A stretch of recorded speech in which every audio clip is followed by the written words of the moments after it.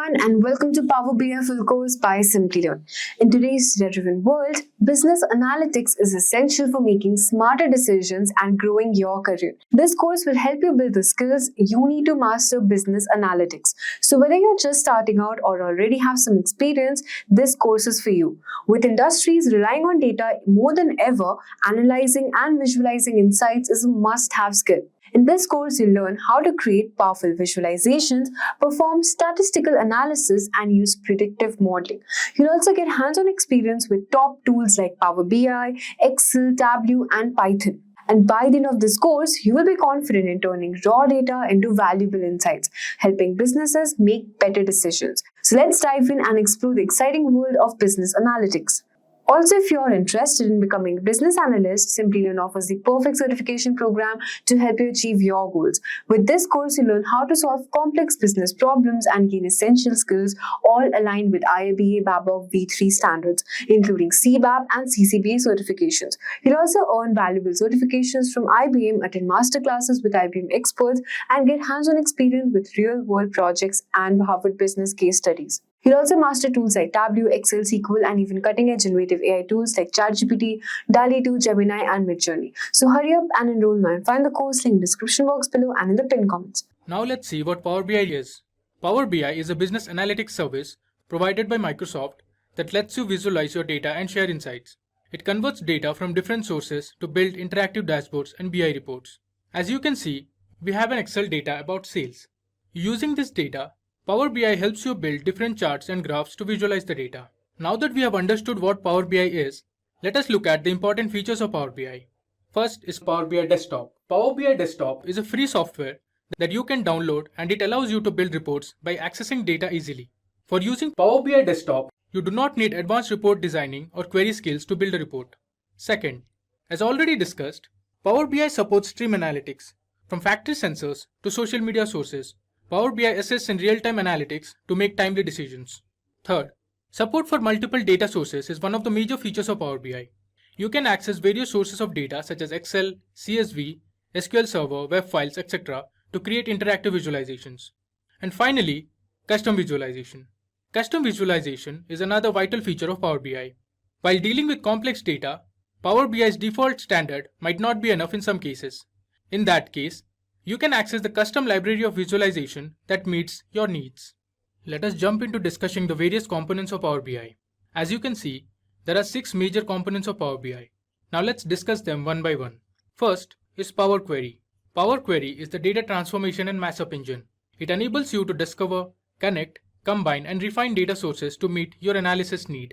It can be downloaded as an add-in for Excel or can be used as part of Power BI Desktop. Second, we have Power Pivot. Power Pivot is a data modeling technology that lets you create data models. It also allows you to establish relationships and create calculations. It uses data analysis expression language or DAX to model simple and complex data. Third, we have Power View. Power View is a technology that is available in Excel, SharePoint, SQL Server, and Power BI. It lets you create interactive charts, graphs, maps, and other visuals that brings your data to life. Next, we have Power Map.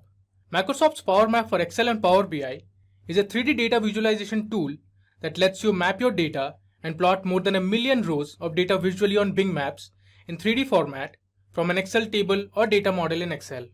Then we have Power BI Desktop. Power BI Desktop is a development tool for Power Query, Power Pivot, and Power View.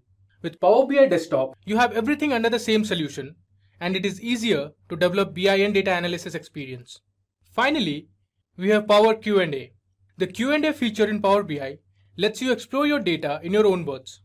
It is the fastest way to get an answer from your data using natural language. An example could be, what was the total sales last year? Once you have built your data model and deployed that into Power BI website, then you can ask questions and get answers easily. Now, let's see what Power BI Service is.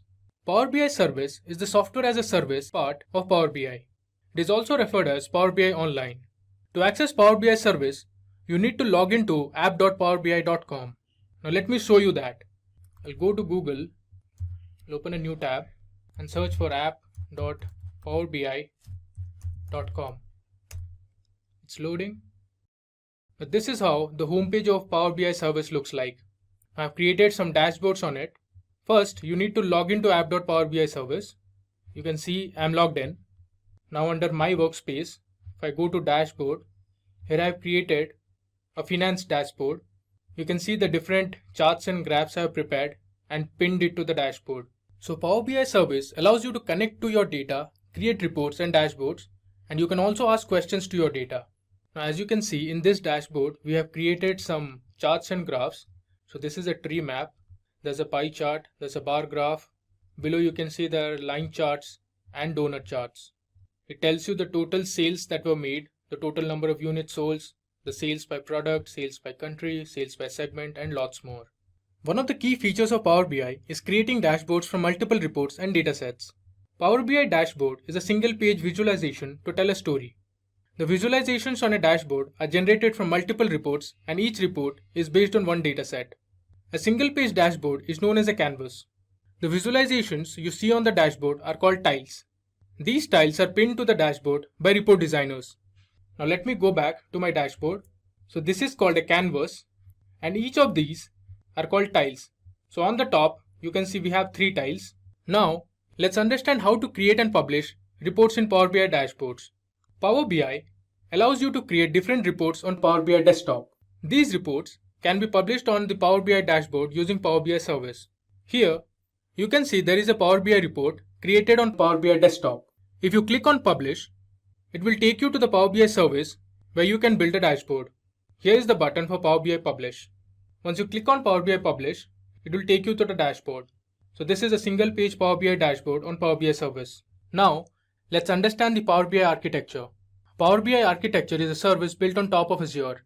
There are multiple data sources that Power BI can connect to.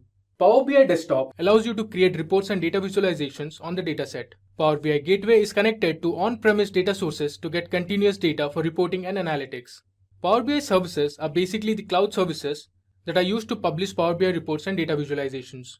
Using Power BI mobile apps, you can stay connected to their data from anywhere. Power BI apps are available for Windows, iOS, and Android platforms. Have you ever wondered how companies use data to make important decisions and improve their operations? Well, that's where business intelligence comes in. Business intelligence, also known as BI, is a set of tools and processes that help organizations analyze data and make informed decisions. It's like a crystal ball that helps businesses see into the future and make strategic decisions based on the data analysis. But how exactly does BI work? Well, it starts with collecting data from multiple sources like transaction data, customer data, and social media data. This data is then processed and analyzed using BI tools like dashboards, reports, and analytical models. The insights provided by BI helps organizations identify trends, patterns, and opportunities that they can use to make better decisions and drive growth. So in this video, we are going to take you through the core concept of what business intelligence is and why is it so important. But before that, if you enjoy watching such videos and find them interesting, then please subscribe to our channel because we bring the best videos for you daily. Also hit the bell icon to get notified whenever we drop a new video. Data present in this world is never ending. So are the jobs for people working on this data to make proper insights. Well, at its core, business intelligence, often referred to as BI, is the process of collecting, analyzing, and transforming raw data into actionable insights for business purposes. It helps organizations make informed decisions, enhance performance, and gain a competitive edge in today's dynamic market. So let's understand the steps involved in the processing of data. The first step in the business intelligence process is data collection. Businesses begin by identifying the relevant data sources for their operations, such as internal databases, customer interactions, website analytics, and social media platforms. Once identified, the necessary data is extracted from each source, which can be in various formats like spreadsheets or databases. Before proceeding, it's important to cleanse the data by removing duplicates, errors, or inconsistencies, ensuring its accuracy and reliability. The second step is data integration. With the collected data in hand, the next step is data integration. Businesses transform the data into a unified format that is compatible and consistent across different data sources. This transformation involves standardizing data formats, organizing fields, and creating a unified data structure. The transformed data from various sources is then merged into a central repository or data warehouse, serving as a single source of truth for further analysis and reporting. The third step is data analysis. Businesses select appropriate analysis techniques based on their objectives, which can include exploratory data analysis, statistical modeling, data visualization, or machine learning algorithms. Using these techniques, businesses uncover patterns, trends, and correlation within the data. These insights provide valuable information about customer behavior, market trends, operational efficiency, product insights, and more. To communicate the findings effectively, businesses create reports and visualizations that present the insights in a clear and understandable format. The fourth step is decision making and action. The final step in the business intelligence journey is turning insights into actions. Armed with the insights from data analysis, businesses make informed decisions. These decisions can range from optimizing operational processes and refining market strategies to improving customer experience and identifying new business opportunities. Businesses continuously monitor the impact of their decisions and actions using feedback loops and iterative processes to refine strategies, adapt to changing market conditions, and improve overall performance. Have you ever wondered how successful people can be after opting a postgraduate program in business analytics? Hear it from our learners who have experienced massive success in their careers. Hi, I'm Gordana Vujik. I live in Raleigh, North Carolina, and working as a business analyst at Ravature. This is my second job since I completed the postgraduate program in business analytics at Simplilearn with Virginia University in December 2021. My experience with Simplilearn was great. The live classes were my favorite because they were very interactive and I could connect with the instructors. I have many small gaps and short employments in my career. I even have a huge 2-year career gap due to some health issues. However, I think the dark times are now behind me. It doesn't matter how challenging the path may be. Keep upskilling and one day you will achieve success in life. The next question is, why is business intelligence so valuable to businesses? So let's explore its benefits. The first is enhanced decision making. By providing accurate and timely insights, BI enables organizations to make informed decisions based on facts rather than assumptions or intuition. This leads to improved efficiency, reduced risks, and better outcomes. Increased operational efficiency. Business intelligence streamlines operations by identifying bottlenecks, optimizing processes, and highlighting areas of improvement. This leads to enhanced productivity, cost savings, and overall efficiency gains. Competitive advantage. In today's competitive landscape, gaining a competitive edge is crucial. BI equips businesses with actionable insights about market trends, customer preferences, and competitors, enabling them to make strategic moves and stay ahead of the curve. Applications of business intelligence. Retail. BI helps retailers analyze customer buying patterns, optimize inventory levels, and personalize marketing campaigns, ultimately improving sales and customer satisfaction. Healthcare. By leveraging BI, healthcare providers can analyze patient data, optimize resource allocation, and identify patterns to enhance medical treatments and patient outcomes. Finance. BI enables financial institutions to assess risk, detect fraudulent activities, and identify investment opportunities, resulting in improved decision making and financial performance. Let's understand the tools for business intelligence. A number of BI tools are already present in the market, but let's go through the top business intelligence tools. Power BI. Microsoft's Power BI offers robust data visualization capabilities, interactive dashboards, and integration with various data sources. It's user-friendly and allows for collaboration and sharing within the organization. Tableau. Tableau is renowned for its interactive and intuitive data visualization features. It supports advanced analytics, custom calculations, and offers seamless integration with multiple data sources. ClickView.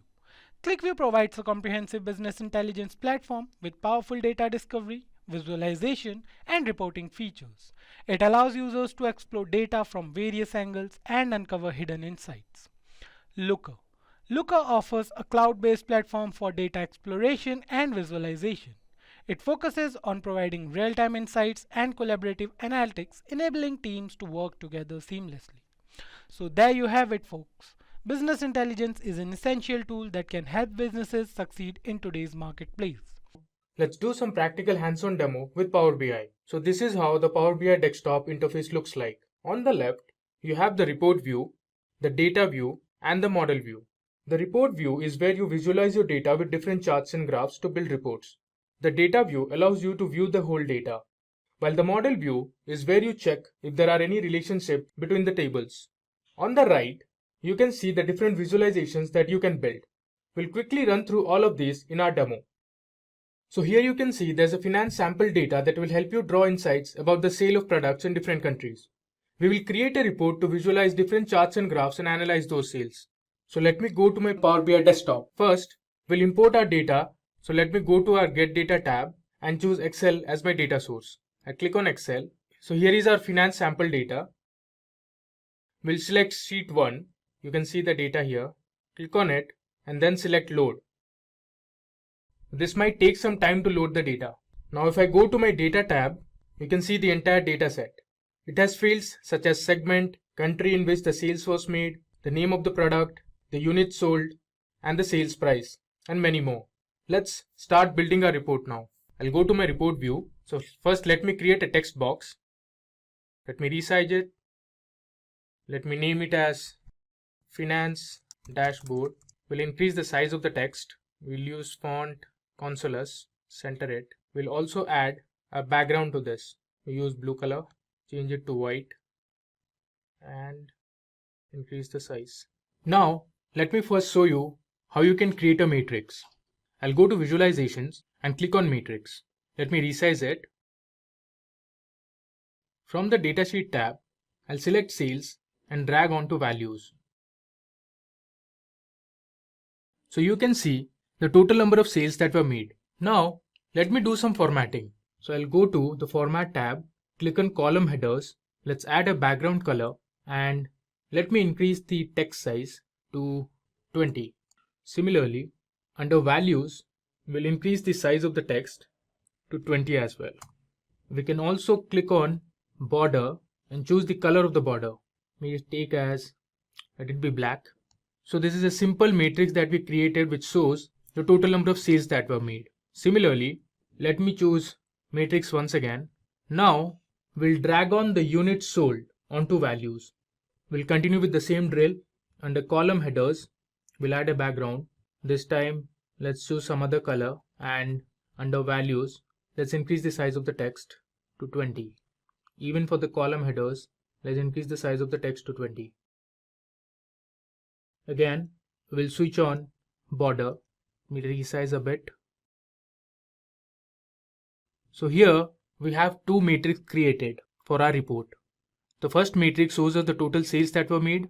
The second matrix shows you the total units that were sold. Now let's move ahead and create a simple bar chart. So under Visualization, I click on Clustered Column Chart. Under this, we'll drag the date column onto axis and the sales onto value. Let me expand it. So it shows you the sales by year. This is the sales that were made in 2013 and this shows you the sales that were made in 2014. Now there's a drill down option which gives you more granularity. This depicts the sales by quarter. If I drill down further, you can see this shows you the sales by month. Also, you have some options like sort by and sort by sales. So you can see October month made the highest number of sales. Moving ahead, let me now create a pie chart where we will see the sales by different segments. Under Visualization, I'll click on Pie Chart. Let me first resize it. Here, I'll drag the segment column onto the legend and the sales column onto the values. As you can see, we have the sales made by different segments. Government segment made the highest number of sales with 44.22%. Now let me add a border to both the visualization. I'll click on the pie chart and go to the Format tab. I'll switch on the border. Similarly, for the clustered column chart, I'll go to the Format tab and click on Border. Now let me resize a bit. Alright. Next, we'll create a very simple table that will depict the total sales made by each product. So under visualizations, I click on table. Let me bring this below. So from the data sheet, I'll first drag product onto values. You can see the different products, and then sales just below it. So this depicts the total sales that were made by each product. And finally, it displays the total value of the sales that were made. This is same as the one shown here. Now let's do some formatting. Under Format tab, I'll go to Values and increase the text size to 15. Let me expand it. Also, under Column Headers, I'll increase the text size to 15. Then, let me go and add a border. Now let me create a map that will show you the sales that were made by each country. So first, let me create a new page, and under Visualization, I'll click on Map. Now, I'll drag the country column onto Location. So you can see we have our map ready, and we'll drag sales onto Size. You can see the different countries and the sales that they made. If I move the map, you can see the sales made in the Europe region. Let me resize it. I'll add a border to this. Now let me go ahead and create a donut chart that will show you the profit by each segment. Under Visualizations, I'll click on Donut Chart. I'll move this to the top. Now, from the data sheet, I'll add profit onto the values and segment onto the legend. If I expand this, you can see government segment made the highest amount of profit with 65.04%. Let me resize this and we'll add a border. Okay, in the final visualization, I'll show you how to create a tree map. This tree map will tell you the total amount of sales made by each product. So under visualizations, I'll click on the tree map. Let me expand it. I'll drag sales onto values and product onto group. So here you can see our tree map and the sales made by each product. You can see now we have our report ready. We have created two separate canvases to visualize our data. Now, if you want to change the color of these bars, you can simply go to the Format tab, and under Data Colors, you can choose whichever color you want. In Power BI Desktop, you have an option to switch your theme. This will make your dashboard or the report look more attractive. So now we are under the default mode. Let's try out different themes. That's Frontier, it's Temperature, Solar, which is a little yellowish. The one which I like is Tidal. I hope this was helpful in making you understand the basics of Power BI and how it works. You learned the various features and the components of Power BI and looked at the architecture of Power BI. Finally, you saw a demo to create a report using Finance Dataset. Now, let's get started by how to install Power BI in Windows operating system. To install Power BI, go to Google and search for Power BI Desktop Download. Now, click on the first link and then you will be redirected to the official web page of Microsoft Power BI. Here, you have to scroll a little towards bottom and select your language, which is English, and then click on Download. This will give you two options. So based on your processor, select one. My system is 64-bit, so I'll be selecting this one. Now download. The file will be 558 MB, so it might take a little time. Now you can see your Microsoft Power BI is getting downloaded. So if we go into the download section, you can clearly see it. So here it is getting downloaded. It might take a little time. Now the file has been downloaded. Just run the file and you can directly go to next, since the default language is English. And in case if you want to select a particular language, you can go to the select language option and select your particular language you're searching for. It might take a while. There you go. So the installation process has been started. Now you can click on next. And now you can read all the terms and agreements and click on accept. You can change the location if you want, but I'll be keeping it as default. Again, if you want to create a shortcut, you can on desktop. I'll keep it as it is. Now install. It might take a while. So Power BI has got successfully installed. You can see the desktop icon there. Double click on it and you can start Power BI. So firstly, it is open source. If you want to have a licensed version of it, just get the license or buy now option. And for now, Let's use the open source version. So this is the Power BI window and those are the charts, and these are the data connections if you want to get connected to your data sources. You can also have shortcuts to that. Now what are the steps to connect to data? So now we will go directly into Power BI and try to import one by one few most commonly and popularly used data sets which are most commonly used in a day-to-day activity. Rest, of course, there are Power BI supports n number of data sources, but we will do something practical on the most popular ones. So let's open our Power BI. Now this is my Power BI, and first I want to show you that how can I import data directly from a web page and import the data. Now it is asking for a URL in order to import data. So what I have done is I have created a Google Excel sheet with simple data with rows and columns, and what I have done is I have shared this sheet as published to web. Okay, so you just need to say publish to the web, the link as web page, and say done. It's automatically published, and say link. So copy the link which you have published on the web, copy this link, and then go back to your Tableau, paste that link over here and click OK. Now Power BI will try to establish a connection with this Google Doc sheet because it's published on the web.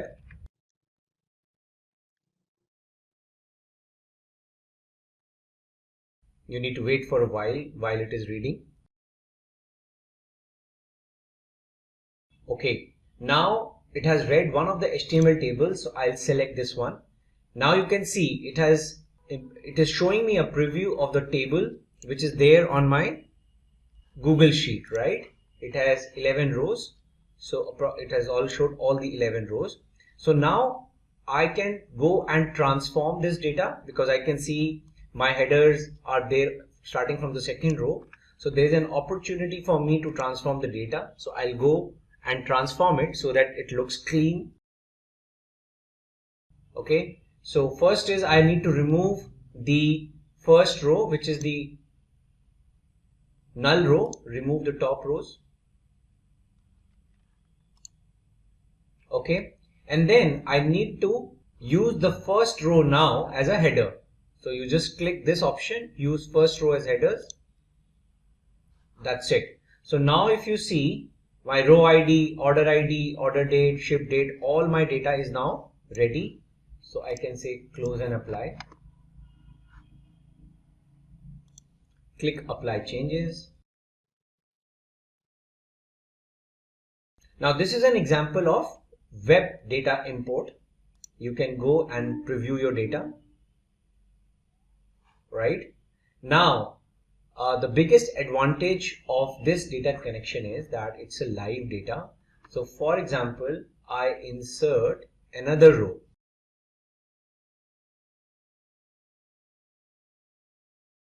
Let me change the order ID. I've changed some basic stuff, and it's auto saved. Control S. Now I'll go to my Tableau and I'll refresh.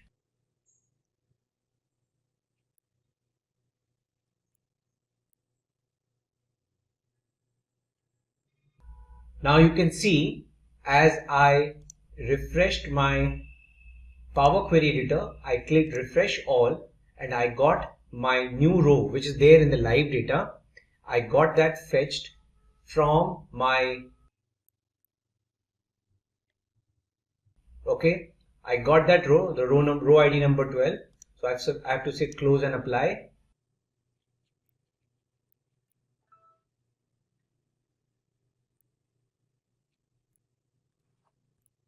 Now you can see the new row, the row number 12 is now available in my new data set, in the data set, because it's a live connection.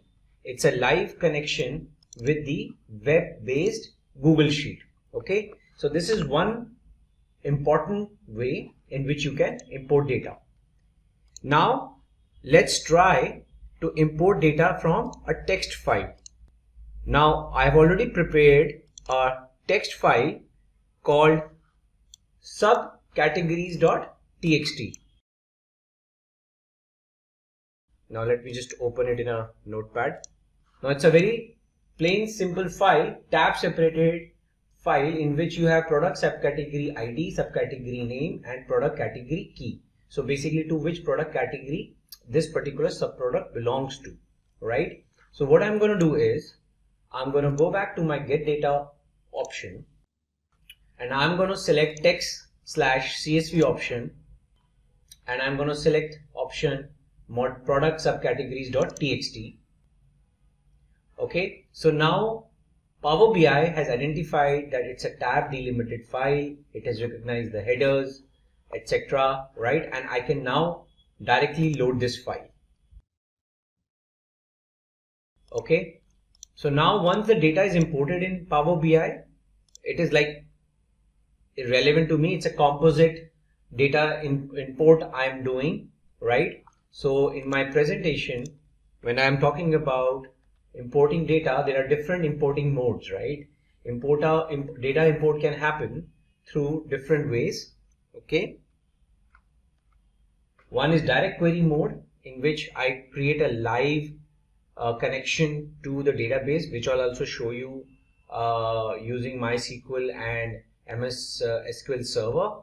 And also you can do a composite mode in which you can have data imported from Excel, plus you can have direct query modes. So you can have multiple modes to connect and create a composite data model, and that's what we are doing right now in our practical.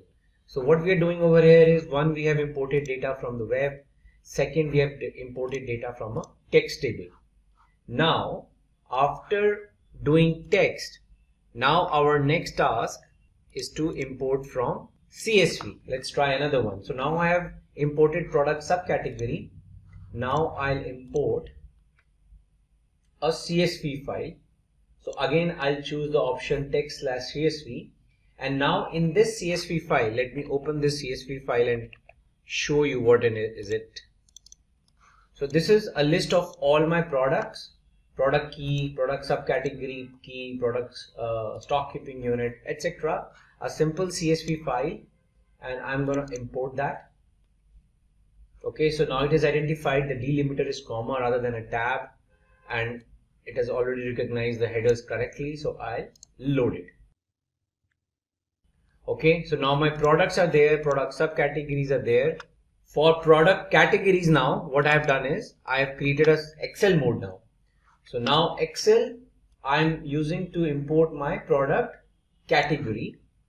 So now I have to click on the option of import data from Excel, and I'll say product categories. Select the sheet, load,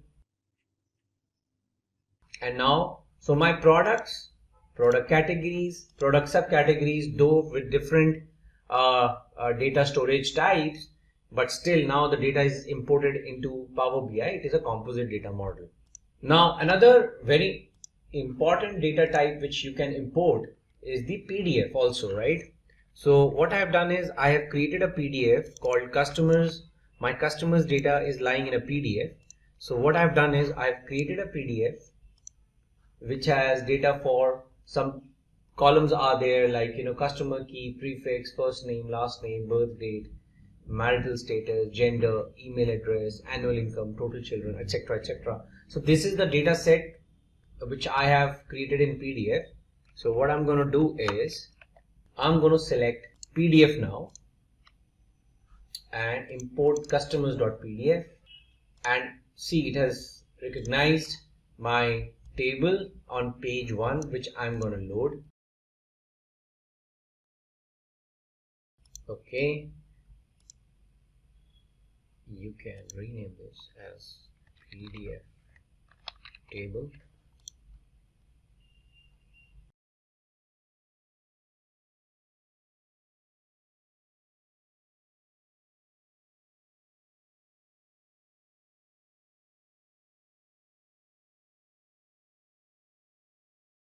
So this basically, these are the different type of data types, we have imported PDF, Excel, text, CSV and web page.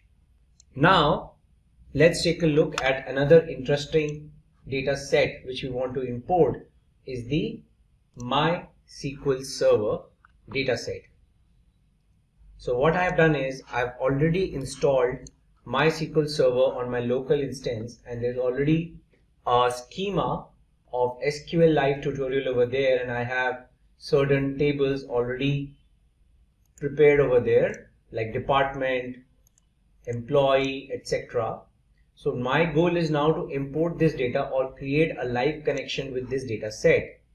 Now in order to import my SQL database connection in Power BI, you need to first download a connector, MySQL Power BI connector. So you need to go to this link and then click on download and install the MySQL connector. Based on the operating system you have, you click on download and install it. After you have done this, go back to Power BI and then give the IP address of the database. In my case, it's there in this local machine, and the schema which I want to import is SQLite tutorial. So I'll give the name,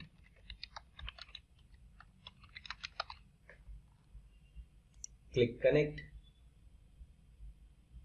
Okay, now it's connected. So now it is asking me which particular tables you want to create a connection with. I'm choosing department and employee, and I'm just loading them.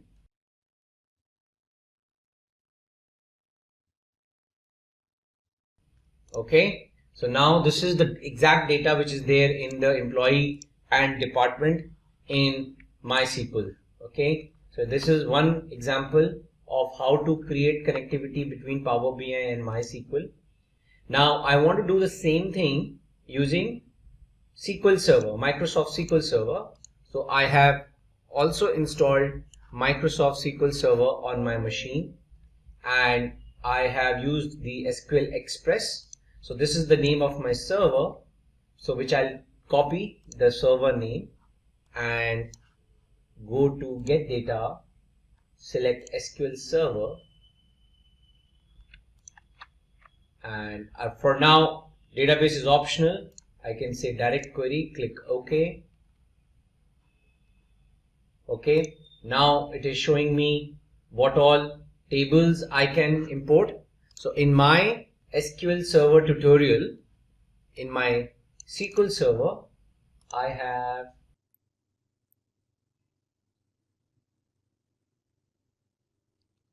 have these three tables: customers, employee attrition, Olympic events. So I can use probably the customers one, which is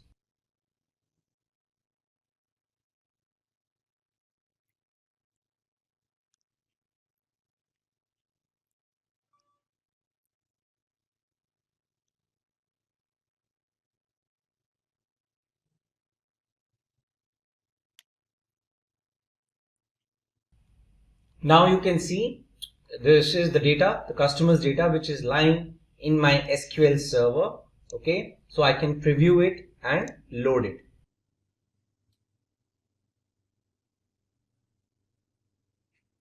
So now you can preview the data in Power BI. That this is the data. So I can rename as customers from MS SQL, and this is from MySQL, and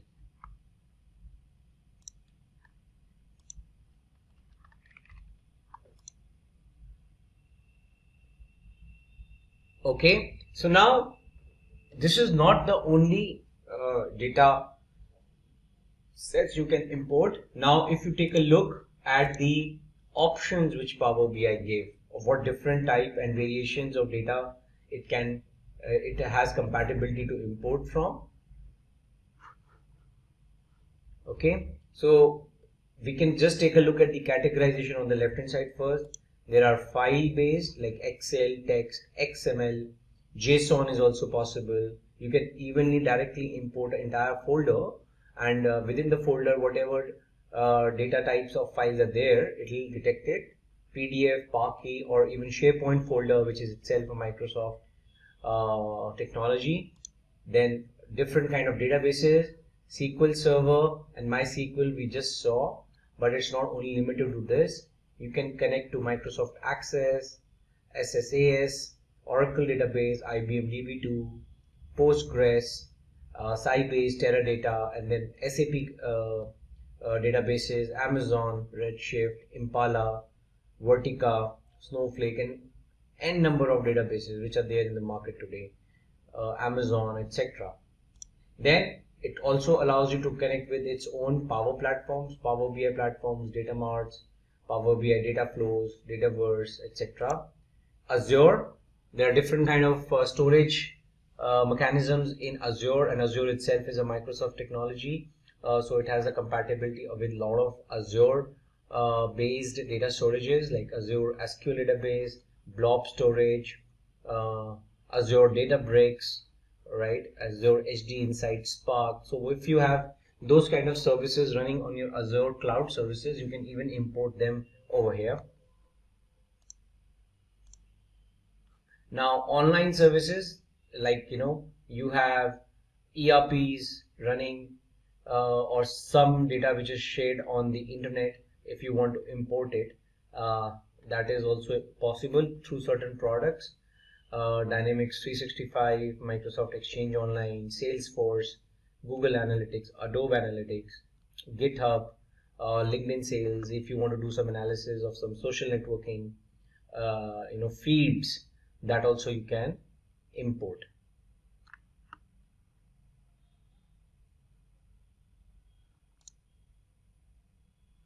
Then other miscellaneous are also there, web-based, Hive, R script, Python script, if there's something to import, get data from.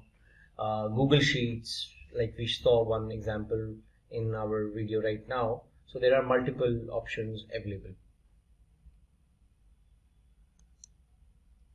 Now, once you have imported the data which is relevant to you, in our subsequent sessions we will see how to create relationships, but just giving you a glimpse that whatever data you are importing, Power BI auto detects certain relationships and it will create for you, but then you can go and manually also change. So this is the composite data model which is getting created in the backend while you are importing the data.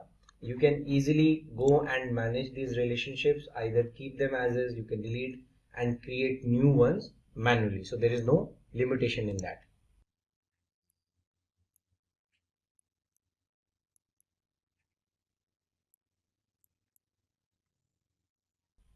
So this is what we have witnessed. We have imported data from different files types, data types, and then we have tried to, once it is imported into Power BI, then there is no limitation of how you use it. You can create visualizations across different data sets and then create your standard reports.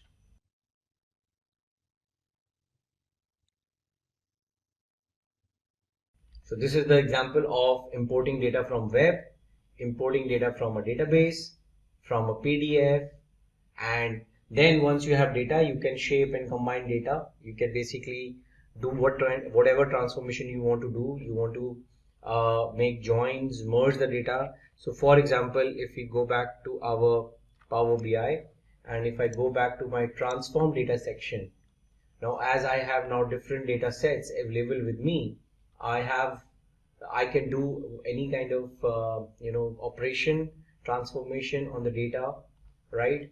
So like I showed you, I upgraded the header row because one of the imported data was not showing the header correctly, or this column, like this exact one column is extra, I can remove the column, right? All those transformations, whatever I do in the backend gets captured in the applied steps section, right?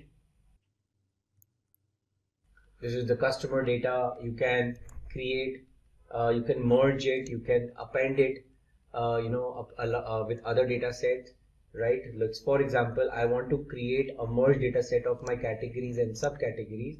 So I can say select these two data sets and say merge queries as new, and I can select product categories and product subcategories, select product category key on both the sides, and then they do a left auto join. So whatever product categories are there, I'll get the subcategories associated with it, and I'll create a new table which will have,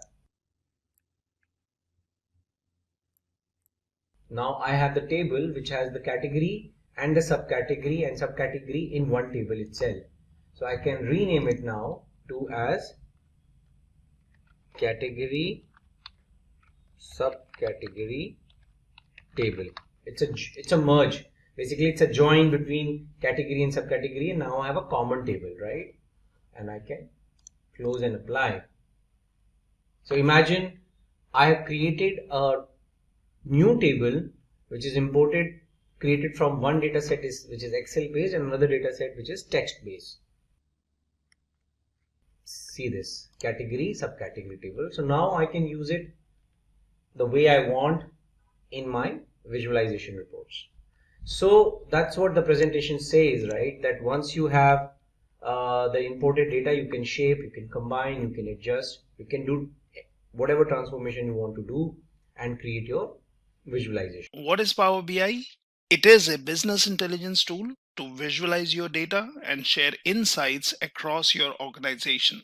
So when we talk about BI, it came into existence as a self-service BI tool, and it does have different components which can be used. Now, before we get into details of Power BI, let's understand what are the different components, or what are the different ways in which you can work on your Power BI. Now, one of the main challenges when it comes to organizations or users is that data is scattered in different places. It might be in different formats, and everyone would want to use that data to basically perform some calculations, create visualizations or dashboards which could be interactive, and that's where they would want to bring all the data in one place, might be transform it so that you can filter out and not load huge amount of data in your system, and you can work on selective data.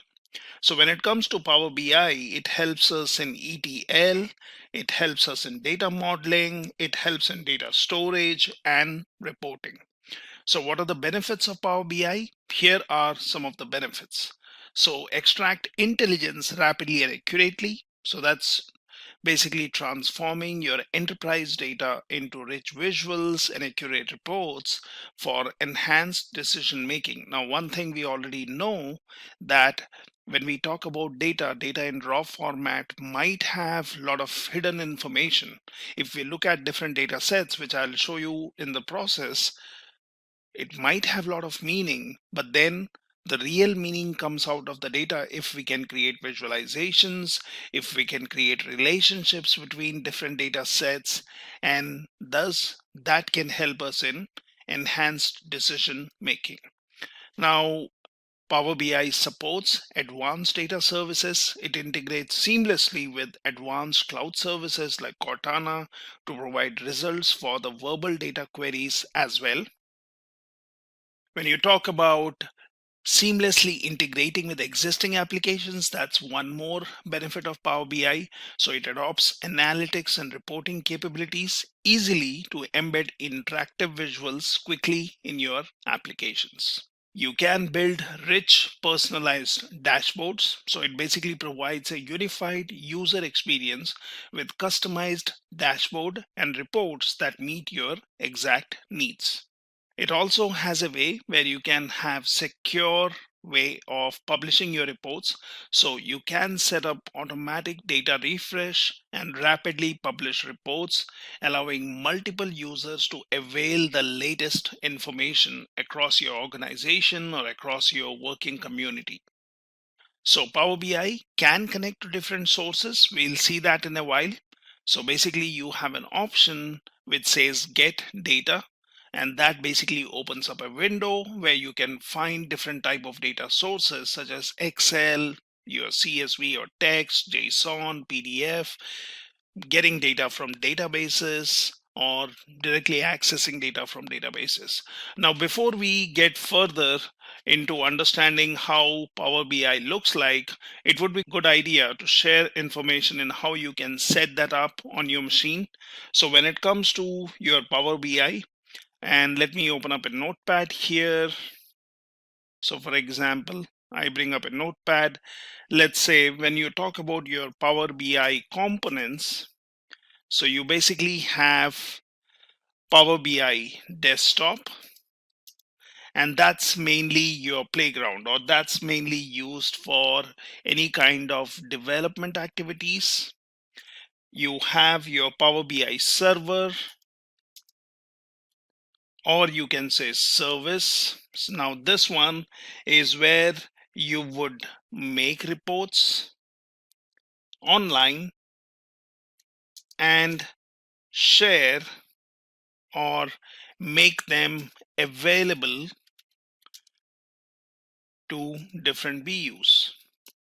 Now that's one more component of Power BI. And then you also have your Power BI mobile, which is mainly for viewing the information, or I would say viewing reports. So these are the three main components. We can also look at the licensing information of these. So these are the main. So Power BI desktop is something which you can set up on your laptop or on your machine.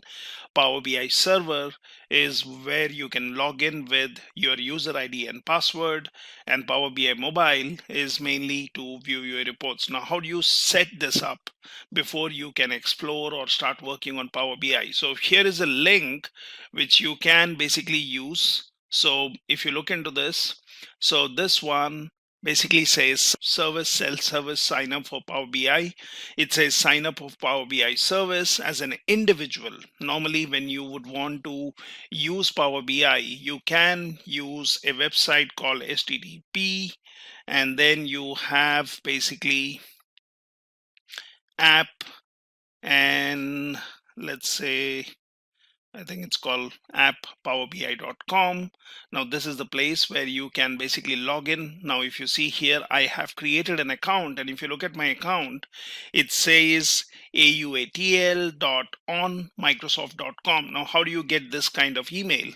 Because when you talk about Power BI, it will expect you to have a official ID, and it does not take IDs which are from common domains such as Google or Yahoo and so on. So this particular link gives you an idea how you can do that. So basically you have what is Power BI, basic explanation on that. It says signing up for Power BI service. So Power BI desktop, it's a totally free download. And then you have mobile apps, also a totally free download. And here it says that what kind of email addresses it supports. And if we look into this, you have to either sign up, because that does not accept your private email IDs, or you can go for this one which says enroll US government organization, and this is where you can basically sign up for Power BI. So it basically says try free. If you go to the website, say powerbi.microsoft.com, or you could go into this one which I was saying, http://app.yourpowerbi.com, and this is what you can use. Or as mentioned, you can go to powerbi.microsoft.com. For example, if I open this in a different tab, it takes me to Power BI Microsoft. I can say start free. I can click on this. It says try free. But then when it asks you to sign in, this is where some of us face problem, because it does not take your private email ID. Now, how do you tackle that? What you can do here is on this page, which says learn about alternate ways to sign up, you can basically open up this link. And in this link, it says sign up for Power BI with a new Microsoft 365 trial account. And what you can do is you can basically click on this link, which takes you to the Office 365. And what you can do here is you can search for something which says, say, 365 E3, and here you have try it for free. So in my case, it is translating. Okay. So here you have an option which says try it for free. Click on this one and then basically go ahead with your sign up process. Now, once you do that, you can basically create an account or give a email ID. So it asks you to give an email ID to check if you already have an account. And once you do that, it will guide you through the process where you can create an account like I have done. Now, once you have done that, so for example, we can go into this page, which I said http://app powerbi.com. Now, once you have created an account, you would be asked to log in. Now I can click and log in here and then basically give in my password. And once I do that, it takes me to the Power BI server or service. Now, on the top right, it might say that go for a trial version. I have already selected that, and this is a pro trial which is giving me validity for 60 days. So this is the service which I can use. Now what it means is I can be using my Power BI desktop, which would be also installed. So once you log into this page, you can basically click on apps. You can basically search for something like Power BI, and that will show up an app and you can install and download on your machine. Now, once that is there, you can basically bring it up. So for example, in my case, I can just say Power BI desktop, and that's the app which I have installed on my machine, and basically that comes up. So that's your Power BI desktop which is coming up, and it will still ask you to sign in so that you can share your information through Power BI. So you see here on the top, I'm already signed in, and here it also shows you some tutorials and videos which basically helps you in getting to know something more or what's new. So you can always browse that. So you would have your Power BI desktop which would be set up. You would also have your Power BI service which would be running, and then basically whatever you have developed on your Power BI desktop, you can share that through the Power BI service. Now, usually when you talk about licensing, I can give you brief insights here. So you basically have your Power BI service, as I said, licensing. So you have the pro version, which is basically your $9.9 per user per month, and basically it has some kind of limitation. So it has, say, max 10 gigabyte. You can work on some features like incremental refresh is not allowed. You can always look onto the Microsoft website for more details, and in those kind of cases you usually go for the premium account if you are a extensive user. And premium account basically is conditional based, so it depends on your requirements, and then basically you pay for the service what you use. So that's mainly about your servicing. Now when you talk about your server and service, as I said, it is basically making your reports online and sharing and making them available to different BUs. So that is the highlight. So when you talk about sharing reports, that's one of the things. You have anomaly detection, that's also possible here. You can talk about automation of reports. You have security, that is, you can go for role based or role level based kind of security implementation. All those are some of the features of your Power BI server and service. So it is good to know and basically have your desktop and Power BI service set up. Now once you have that, then you basically have your Power BI. Now when you talk about your Power BI, it basically helps you with various things. So this is how easily you can have it set up, and then basically you can explore this. So for example, as I was saying, Power BI can connect to different data sources. Now I do have an option here which says get data, I can click on this and that shows me all the different data sources. I can even click on more if I am interested in looking what more Power BI desktop tool helps me to do. So it shows me all the different ways in which you can get the data. You see here the servers, so the database services, your folders, your different formats. You can click on file formats or databases.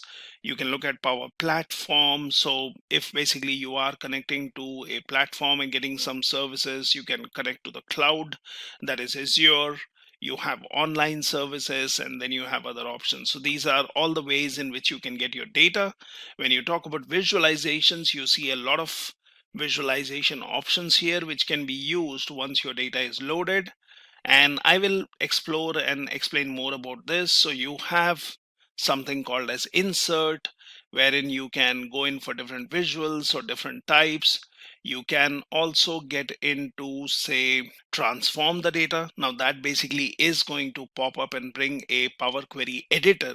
Now that's where a lot of your ETL works happen. So when you do a transform data, it opens up Power Query editor, which we can use to transform the data or change the data or modify the data as per our requirement before loading all of it into our Power BI.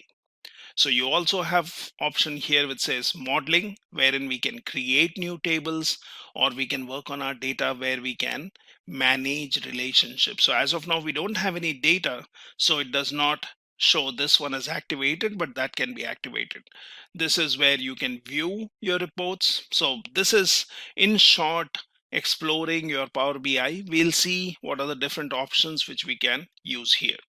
So it basically supports different kind of data. So when we look at the visualization pane, that basically allows us to create different kind of visualizations here, and we will understand that. So you can basically visualize on your different data and create different kind of charts, graphs, maps, and basically derive insights from your data.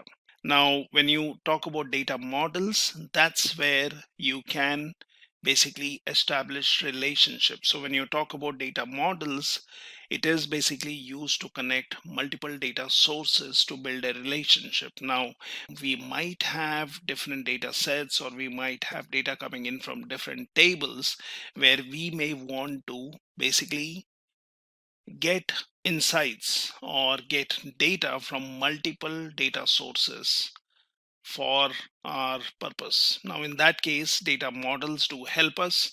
So for example, if you have two tables, let's look at the standard tables. So you have products lookup table and you also have the sales table. Now, usually what you have in any kind of scenario is, if we basically say you have your data tables, so that's basically where your data resides, and then you have series of your lookup tables. So usually you might have, say, your data tables here, and this is what I'm talking about, which might have some data. For example, let's say sales is one of them.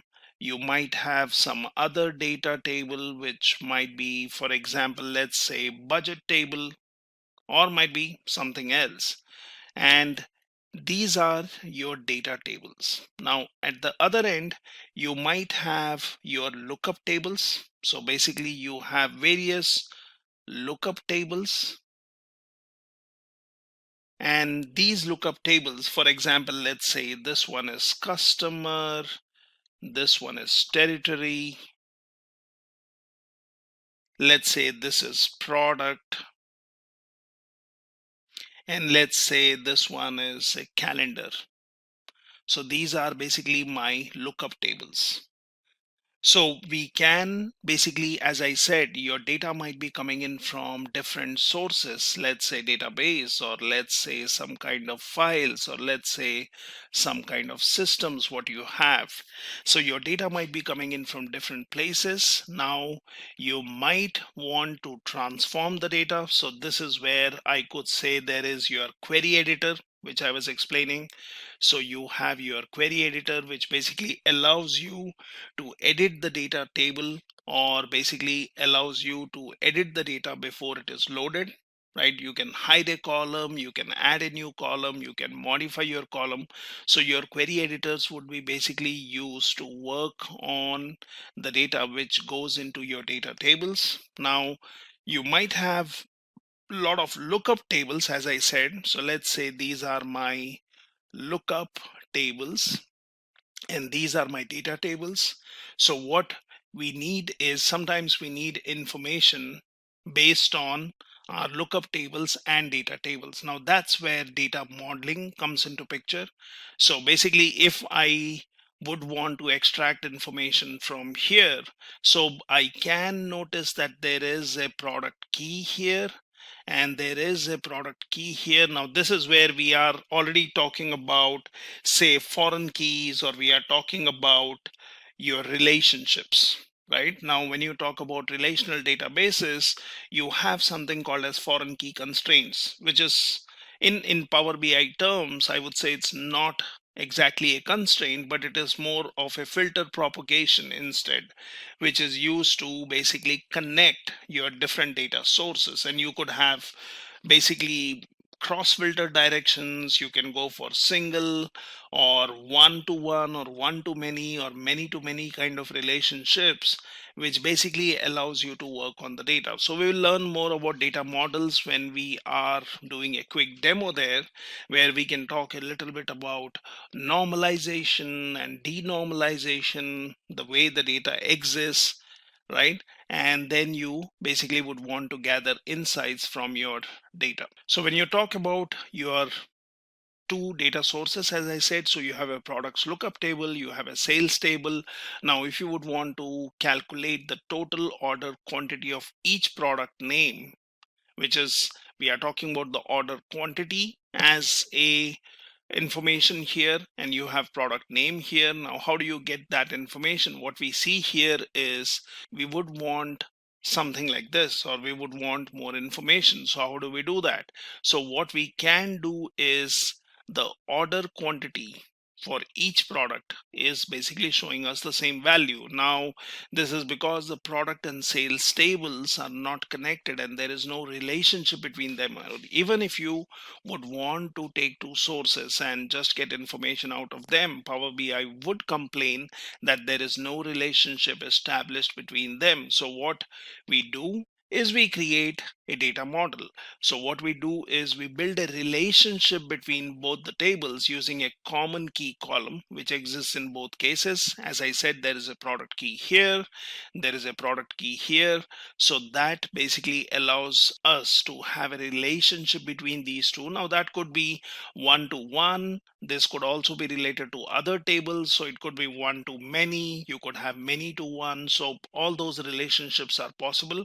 So product key is basically used to create a relationship. You see the arrow mark, and then there is also this star, which can basically mean one to many.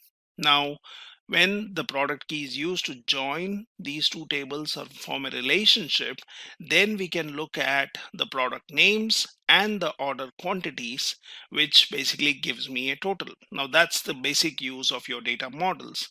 Now what about this DAX? So basically, data analysis expressions. Now that's a library of functions and operators that can be combined to build formulas and expressions in Power BI Desktop. Usually when we work on our data sources, when we would want to connect them, it automatically shows us these data analysis expressions. However, this gives us extension. It basically gives us more power to work on our data. Now, sometimes instead of working on DAX or DAX expressions, it would be good to go for better data modeling and have the relationships established better. And sometimes when the relationships are established, you could use your DAX, which basically gives you more power on working on your data. So your values are calculated based on information from each row of a table. It appends values to each row in a table and stores them in the model. It increases the file size. So that's what happens. Now you can right click on any column to add a new column. And for example, in this one, it shows that there was a quantity type calculated column, which was based on the calculation what we see here on the top in the expression bar, which says what kind of calculation was performed, and that basically gives us the value for quantity type, and that is basically added here to our existing data. So that's the power of DAX and Power BI. So you also have something called as measures. So DAX allows you to create new calculated columns and measures. So basically here, if you see, we are working on AW underscore sales, and then we have selected quantity sold. And what we are looking at in the report is we can basically right click on any table name to add a new measure here. So we have added what we call as quantity sold as the measure. So values are calculated based on information from any filters in the report. We will see this, how this can be done. And that basically here, the measure does not increase the file size. It does not create new data in the table themselves in comparison to what we were seeing earlier, that is your calculated columns. So these are your type of DAX functions. So DAX allows you to create new calculated columns and measures. So you have date and time, which basically allows you to work on date and time data or fields. You have logical functions which allow us to create new filters or add more filters to our data. You have text functions which basically allows us to say transform the data into a lowercase or an uppercase, or basically get the length of a string, or concatenate two fields, or basically do a filtering based on some criteria, or replacing some content. You also have statistical functions which can be used. You have information functions which can be used. So these are different types of DAX functions which we can use in Power BI. So we will learn more on Power BI through a quick demo where we can use some data sets, and those data sets could be found on internet, although I can also upload that on a GitHub link and you will have access to those data sets. So let's learn about Power BI through a quick demo by uploading some data sets and playing with those data sets. Let's look at a sample data set and let's upload it. And as I explained, while uploading, let's also transform the data so that we can have selective fields or selected data loaded here instead of loading the complete data set. And then let's see how we can visualize this, or how we can use the information in this data set. Now what we can do here is we can click on get data, and then we can choose one of the data formats which we would be looking for. So for example, I can go for Excel and basically click on this. Now here are some of my data sets. So let's look into the folder here, and these data sets are also available on my GitHub link, which I'll share with you later. So here we have something called a superstore. Let's click on this, and here I already have a data set which is global superstore, or I also have selective data. So let's select this one, click on open. Now that's basically connecting to my data source, and that will show me what does that Excel sheet have. So it has different tabs, which is orders, people, and returns. So let's select orders, and that basically gives me a preview of the data which I have. And if you scroll all the way to right, it shows me city, state, and then country. And if you see here, we do see information of all the countries. Now this can be huge amount of data which we would want to look into. But say for example, my use case is that I'm interested in looking for the data for United States and as a country and all its states. So we will do that when we do a transform. Now we can also select the returns tab, and that shows me these three fields. However, the first row should have been the heading of this a particular data set, and we will transform that. Now I can go ahead and click on load, but that will load all the data. So instead of that, let's go for transforming. So let's click on transform data. Now once you do that, it brings you your toolkit, that brings you your Power Query Editor, which allows you to transform your data. So for example, we have data from returns tab or returns data source, as you see here. So we see column 1, column 2, and column 3, and that also shows the type of the data here. It also gives me a quick small option here. Let's select this, and then I can say use first row as header. Now there are various other options which you can do. You can add a custom column, you can add column with examples, you can keep the top rows, you can remove the top rows, you can keep errors, keep duplicates. So there are different ways, and you can also do a merge query or append query. So as of now, let's just say use first row as headers. And that basically shows that now my first row has become the header. You also see in the applied steps, it basically tells me if I have changed the type of the data.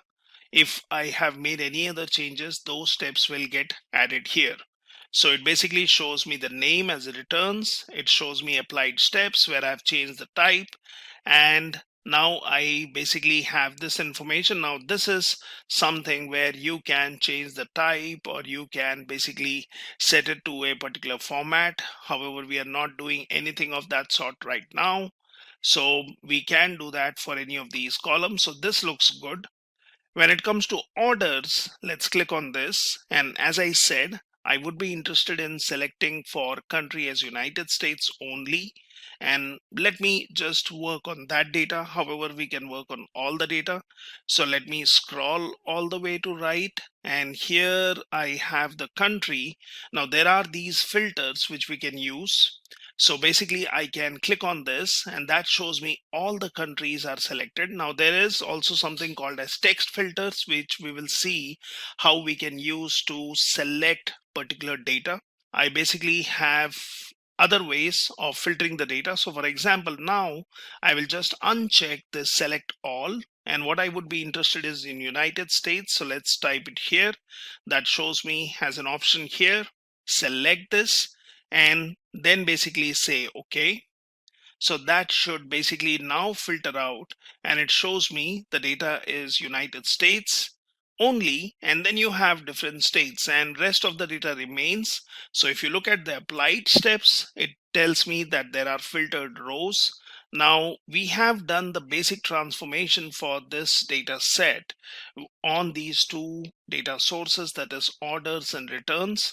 So here you have an option which says close and apply. So close the query editor window and apply any pending changes. You can click on this and it says apply. So for example, I can just say apply for now, and that should basically apply the changes which I have performed using my query editor. That is, I have transformed the data so that I can have selective data uploaded in my Power BI. Now it's doing that. It shows me it is working on both of these data sources, that is orders and returns. So that's done. And now basically, if there are any other pending changes, we can just do a close and apply. So that basically has closed, and now you would see the data appearing here. So I have uploaded the data as per my preferences. Now if you click on the data tab here, so it basically shows you your data fields. It might take some time to populate, but if you see in the country field now, even if I click on the filter, it just shows me United States. Now that's what we wanted. So we have already uploaded this data in orders. You can always expand the option here, which shows me all the fields which are there in this. Might be this is an aggregation, might be that's an order date, So this is again some kind of aggregation. We can change the data types. So we are looking at all the fields in my orders table, or basically coming from the orders data source. I also have returns, which shows me 3 fields, and that shows me the data which is returned, order ID and region. So the column names are applied correctly as we want, and that basically looks fine. Now we can also look at your model. So when you click on model, it shows me these two. However, there is no, as of now, relationship established between them. So it says under properties, select one or more model objects to set their properties. So right now, these are not related. There is no relationship established between them. So if I would want some data which relates to orders and returns, then that would fail because it would say there is no relationship. Now I can go to the first option which says report, and we have not created any report here. Although we can create a simple report, we can look at the data. So we have our orders field. Now we can basically pull out some information from here. We can choose what kind of report we may want to create. So for example, let's go for the table option from visualizations. You have various options here which we can use. This is where you can do a formatting. This is where you can select the fields. This is where you can search and filter out the data. You can also add data fields here. So first let's click on table, and that basically gives me a table. Now this table as of now does not have anything. So you can use the filter and slices option here, which will affect the visualization. Or basically what you can do is, now since we have orders here, so this is my orders and I would like to work on this. So let's say, for example, country is, I can select country as a field, and if you say, it shows me country is all as of now, and it says the value is United States. What I can also do is, I'm interested in the states. So I have state. Now I can basically drag and drop it here, and then the state gets added here. So I can basically say select all, and that should basically take care of my state field being added here. So state is all, country is all. Now we can basically look at something else. So might be let's choose sales, and I can just drag and drop sales here. So that basically says if you would want to have any kind of advanced filtering, which says filter type, so go for advanced filtering is less than or equal, or you can also go for advanced filters. So that's fine as of now. So we have added some fields here, and that's basically my data here. So let's go for filters here, which basically should select all my fields. Now if you see, the visualization shows my country, sales and state, which we had either by selecting the fields and dropping them here, or you can in this section where it says fields. So you can, for example, let me show it again. So I can just delete this. I can click on the table option. I can just drag it here. I can basically make it bigger, and I need to add data to this one. So it says add data fields here. So now let's say country is what we are interested in. We are also interested in states. So let's drop that here, and let's say sales. So this is also what I'm interested. So I'm looking at one specific country. I'm looking at sales per state. And when we look at sales, it basically tells me that this is a summation. So you will basically get the total sales which have happened. Now we are looking at this data here. We can always go to formatting. We can click on grid. We can basically increase the font here. We can change the grid color. So for example, let's make it, for example, blue. So I can just select this, and it should basically allow me to have the grid color as blue. Now I can go in for the grid thickness. I can go for row padding, outline color. So we can basically make it a little bit more readable, and then we can basically increase the font size here to look at the information. And you have other options here. So what would you want to do with column headers? So I can basically have the font color, background color is fine. Do you want to have an outline? Do you want to have a change in font? What is the text size? Might be we can make the heading a little bigger. And then basically you also have the field formatting, so all those could be done. You could go for background, and all these things can be done in formatting. So now we already have our data here, and this basically looks good. And this is basically one of my visuals which I have here, and this has given me some information for sales. And basically I can scroll this, I can also make it bigger. So I could select a particular field if I'm more interested in looking at the information for a particular state. Now I can add more fields to this. So this is my one of the reports which I have created. Now what I can do with this report is I can basically have more data fields. I can add filters to this. I can basically look into all the data here by just clicking somewhere in the grid, but somewhere outside. If you select a particular row, then that data shows up. Here you have an option of focus mode, which you can go for. You can look at the other options which says export data. Now, if this is the data which you are interested in, you can export it. You can always do show as a table if you are interested in. You can do a sort by country, sales, or state. So for example, let's do a sorting by state. And that basically gives me the data which has been sorted by state information. Now we could obviously have the information here, so I can then change the order so it shows me alphabetically. This is the information which I have. So I've created a simple visualization using the data which I have.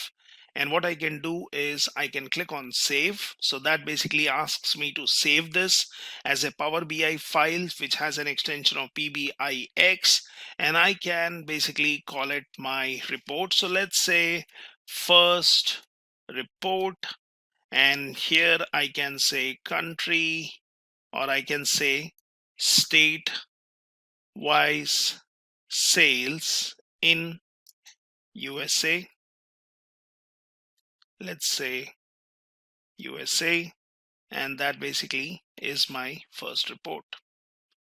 Now once you have saved this report, you can always look on your machine. For example, if I go in here and if I go into this folder, might be I should look on desktop, and this is where I should have saved it. So it shows me first report state-wise. That will open up in Power BI. And we have created a simple report which we have basically used by taking our data. Now I can also do is I can publish this if I would want to share this information. So publish this report online in Power BI service. You can basically select your report, what we have here, and I clicked on publish. So it says what's the destination.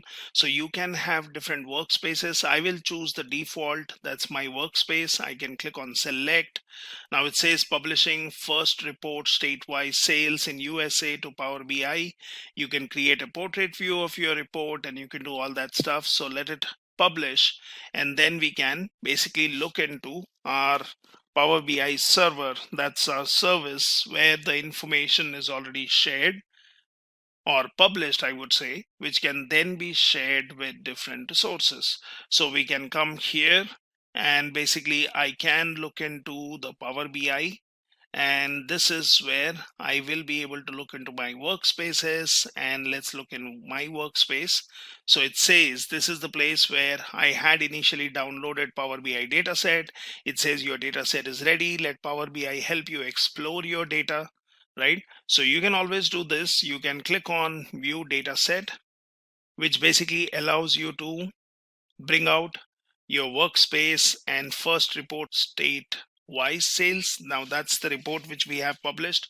So let's first check in our desktop if that's done. So it says success, open first report in Power BI. Now I can click on this one straight away, and that takes me to my service.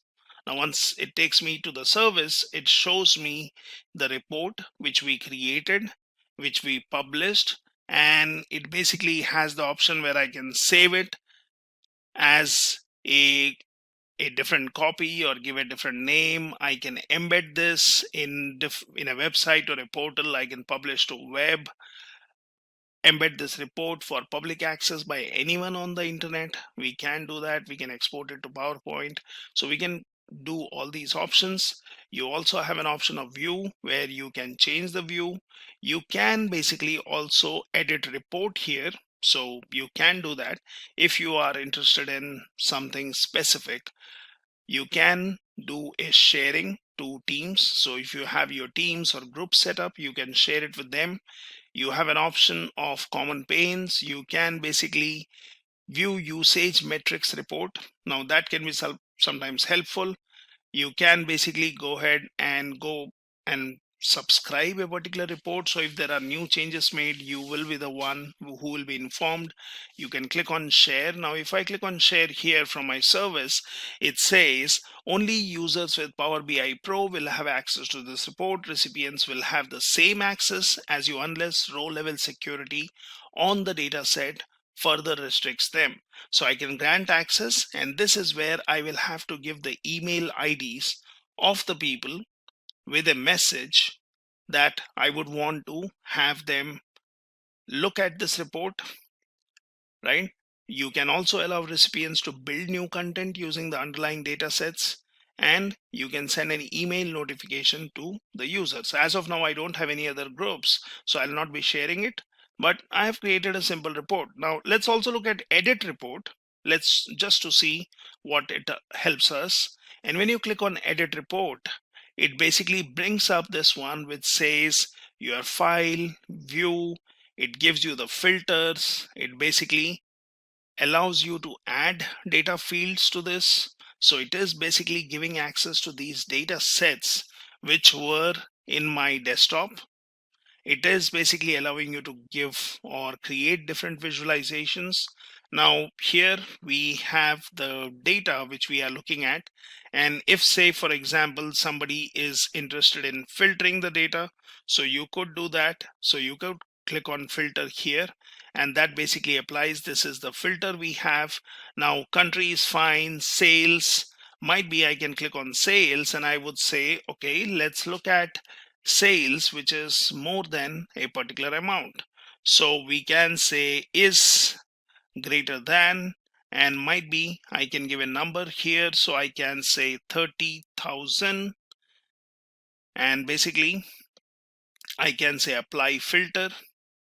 So right now I'm applying filter, and I would look at the values, which also shows me the total value is changed. So you have not only created a report, you have published it, and now from the service you can edit it. So I'm looking at particular data here, and then basically I can click on file and I can save it, or I can say save a copy of the report, and let's say I will call it the same name. So I'll say first report underscore state wise sales, and I will say modified. So let's do a save, and the report has been saved. So now you're looking at the data here. So that is basically giving you information. So when I click on my workspace here, I can click on reports, and that does show me my previous report. It shows me the modified report. It gives me an option of looking at the usage metrics report. So say for example you want to click on this one, and it will basically give you the usage metrics. So let's click on this one, and that basically shows me the report usage metrics, which is generated. So views per day, unique viewers per day. You would want to look at the different platforms, who was using it, views by user, and this can be sometimes useful if we would want to look into this one. Now I can go back to my workspace, I can click on reports, and that basically took me to usage metrics. I could be sharing it, I can analyze in Excel, I can look for quick insights based on this data what we have.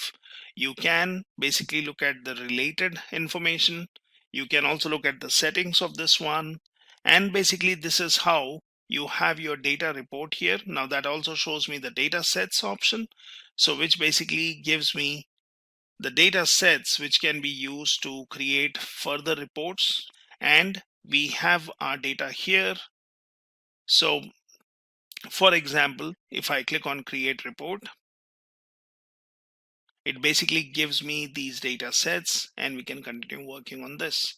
So this is how I have a simple report created without basically working on two different data sources, but I have selected some data here and then I can basically add details to this. So for example, now if we look at orders and say for example, this is the data I have, and say you would want to add some fields. So let's go to returns and say for example, I would be interested in looking at the products. So might be what I should do is I should replace the report here. Instead of country, it would be interesting to look at the product which we have, or basically customer ID.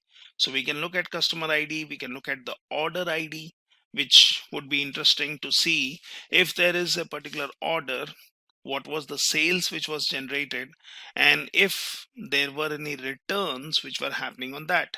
So for example, here when I have these, let me cut out country as a field and I will basically take order ID and place it here.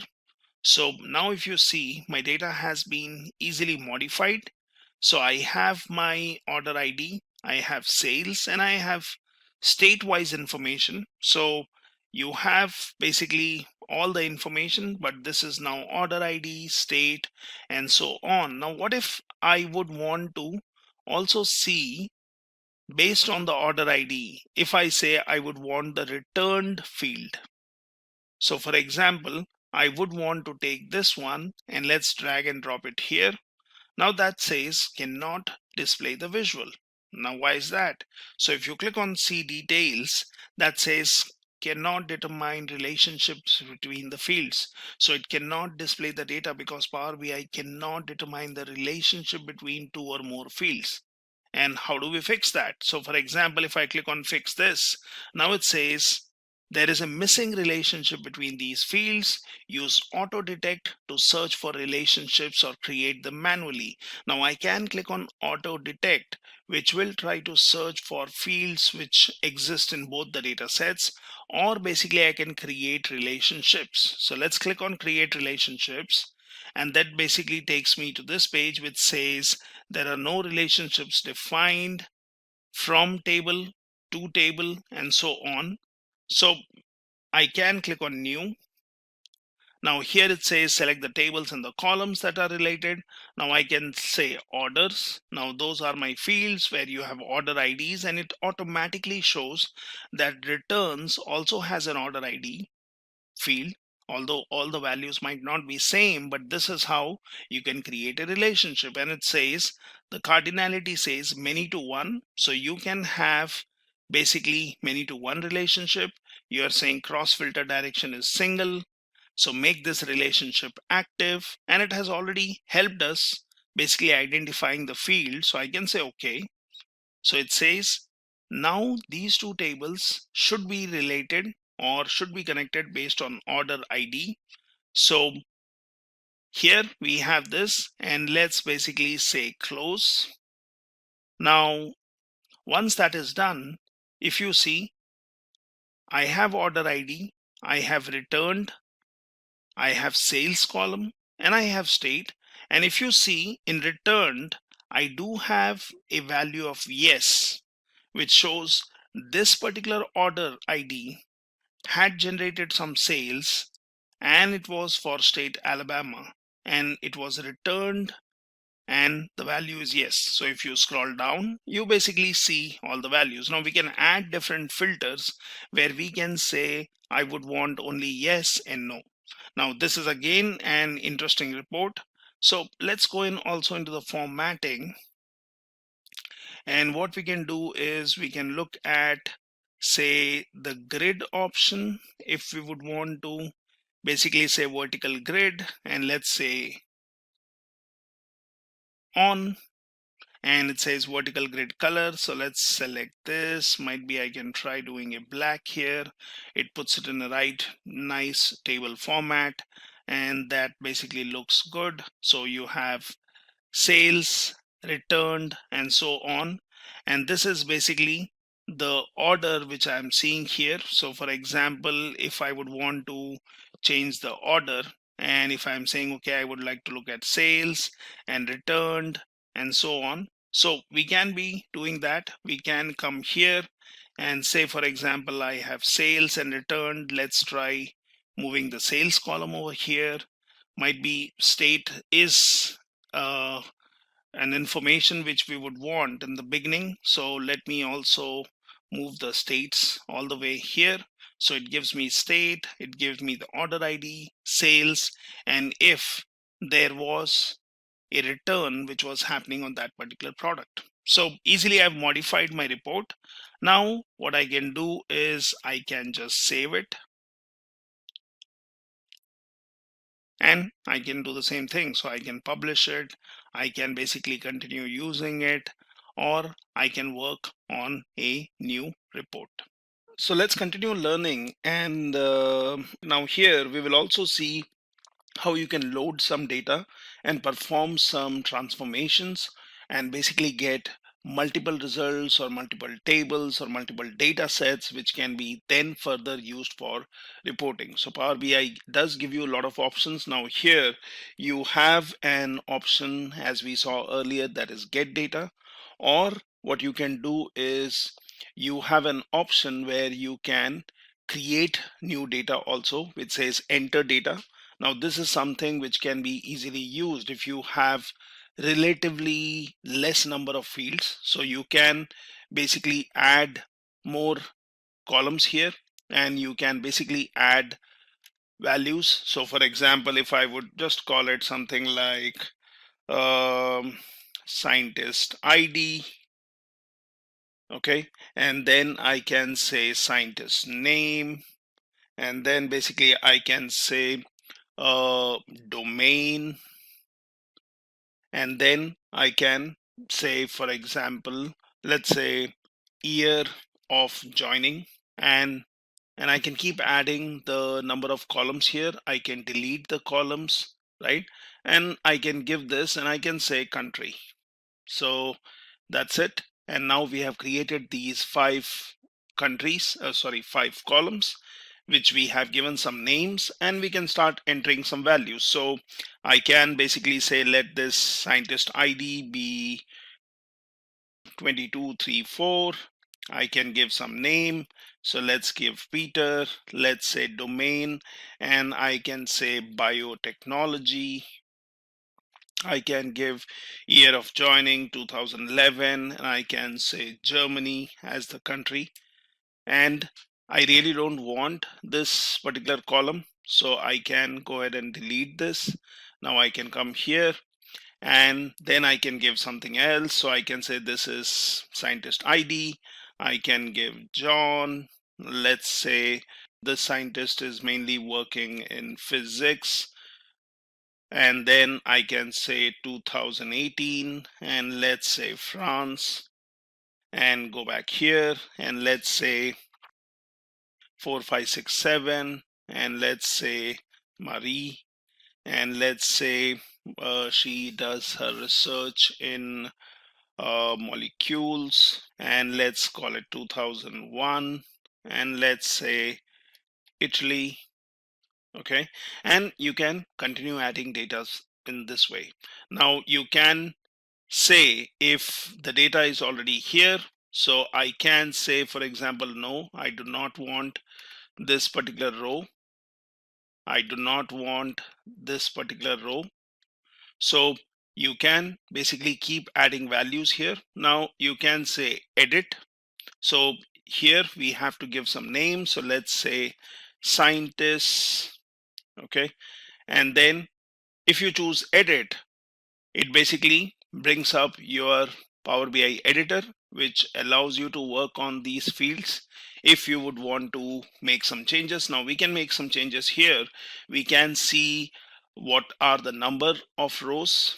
We can basically perform any kind of transactions here. So this one basically tells me what is the data type. So here we see scientist ID, and this clearly tells me this is an integer. However, we will not want to do any kind of computations here. So we can as well change this. So I can just do a right click and I can work on this particular column.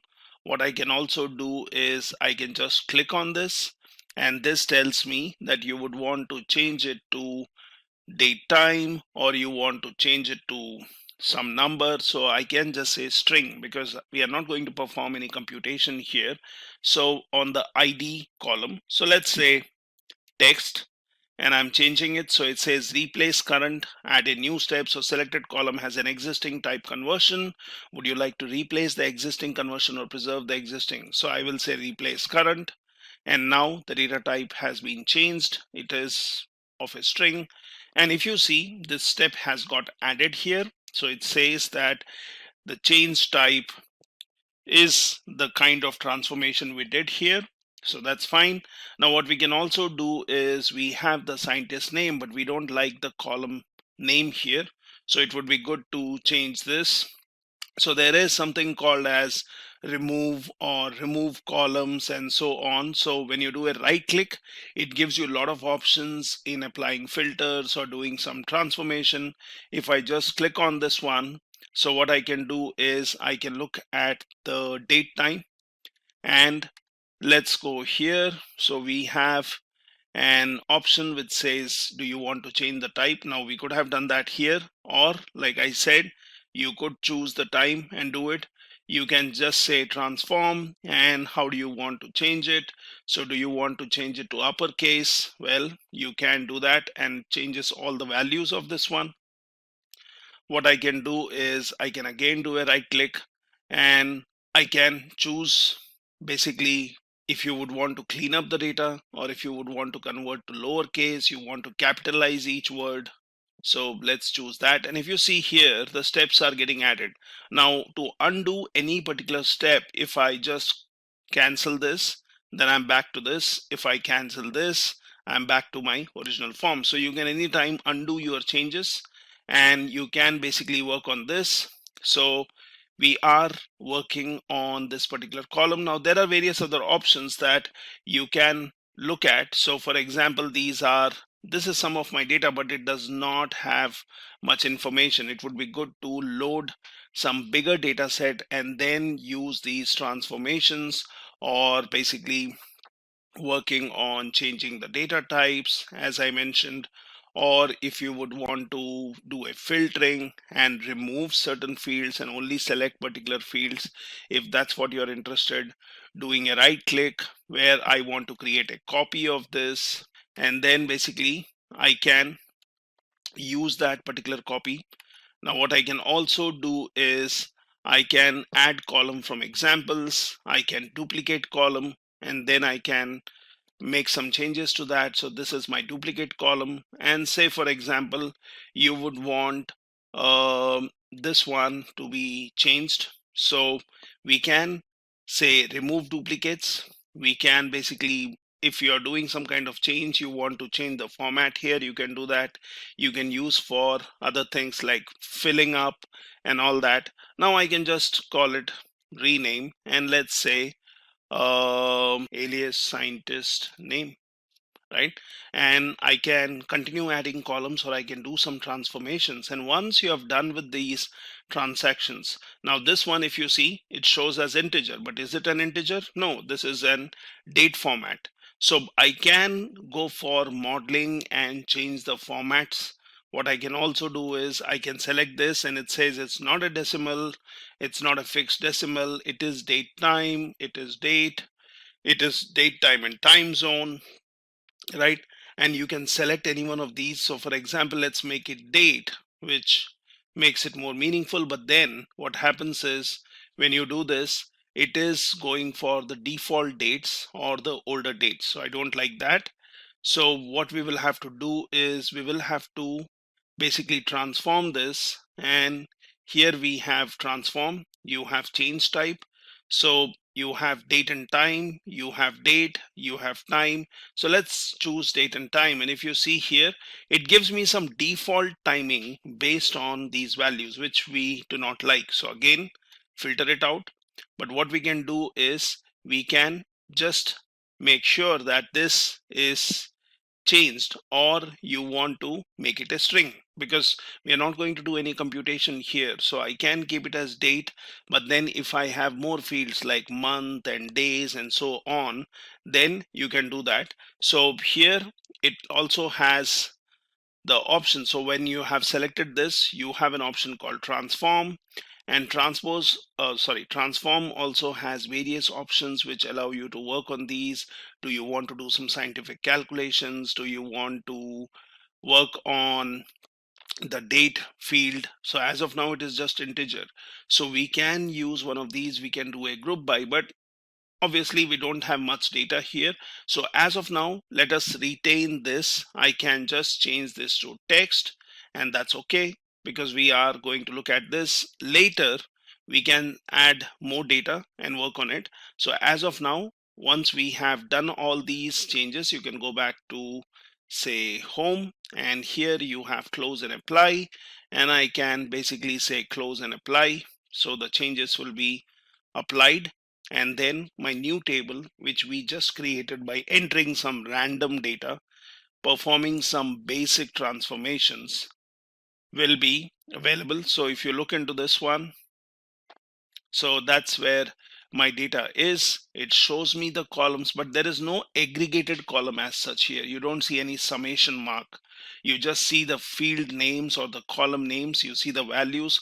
Now obviously if you go into modeling, there is no existence of a different table which you can join these tables, or you can perform some transactions, come back to the data set. So this looks good, and we have it here.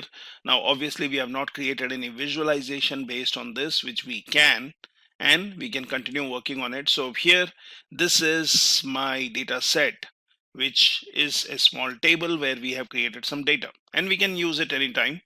Now, let's work on a bigger data set and see what kind of transformations we can do. We can then also see on modeling, or basically using some smarter ways of working with the data. So what we would want to do is we would want to load some data here. So let's go into home, let's go to get data, let's use our old store data, and I'm going to take the global superstore, which is huge data set with all the countries and the products and the sales which have happened. And we can take this data, but before loading it, as I suggested earlier, we should basically transform the data. So that you don't end up loading everything and you don't work on all the data. I mean, unless you really want to. So here this Excel sheet which I'm talking about has two different tabs. We have used it before. So let's use orders, let's use returns, and that basically shows me the data what we have. So I can do a load, but that's not what we would want to do. So you can do a load and you can get all the data, but let's go to transform, make some basic transformations before we load the data. So our Power BI editor allows us to work on this. Now here we have, it says this preview may be up to 9 days old. So I can do a refresh. I can select this and I say, first thing is use first row as header, because that's what I want. So it is basically setting the first row as header, which looks good. And we have some order IDs. We have the returned if the product was returned. So let's look at the filter here. So it just has yes values which we are looking at. So it says list may be incomplete. Let's say load more. And let's see what are the filters here. So either there might be a product which is returned, or it might be blank field, so that is chosen, so that's fine. We have order ID, we have region, which is basically showing me different regions here. Let's look at orders, and orders is again having your row ID, order date, ship mode. So you have quite large amount of data here for your different countries. Now in earlier example I chose United States, and then I was only focusing on the states and city in United States. So we can do that. Now I can basically work on refresh. So whatever preview was stored in the memory, we are just refreshing it. Now here we have this row ID, and if you see, the row ID is an integer. Obviously we will not be performing any kind of computation here. So here you don't have any row ID, but here we have row ID. So let's make it from integer, let's make it string, and I'll say replace current. So that looks fine. It's a row ID which we will use to search, but we are not going to perform any computations unless you want to find on an average on row ID or anything else. Now you have order IDs. So what we can do is we can filter some values. We can rename the field as we desired, right? So for example, let's go in here, and what we can do is let's go into customer ID, ship, okay, and here you have say state, you have region, okay.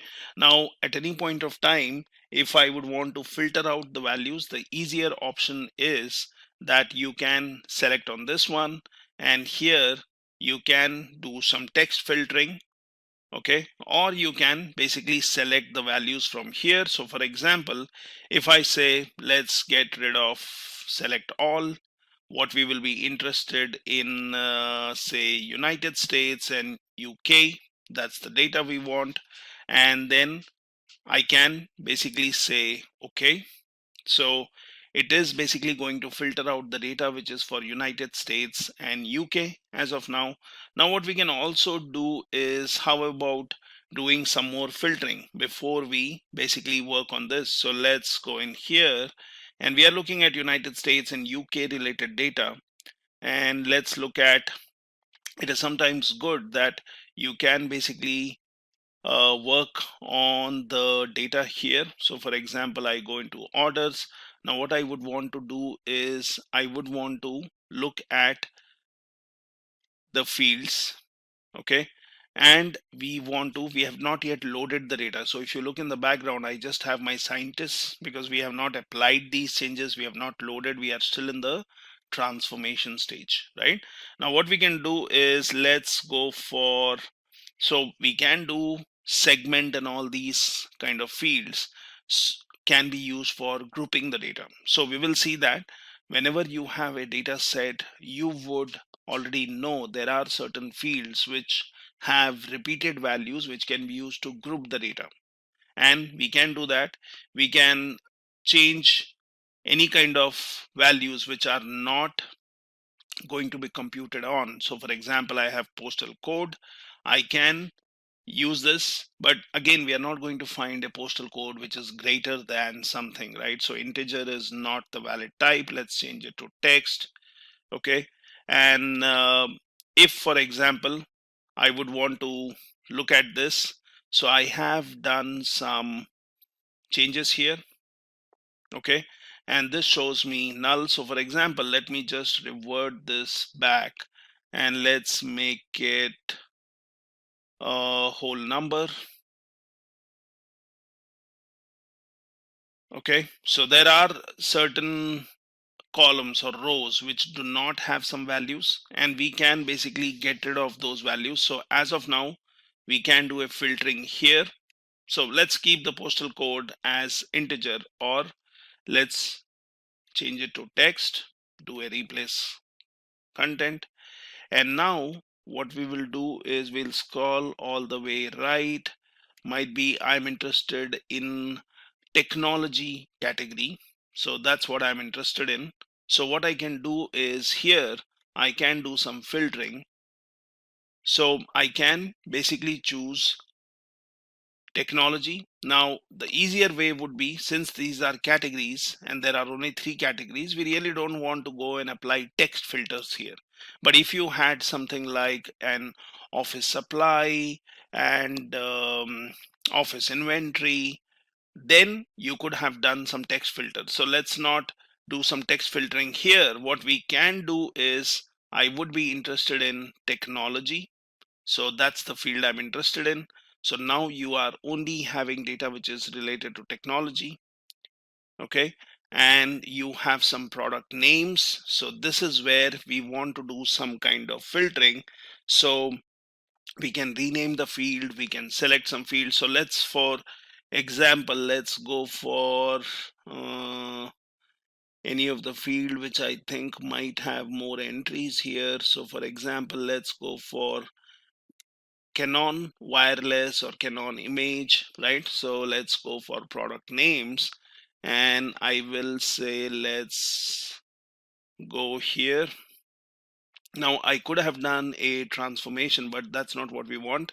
We want to do some filtering. So let's go to text filter, and here I can say begins with, I can say ends with, I can say contains. So let's go for contains, and it says enter a value here. So you would want to keep the rows where the product name contains something, and it gives you some suggestion, right? So where you are seeing in some values here. So for example, if I would have selected this, then it applies the complete thing, but that's not what I want. So I will get rid of all this, and I will say it contains Canon. Now I can go for advanced filtering also, okay, wherein you can select advanced and then you can give different columns and what do they contain, what kind of values you're looking for. So you can do that, but we will not go for advanced in one step. Let's go for basic, and let's say okay. And now I should get all the products which are Canon, and you have different products. So this is one kind of filtering I've done. It tells me what is the category of this. It is machines, it is copiers, it is obviously belonging to the technology category. We are looking at the market which is for this particular data. When you look at the country, we are still focusing on United States and United Kingdom, that kind of data, right? So we have filtered the data, we have done some selection based on the data here, and what I can do is I can then basically rename a particular field. So I can do that. I can say I'm interested in sales, which is the data here. We can basically look into the quantity. So sales is something which we are interested in, but might be we are interested in sales which are more than a particular value. I'm not interested in lower amount of sales. I would want to look into United States and UK data, but I'm interested in sales, or I'm looking at if the discount percentage was something, or if the profit was more, right? So we can apply different kind of values here, but what we can do is with these changes, because you don't want to transform and make changes all here, you want to make the changes once the data set is uploaded. So we have selected some data, we have done some transformations. We can basically break a particular column into multiple columns if that's what we want. If we see that, we will do an aggregation based on year, or we will do a aggregation based on the country or year and order ID, right? So we can break this data into multiple columns, so we can do that. But for now, let's do a close and apply, and let's apply this. So that's going to apply all these changes. It's going to load my data. But remember, now we are having selective or selected data which gets loaded. So that should be available here. So it takes time sometimes, so you have to wait, and then you can go ahead and check here. So for example, now I'm looking in tables. Let's basically minimize this. Let's go for orders, and this is the data I have, which obviously row ID, if you see. So you have all the row IDs, and again you can do filtering here, but this is where you have already loaded the data. The data is available, and then you can start working on the columns here. So we have this. If you closely see, we see this summation mark, and this basically means that these are my aggregated columns, or these values are measures which can be used for calculations. So we can see that we can create our own aggregations. So we can do that. We can rename the field as we have seen.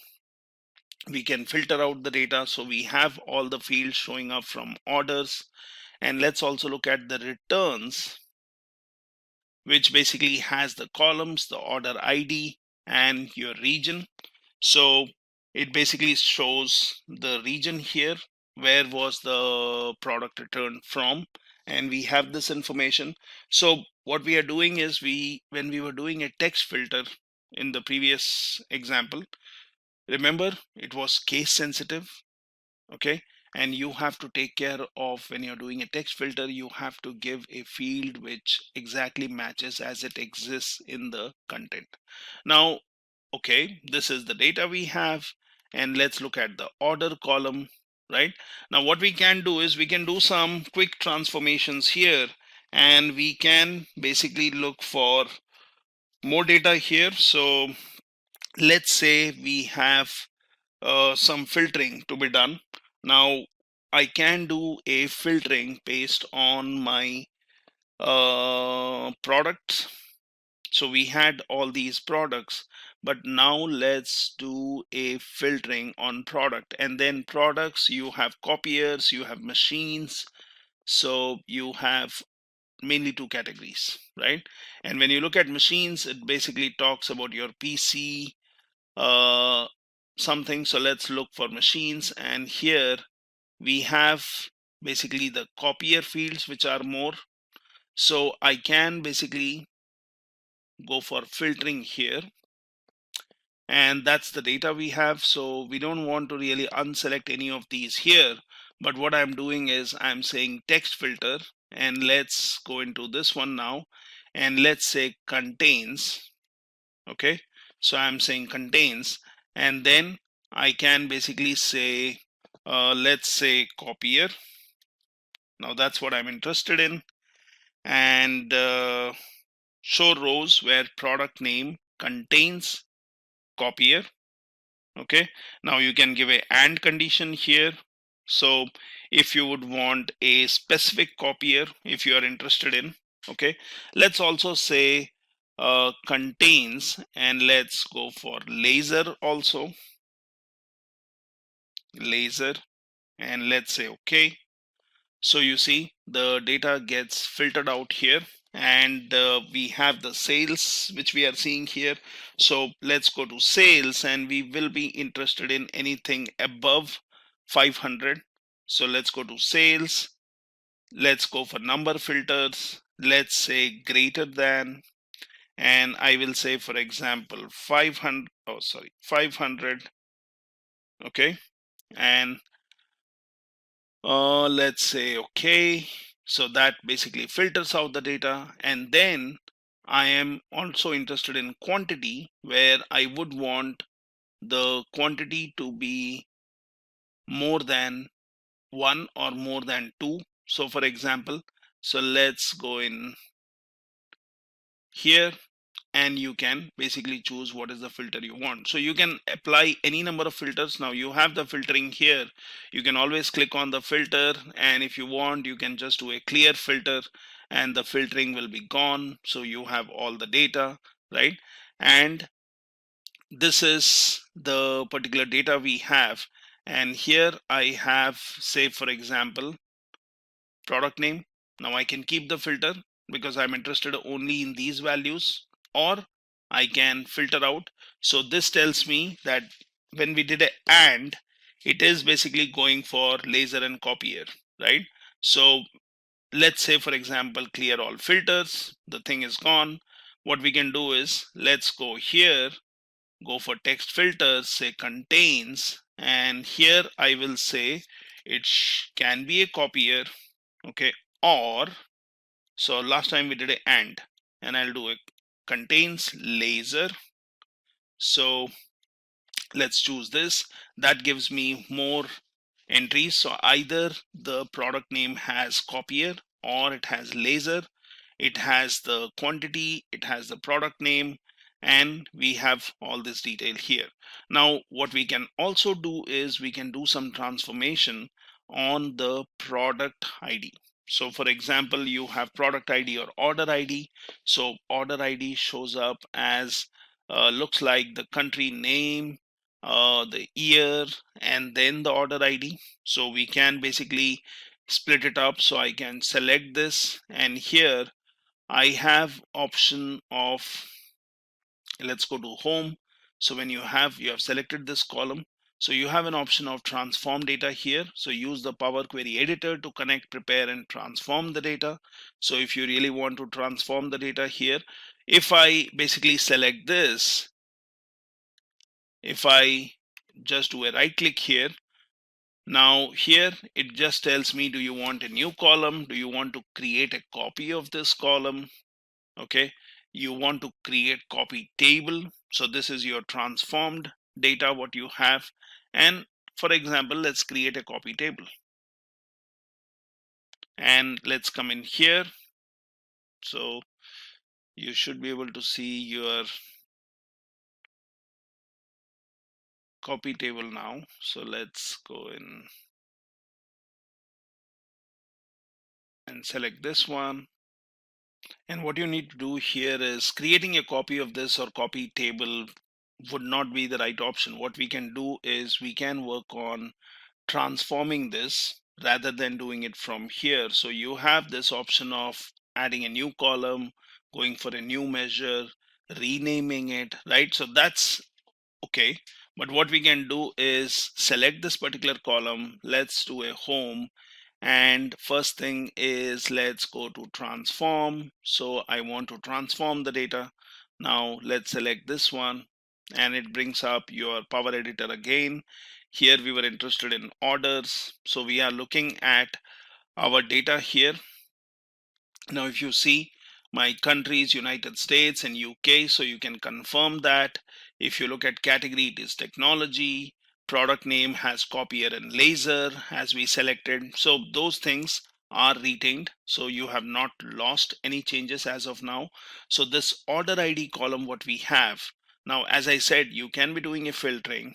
Okay, you can select this particular column, and then you have other things which can be used to transform here, like you want to change the data type, you want to use first row as header, you want to replace some values, okay, you want to run some merge queries, you want to do some analytics. So all these options are here.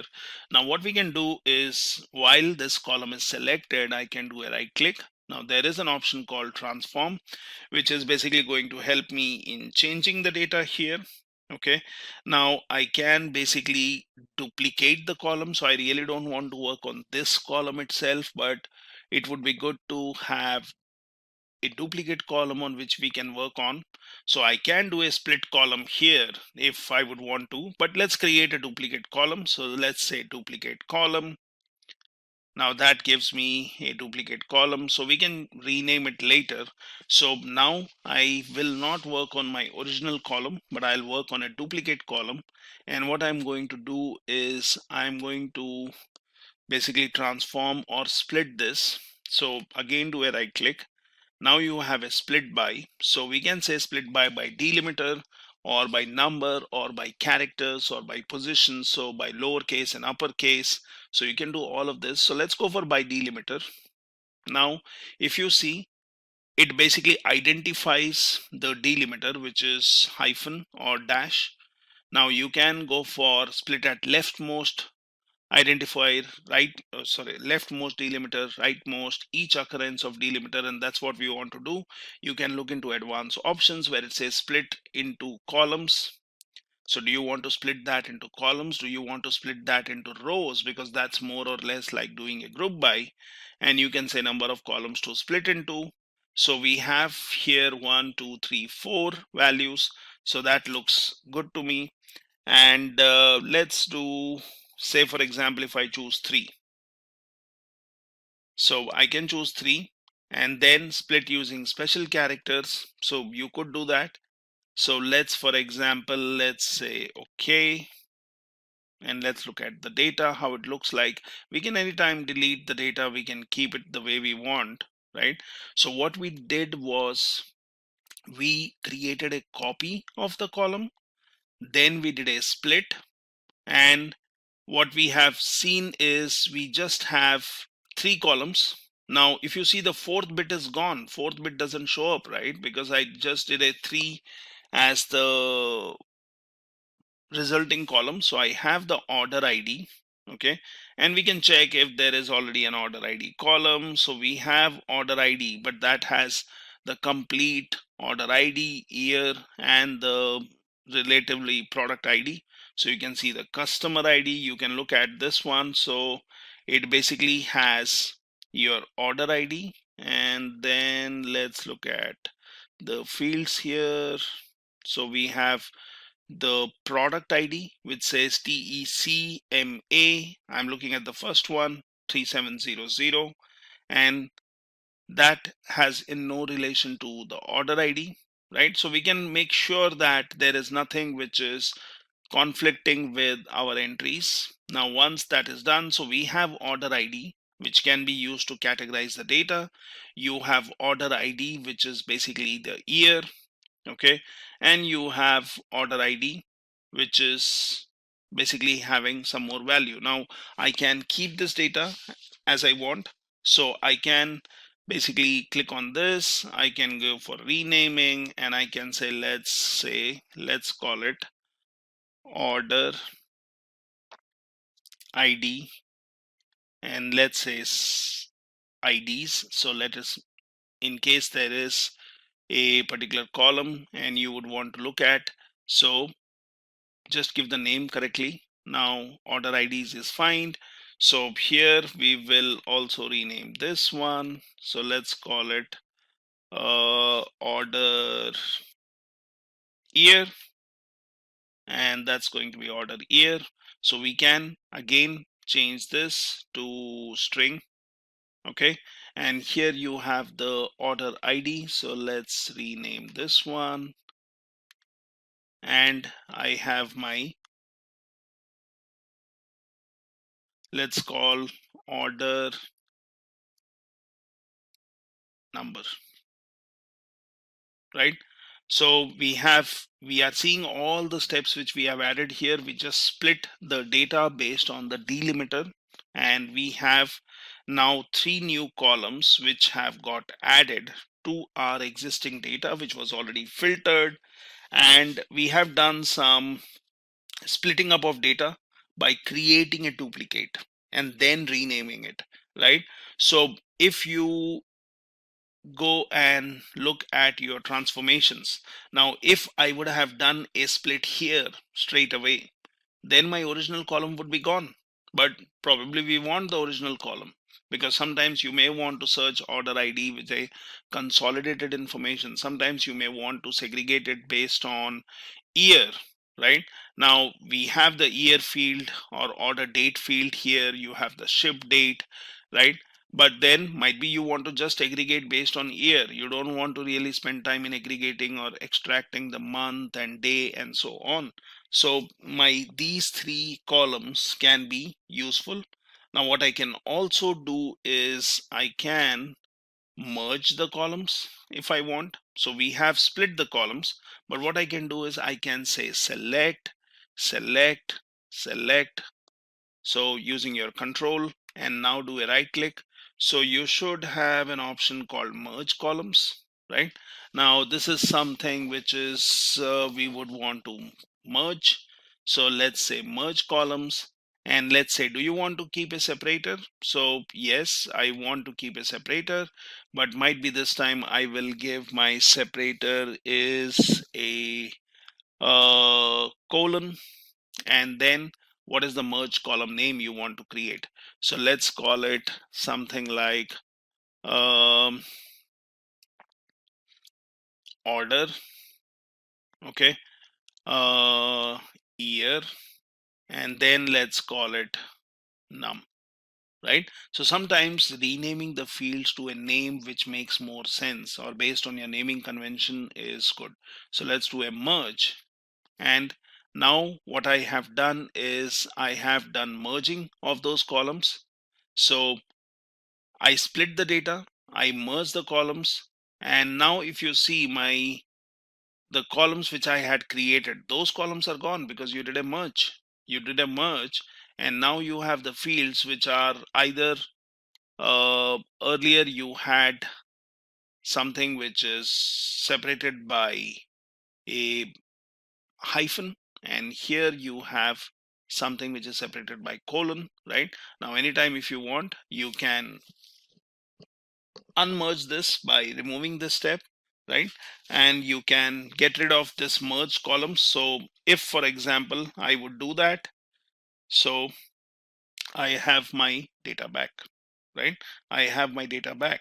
So what we could have done is we can select this, okay, and then what we can do is like what we did earlier. So you can basically go for removing the columns, okay, you can do a merge column, okay, you can select one by one and create duplicate of those, and then you can merge them, right? So all the possible options are there. So you can, the best option would be to create a duplicate of these columns and then basically merge them as per your convenience. So might be you can say order IDs and order number is the pairing what you want, year is something which you don't want, right? Because we already have the date field. So I can basically say remove,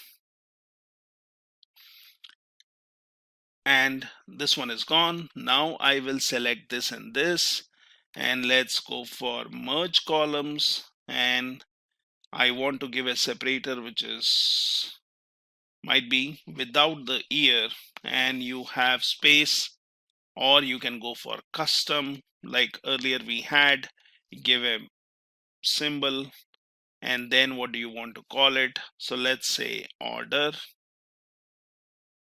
specs, okay, right? So this makes more meaning because we already have the date field. So why do I want the year into my order ID? So I can always be doing a segregation now based on order specs, right? Now this is some simple transformations what we are doing here. We are seeing the data which we have, okay. Now what I can do is I can basically first apply these changes so that all my changes what I have done are applied, right? Now once these changes are done, we can basically go ahead and save this file. So I can just say save, I can go for save as, I have different other options. So if you would want to keep performing your transformation, then you can just do this. You can add a column, you can view the data. So for now, our transformations are good enough. And what we can do is we can basically go back to home. We can do a close and apply, and we will be back to our data set, which has been modified. So we can see if the data what we have has been transformed. So we have order specs here. That's good. We did not do any filtering, or we have the filter left here, which basically tells me that there are these different fields. We have not removed them, but what we are doing is we are just applying a filter to choose copiers and laser printers. So that's what we have here, and this is good enough. Now what I can do is once this is done, I can basically save it. So I would want to call it some kind of report if you would want to create, okay. So let's call it as let's say second report, and here I will say country and technology specific info. Let's save it. And now basically I have saved my data. So what you can do is you can go for creating other report, or basically having this information published if that's what you want to do, if you want to go for visualization, because right now what we are seeing is we have a lot of data here. It shows me there are these tables or data sets which we have worked on, that shows me here in the models, but there is no relationship in them. If you go into visualization, then you don't have any option, or you have not created any visualizations based on this data. But if you go here now, based on the data what we transformed, if you see, we have order specs, right? Now that's what we chose. We basically have other fields, so you have ship date, you have aggregated columns which can be used for visualizing, and we can work on this. So I can come back here, and what I would be interested in is this data set is fine, but I want to do some grouping. I want to basically have some selective data in this, and for that what I can do is let's go for ship mode. Now this is something what we have. So we are in this data field. Now we have this transform. So let's go back to transform again, and let's choose our orders. So that's the data we have. And now if you see here, this is, huge amount of data. What we want is we want to group them based on the shipping mode. So here you have an option called group by. So I can select this. I can go in here. I can basically work on, okay, get rid of duplicate values, but that's not what we want to do. You want to do a group by. So as I said, you can do a group by from here, or you can choose from the transform option above and you can do a group by. So let's do a group by. Now, how do you want to group the data? So I'm saying I want to group the data here based on shipping mode, or which is the other column you want to use to do a group by. So let's go for shipping mode. And what is the new column name, right? So we want to basically find out that you want to go for ship mode, but that's not enough. I mean, I can do a ship mode and I can do a grouping by, but you want to just count the rows? No, that's not what we want to do. So let's go to advanced. So ship mode is fine. So that's your grouping, right? But then what we also want to do is we want to do a grouping based on, say, sales. So here, for example, let's go for sales. Okay. And what should we call this? So might be we can say shipment wise sales, whatever you would want to call. So you can basically get the operation. Do you want to really count the rows? No, we want to basically do a summing, or we want to might be find out an average price, right? So let's do a sum. Okay, and here I would want to do a summing based on, say, for example, sales. So this is what I'm going to use for getting a count of the sales. Now grouping by might be we will change this. Instead of sales, we are using a ship mode. What we can also do is let's go for a segment, and that would be valid grouping. So it will take a combination of ship mode, segmenting, group the data based on that, and then get me the sales, which is basically, let's call it shipment wise sales. So it gets a sum. So let's do a okay, and that's my more relevant data which I'm looking at. So I'm looking at the ship mode, I'm looking at what is the segment, And then I'm looking at what is the total sales there. I'm looking at, again, the ship mode, standard, and home office. So always remember, when you are choosing multiple fields or multiple columns for grouping by, you are basically having a combination of two fields. So that has to be unique, and your grouping is done based on that. So now you're looking at the sales wise, and this is something as an important information what we have. So we have done some transformation, and what you can do is you can use other ways, like you can use pivot to get individual values from it. You can run on merge queries, which is basically running some merge queries and merge the query with another query in this workbook if you have. So you can go for this. Now I can basically go for apply and close. So just to add to the group by step, what we did was, if you see here, I have removed the group by filter, which we just did couple of minutes back. And what I have done is, instead of transforming your complete data set, you can basically create a copy of it. So for example, I can just do a copy, and then I can come here and do a paste, and I have done that, and I'm calling it order summarized, but this is my complete data. Now what we will do here is we will basically go ahead and do a grouping by, again, like what we did earlier, based on your shipment, based on your segment, and based on the sales. So that's what we are looking for. So let's go for the ship mode, and we go for group by, and here you would want to go for advanced to ship mode, and this one I will go for segment. So that's fine. Now we want the new column name, so let's say shipment wise sales.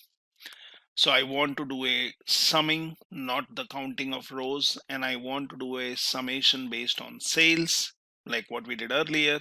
And then you say okay, and that basically gives you the data here. Now what we have is, we have the resultant data based on the data which is coming in from here. We did the same thing just 1 minute back, but we worked on the original data set. So what I did was I created a copy, and now I'm working on this one. So I'll say close and apply, and now we are back to our desktop.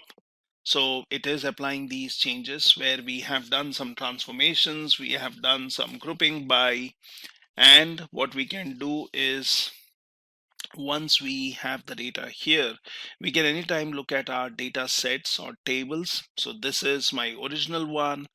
If you see, now I have order summarized. I can just pull out this information. I basically have my returns, which we have not really touched, and we have the scientists. So we have all the 4 data sets here. Now what we can also do is, let's look into order summarized, and we just have this data here. So this is fine, and you can continue working on this. You can basically merge columns from 2 different data sets, and then you can get the merged column and you can rename it. So you can obviously do that. You can basically do a uncheck whenever you're working on these data sets. So what you can do is, if you would want to work on transforming, for example, let's go back here and say I want to do some transformation on it. So how did we do it? We just did a transform, and you can go back to transform. So you have this data here, and the data what you have, you might be interested in transforming this into something else, and then you don't want to maybe load this data. So you have this option where you are selecting orders, and then you have something called as enable load, which can be unchecked. So when you do a uncheck, what will happen is, whatever changes you perform, only those changes related data set will be loaded, and they will still be available, but this will not affect your it will not affect your original one. So for example, let's say copy, and let's go in here. I will do a paste. Let's say orders. Oh, I did a paste.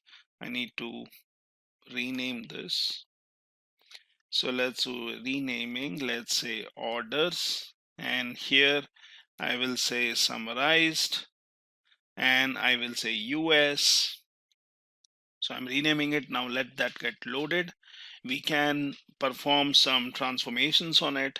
So I have here, where's my country? So let's look for country. Yeah, and let's look for country. So here I will go for only United States. Okay, that's what I'm interested in. And then I can choose, well, I'm interested in just central US. So I can basically go for just the central US, and I can get rid of all of these. So now I should have only central US data, and this is fine. And this is the data might be we are focusing on right now for doing some visualization, might be looking at sales, might be looking at the product name. So you have the product name. Now remember, you don't see any filters here, right? Because the filters are coming from the resultant set and your transformation. So if you have any filters, you would be seeing in the top row. Now this is the data we have. Let's not restrict it to region. Region would then reduce my data, but that's good enough for us. I can just say no, I'm clearing off this filter. I'm still looking at United States, but I want to look at all the regions. Yeah, we would be interested in category, and that's anyways chosen as technology, which we had chosen when we were loading the data. We have copiers and machines, right? And we can basically keep this. Now this is fine. I can apply the changes. I can apply the changes based on this one. And what I can do is I can just say for now apply. So that's going to apply all the changes which you have done in orders or summary or the new one, right? And what I can do is now I can choose order, and I can say don't enable this in load. So it says disabling load will remove the table from the report, and any visuals that use its columns will be broken. We are not creating any visuals as of now. The table will be removed. So that's fine. And now I will say close and apply.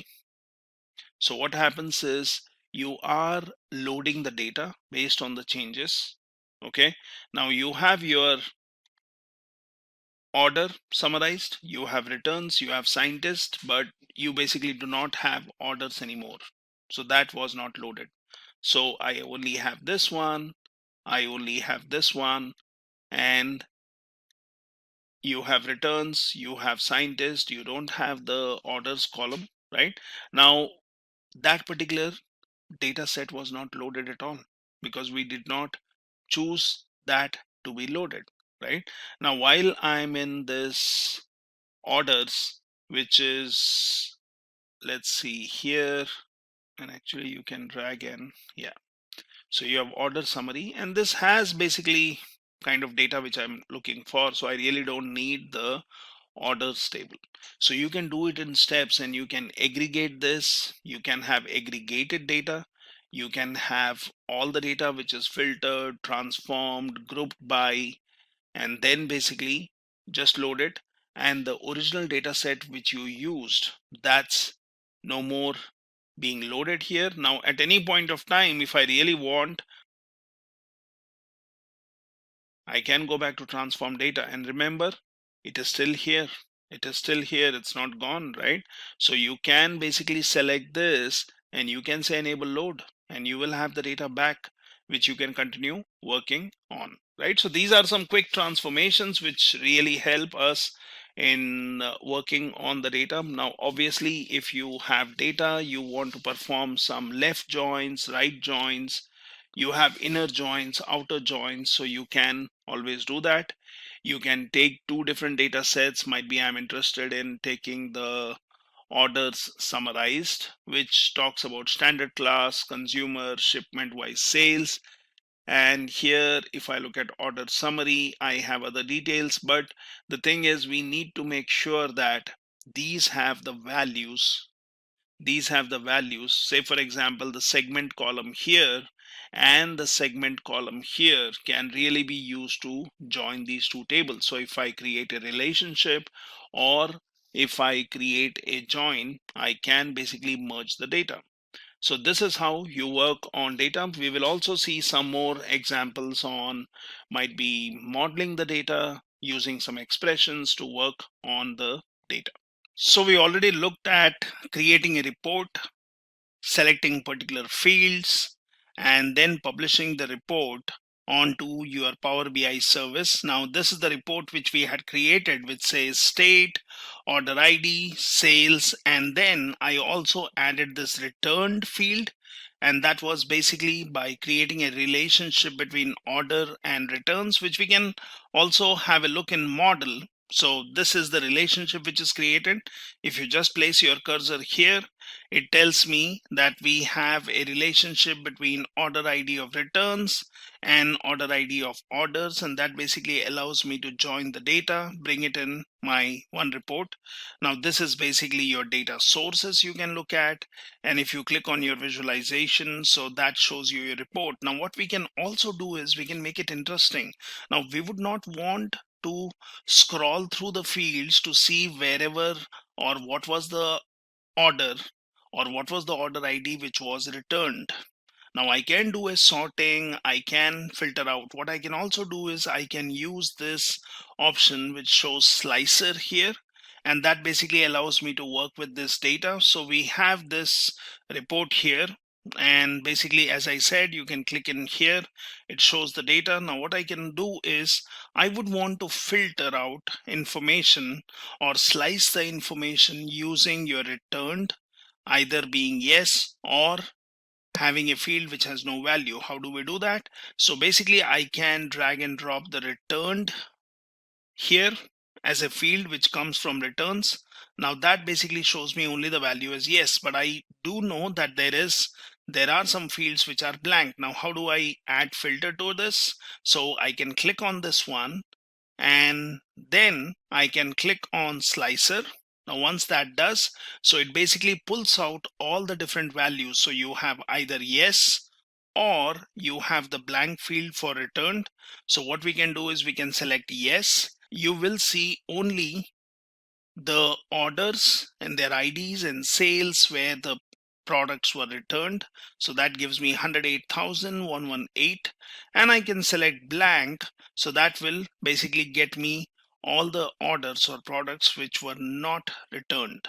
Now this is a simple way wherein I can add a filter to or a slicer to my report to basically give viewers a choice of selecting different fields, and you can add any number of slicers. You can basically say I would want particular kind of information. So for example, if I go into orders and we know we have the state, now I do have the state information here, and basically I can, if I would be interested, I could filter this out in my report itself. I can sort it, I can look it in a different order. What I can also do is, how about bringing in state here and basically dragging it here. So that gives me the state option. It is giving me a visual, which is basically giving me a geographic location of all these points. So yes, that can be good. What I can also do is I can keep this, which basically shows me the state map. Might be it can be useful. You can zoom in, you can zoom out, you can look at specific information here, you can drag and drop here, so that's fine. What I can also do is I can again take the state and bring it here, and that basically can be, instead of my map, I can go for slicer. So that gives me all the values here, and which basically allows users to choose the fields or the states which you would be interested in looking at. So for example, if somebody is interested in looking at the data for Georgia, just select this one and you see the map automatically shows you where in the map that's the place, and it shows me all the sales for Georgia state. Now I can also basically select yes, and that shows me which were the orders which were basically returned. So that gives me a quick overview of state wise what is the geographical location, if the orders were returned, or might be I can just click on blank and it shows me the non-returned orders. I can again go here and uncheck the Georgia option, and that shows me all the states. Now once you have done this, this looks like a comprehensive report which can be useful for the viewers, for your management team, and so on. So we can just do a save, and that basically is saving my report. So I have this report. Now what if I publish this report? So I can just do a publish, and when I publish it says okay, workspace. So let's say select, and then it says replacing this data set may impact two reports. You already have a data set named by this one. View the impact, I would say replace, or I will say view impact. So that basically takes me to the Power BI service, because sometimes we may have some reports which we have already uploaded, and updating an existing report might basically affect my existing report. So it basically shows me the impact analysis. It shows me one workspace. There are two reports. They have not been added to dashboard, but these are the ones which will get modified. So let's, for example, as of now, go ahead here and let's look into my Power BI. So go back to your desktop and I'll say no, I don't want to replace. So click on cancel. So I do not want to publish it. What might be what I can do is I can try saving it as a different report. So let's say save as, and now I will basically say additional filters. Okay, let's save it. So now you see the name on the top changes to additional filters, and now it's saved to publish this. And now I can go ahead and publish it. Select your workspace, and basically it says this is the report being published with our additional filters, with a map which gives a geographical area showing us the information. And then basically what I can do is, once it is done, I can look into my Power BI service like we did earlier. You can do a filtering. We can basically query this data. We can share it with other users who might be interested in looking at this particular data. Now this says it is done. So it says get quick insights, and might be it's a good an option to look into what kind of insights it gives you. So click on that. See the beauty of Power BI, where it tries to search for any kind of insights which it can gather from the kind of report which you have built. Now once the insights are ready, it will let you know. What we can also do is we can come in here, click on view data set. So you see now it shows your additional filters, and here you have option where it should be showing your report. So let's say view, and view is fine. So, and if it doesn't show up, sometimes it might be taking time for refreshing. So you can always go here and then you can click on your report, and that should get populated. So this is the report. These are the filters which I have. Gives me an option of choosing all the states, and basically allows me to edit the report and look at all the information here. Meanwhile, we can see here it is still trying to gather some insights from the data. And now you see there are some insights here. So it says sales, which is coming up, and a subset of your data was analyzed and the following insights were found. So you're looking at sales by ship mode. So it says standard class, second class, first class, and same day. So there were different shipping modes in our data. And that's what it shows me, the sales, which one had the majority. It shows me the profit. So which city or state had more profit. So New York City has noticeable more profits here. Average by shipping cost, by subcategories. So there are these different subcategories which we can look at, such as copiers and machines have noticeably more shipping cost. Profit by product name, and you can basically look at the row ID and quantity. So this is where you're looking at a regression analysis.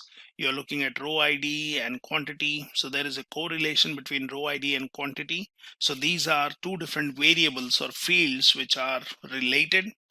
You're looking row ID by category, row ID. So it says California has noticeably more row IDs, sales, your profit, count of region, and count of returns.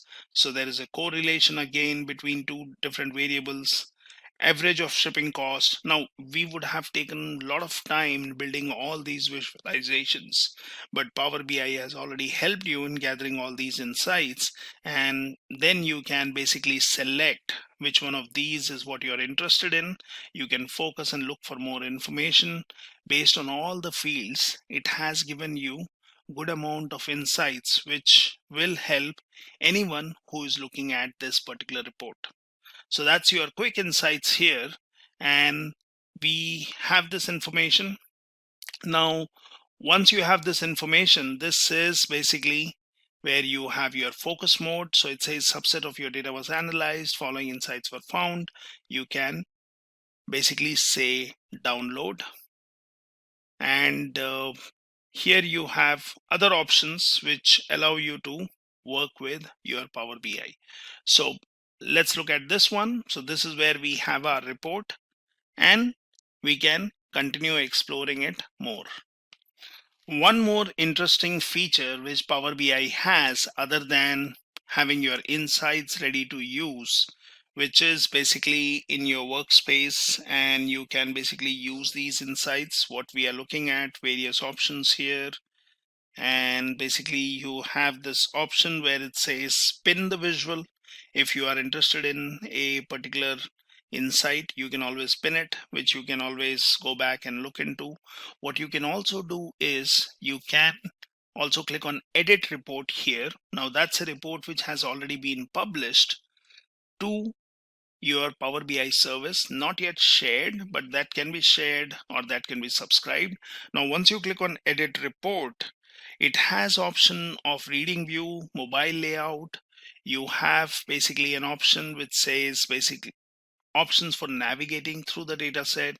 You can go for how visuals on the canvas interact with each other. You have all these options, and one of the good options is ask a question. So you can always click on ask a question, and that basically says some suggestions. Now you can open this and it says, okay, ask a question about your data. Try one of these to get started. What is the average sale? Sort orders by order date. Sort orders by product ID. How many ship modes are there? Compare quantity and discount. So do not worry that your report has only 4 fields. So it has state, order ID, sales, and returned with some filters. But what about you looking at how many ship modes are there? So it is already looking at your data. So if you click on this one here, and you can see what are the different fields what we have, and you have ship date and ship mode. So this is one of the fields which it is showing you to ask a question. Now what you can do is you can say how many ship modes are there. Let's click on that. Let's ask this question. It says 4 ship modes. And do you want to add this to report? Yes, you can. You can let it be as it is. So you can basically keep this question here. And here you have an option. The visual is showing number of ship modes. When you place your cursor here, if you see here, turn this Q&A result into a standard visual. And let's do that. And basically it is saying number of ship modes. Right? So now that's the power of your BI. Power BI, which has basically allowed you to ask a question and quickly add a visual to your report. Now, what we can do is we can basically save this, or you can say save as and give a different name. So might be I'll just say save because I would want to have this information and the report is saved. So in this way, you can basically not only create smart visuals, you can not only relate different data sources using data models or relationships, you can add maps, you can add filters, you can add quick questions. You can basically just go here and say, for example, you would want to ask a different question. Now we see the fields here. How about looking at the shipping cost, right? So here I can say, what is the highest shipping cost, and that shows me some suggestions. Let's select that, and that shows me the value, which is great. And I can keep it as it is. I can basically convert this to a visual. I may want to keep the question because might be this question was asked and you would want to see the result here. Might be you can move this somewhere here, and that gives me some kind of question which was asked, and we can do a save. And that's my report, which has been saved in my BI service. The data set is still there. You can basically go ahead and share this. How to connect different data sources with Power BI. So in this session today, we will see how can you connect different type of data types, data sets like Excel, PDF, CSV, etc. to import in Power BI for your data visualization needs. So what's in it for us today? We will be learning how to connect to data, different data types, data files like Excel, PDF, then what are the different data importing modes, and then I will also show you practically different sets, how to import them in Power BI and use it for your visualization purpose. Now, what are the steps to connect to data? So now we will go directly into Power BI and try to import one by one few most commonly and popularly used data sets which are most commonly used in a day-to-day activity. Rest, of course, there are Power BI supports n number of data sources, but we will do something practical on the most popular ones. So let's open our Power BI. Now this is my Power BI, and first I want to show you that how can I import data directly from a web page and import the data. Now it is asking for a URL in order to import data. So what I have done is I have created a Google Excel sheet with simple data with rows and columns, and what I have done is I have shared this sheet as published to web. Okay, so you just need to say publish to the web, the link as web page, and say done. It's automatically published, and say link. So copy the link which you have published on the web, copy this link, and then go back to your Tableau, paste that link over here and click OK. Now Power BI will try to establish a connection with this Google Doc sheet because it's published on the web.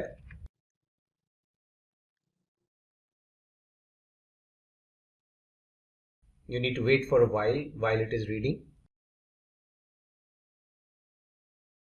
Okay, now it has read one of the HTML tables, so I'll select this one. Now you can see it is showing me a preview of the table which is there on my Google sheet, right? It has 11 rows, so it has all showed all the 11 rows.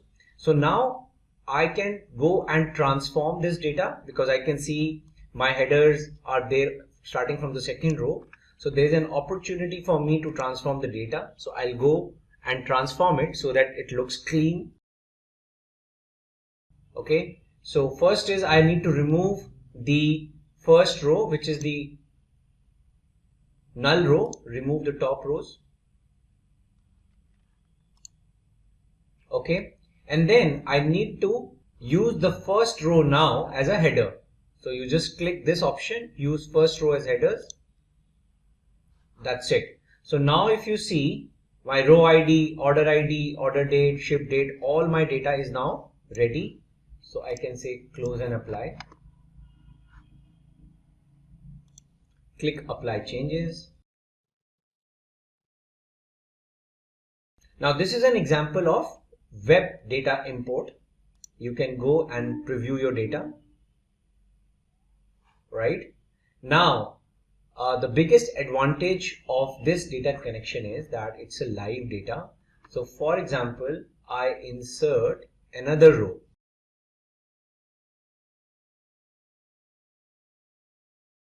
Let me change the order ID.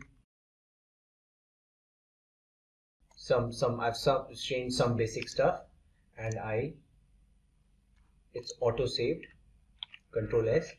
Now I'll go to my Tableau and I'll refresh.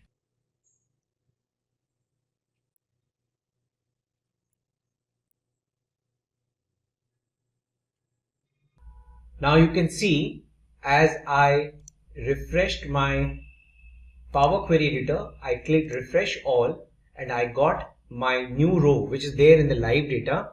I got that fetched from my,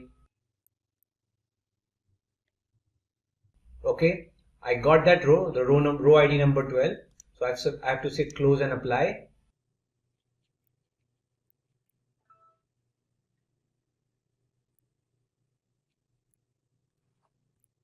Now you can see the new row, the row number 12 is now available in my new data set, in the data set, because it's a live connection. It's a live connection with the web-based Google Sheet. Okay, so this is one important way in which you can import data. Now let's try to import data from a text file. Now I have already prepared a text file called subcategories.txt. Now let me just open it in a notepad.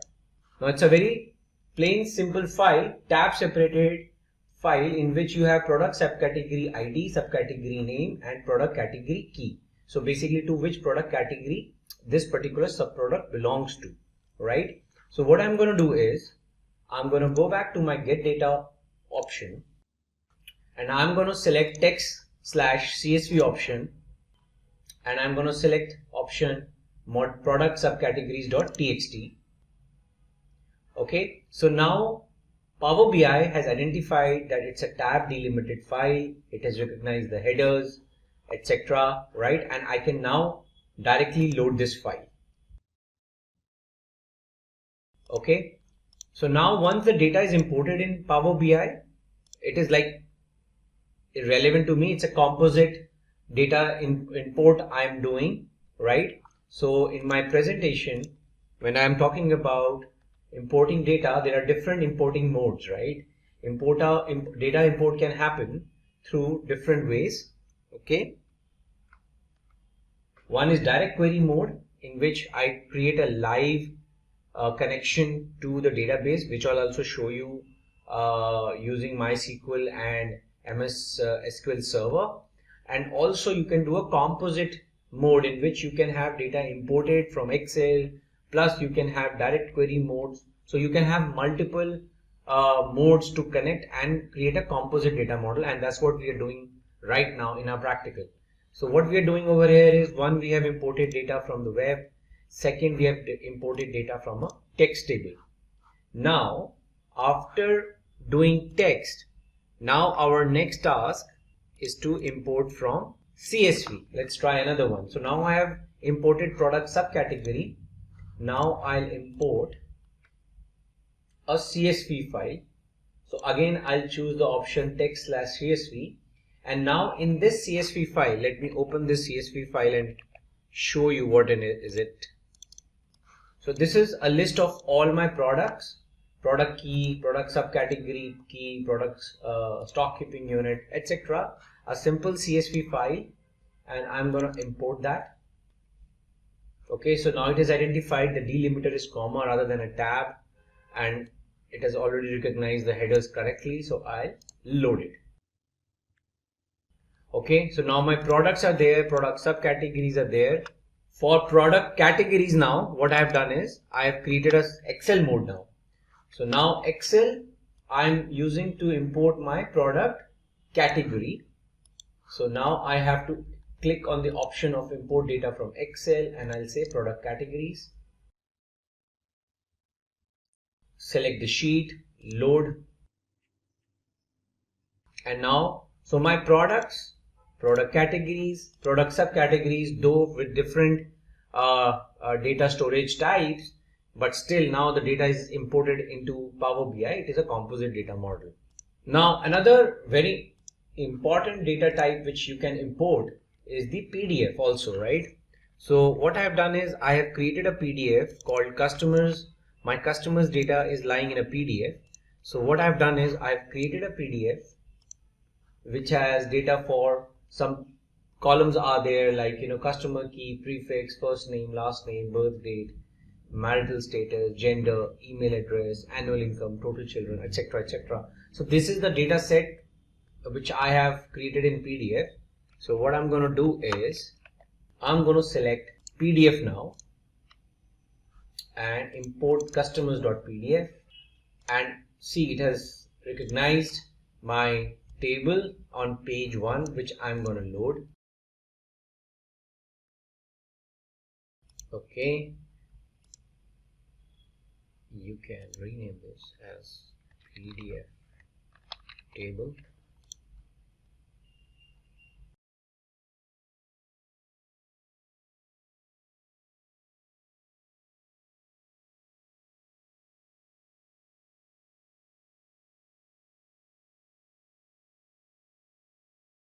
So this basically, these are the different type of data types we have imported: PDF, Excel, text, CSV, and web page. Now let's take a look at another interesting data set which we want to import is the MySQL Server data set. So what I have done is I've already installed MySQL Server on my local instance, and there's already a schema of SQLite tutorial over there, and I have certain tables already prepared over there like department, employee, etc. So my goal is now to import this data or create a live connection with this data set. Now in order to import my SQL database connection in Power BI, you need to first download a connector, MySQL Power BI connector. So you need to go to this link and then click on download and install the MySQL connector.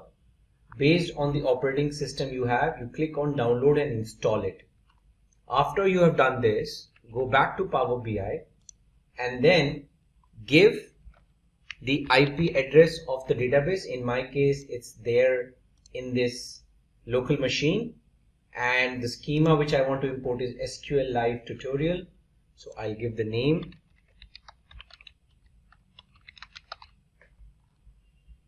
click connect. Okay, now it's connected. So now it is asking me which particular tables you want to create a connection with. I'm choosing department and employee, and I'm just loading them.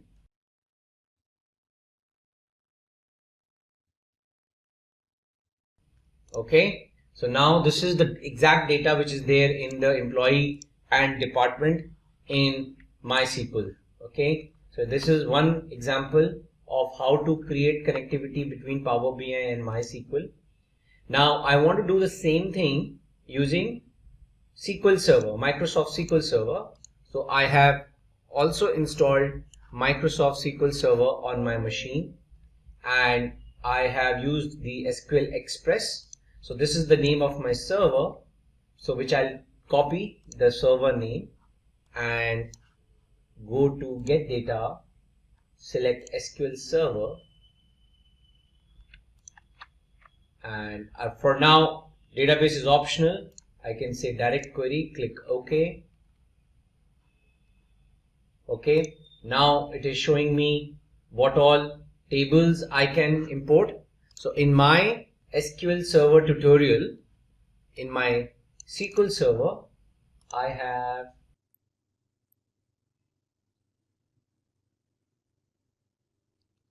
have these three tables: customers, employee attrition, Olympic events. So I can use probably the customers one, which is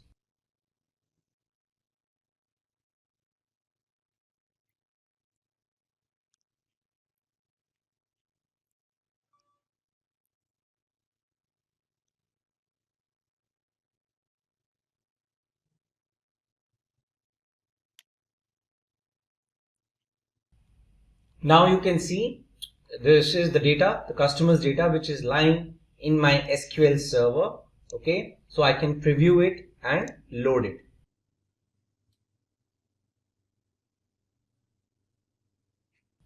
So now you can preview the data in Power BI. That this is the data.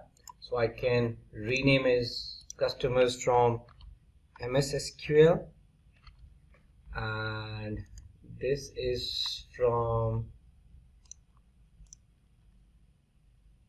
MySQL, and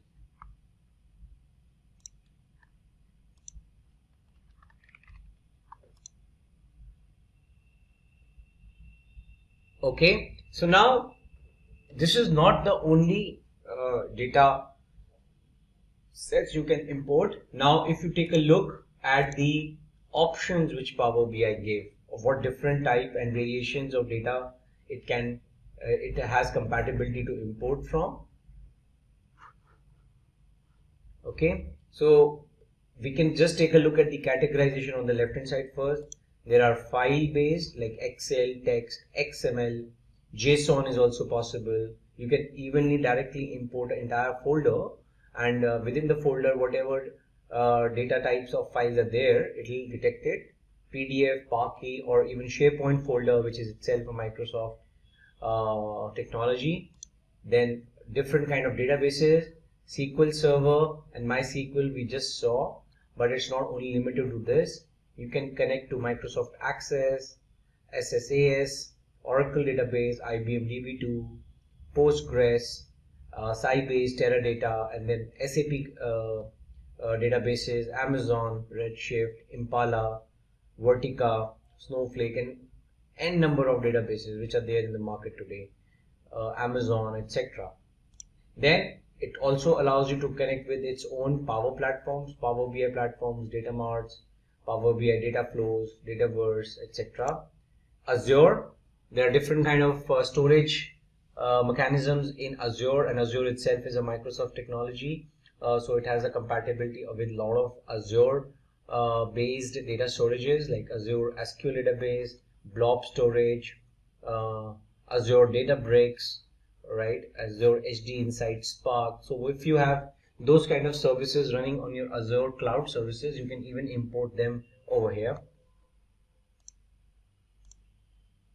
Now online services, like you have ERPs running or some data which is shared on the internet. If you want to import it, that is also possible through certain products.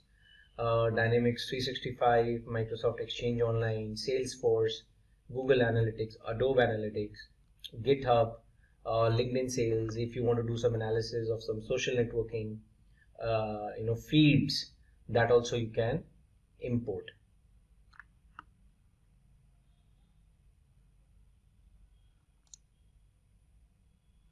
Then other miscellaneous are also there: web-based, Hive, R script, Python script. If there's something to import, get data from Google Sheets, like we saw one example in our video right now. So there are multiple options available. Now, once you have imported the data which is relevant to you, in our subsequent sessions we will see how to create relationships, but just giving you a glimpse that whatever data you are importing, Power BI auto detects certain relationships and it will create for you. but then you can go and manually also change. So this is the composite data model which is getting created in the backend while you are importing the data. You can easily go and manage these relationships, either keep them as is, you can delete and create new ones manually. So there is no limitation in that.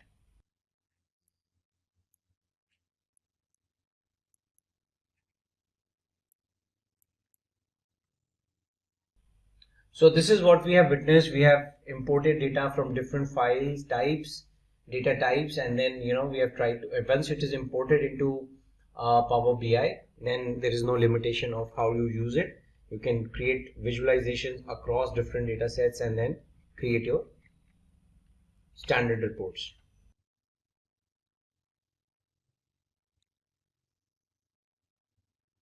So this is the example of importing data from web, importing data from a database, from a PDF, and then once you have data, you can shape and combine data. You can basically do whatever transformation you want to do. You want to make joins, merge the data. So for example, if we go back to our Power BI, and if I go back to my transform data section, now as I have now different data sets available with me, I can do any kind of operation, transformation on the data, right?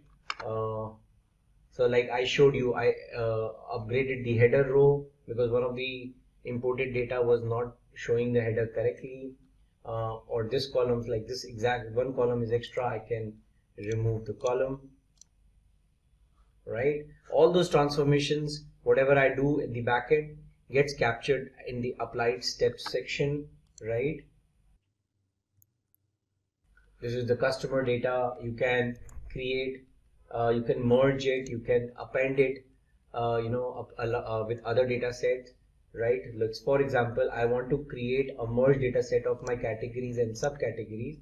So I can say merge, select those two data sets and say merge queries as new, and I can select product categories and product subcategories, select product category key on both the sides, and then they do a left auto join. So whatever product categories are there, I'll get the subcategories associated with it, and I'll create a new table which will have, now I have the table which has the category and the subcategory in one table itself. So I can rename it now to as category subcategory table. It's a merge. Basically, it's a join between category and subcategory, and now I have a common table, right? And I can close and apply. So imagine I have created a new table which is created from one data set which is Excel based, and another data set which is text based. See this category subcategory table. So now I can use it the way I want in my visualization reports. So that's what the presentation says, right? That once you have the imported data, you can shape, you can combine, you can adjust, you can do whatever transformation you want to do and create your visualization. Data modeling in Power BI. Now today we will discuss how to create relationships and different kind of data models within Power BI based on the structure of data you're importing. Okay, so what topics we are going to cover today? We are going to talk about different types of data modeling, and the most important part and aspect of data modeling is the cardinality. The cardinality which you basically decide after reviewing the nature of data, and after you've imported it, what kind of cardinality you have to basically highlight, right? And there are different type of cardinalities which you might have heard earlier also if you're from PL SQL background, like 1:1, 1:many, etc. We will talk about that. Now, what are the different types of data modeling? Now, dimensional data modeling is one of the most popular and most widely used modeling. In dimensional data modeling, you have master data, like for example customer data, date, store data, product data. So these are like, less frequently changing data sets. So there is an organization, right? And you have set of customers, their email ID, phone numbers, etc. That will change less frequently as compared to the sales transactions, because transactions are happening every day, every minute. So sales is a more fast changing data set in dimensional modeling, which is in the terminology of data is also called as a fact. And customer, store, product, which are like more of static data and less changeable data, is sometimes called a dimension. So this is a typical dimensional data model which is typically used sometimes, right? And then there is another model which is relational model. This is a typical model which we have been using in database design, like primary key, foreign key relationships. So for example, you have a customer who has purchased a product. So probably the customer might have the details of the product which he has purchased, and you will make a join between customer and product table. And even you can make a join between product or product type or customer or product type. So customer table will also have a key to the product type. So this is less conducive for reporting, but it is more of a transactional relational model. But of course, this is also feasible. But from the Power BI perspective, when we talk about reporting and visualization, this is the most extensively used dimensional data model. And this is what we are going to see in our example now. So what I'm going to do is I'm going to show you certain data sets. First, we will prepare and create certain of our data sets, and then we will import in our sample Power BI file, and then slowly we will create the relationships. Now, one important thing which you need to understand, that in Power BI, if you go to Power BI, there is an option that Power BI auto detect new relationships after data is loaded and import relations from the data source on first load. So for example, if you are importing the data from a database where you have already defined the primary keys and the foreign key relationships, so that is the first option which Power BI will auto detect. And secondly, if suppose you are importing two different kind of data sets, one is Excel, one is CSV, and if Power BI detects a common column, key columns, it will auto detect a relationship which you can go and later change, modify, manage in your relationship menu, manage relationship menu in Power BI, which I'm going to show you. Okay, so if I open a Power BI, and this is where the option lies, go to File, go to Options and Setting, Options,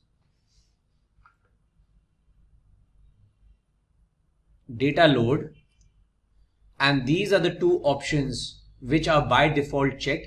You can uncheck it and manually prepare relationships. There is no limitation to that, but if you keep it checked, then Power BI will do its job to detect the relationships.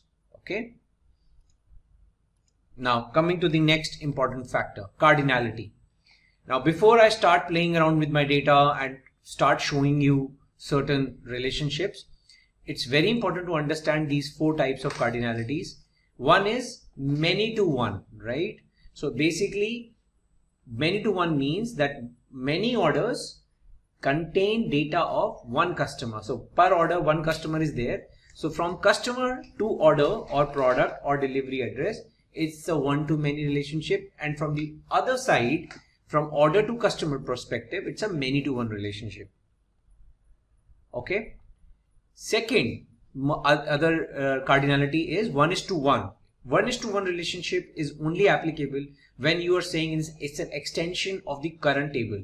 So for example, in one table you have employee details and you are extending the details of the employee in another table like employee address, employee ID. So that is like 1:1. There is no multiple records of a single employee. In the address table, only one employee ID exists, right? Now 1:many, as I said, is the reverse side of many:1. So in customer table, only one customer record exists per customer, and one customer can place many orders for multiple products and can also have multiple delivery addresses. So that way this is a typical one-to-many relationship. We will be seeing this example also in our sample data set.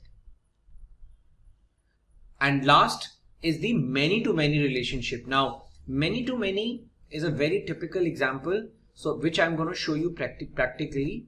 And in our case we will see that, like for example, you have placed an order for a particular product, but there are multiple fulfillments which has happened. So suppose you made order for 10 products, but at the back end when the company is fulfilling, it is first fulfilling the first 2 products, then the rest 3. So basically the fulfillment is happening in batches. So one order ID might have multiple fulfillments for the same order ID. So there will be a many-to-many relationship, which I'll show you practically. So now with this background, let's start importing our data. Now the first important thing which we need to import is the master data. So first I'll import all my master dimensions which I'm going to use in my example. So first is the customers table, customers data.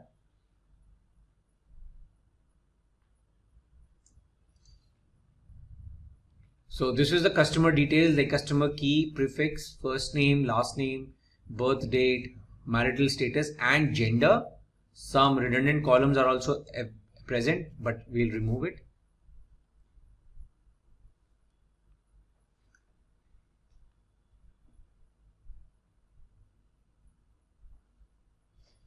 So my customer data is loaded. Now today's session is all about this section of modeling. So we will keep our focus over here. Okay.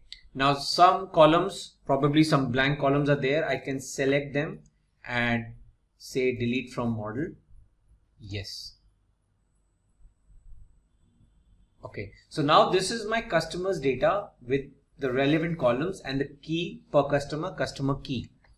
Now there's no relationship in this model right now, right? Because only single table is there and the associate data is only imported. Now let me also import my another important master table is the products.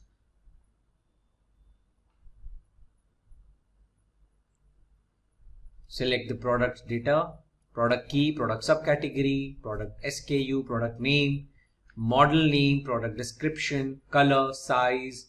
So just see all the relevant information only specific to the product is available. So I'll import it. Okay. Now see, there's no relationship between product and customers directly, because until and unless a customer makes an order, places an order for a particular product, there is no join, right? So now between these two tables, the most important, now another table which will now make sense is the sales order table, sales table.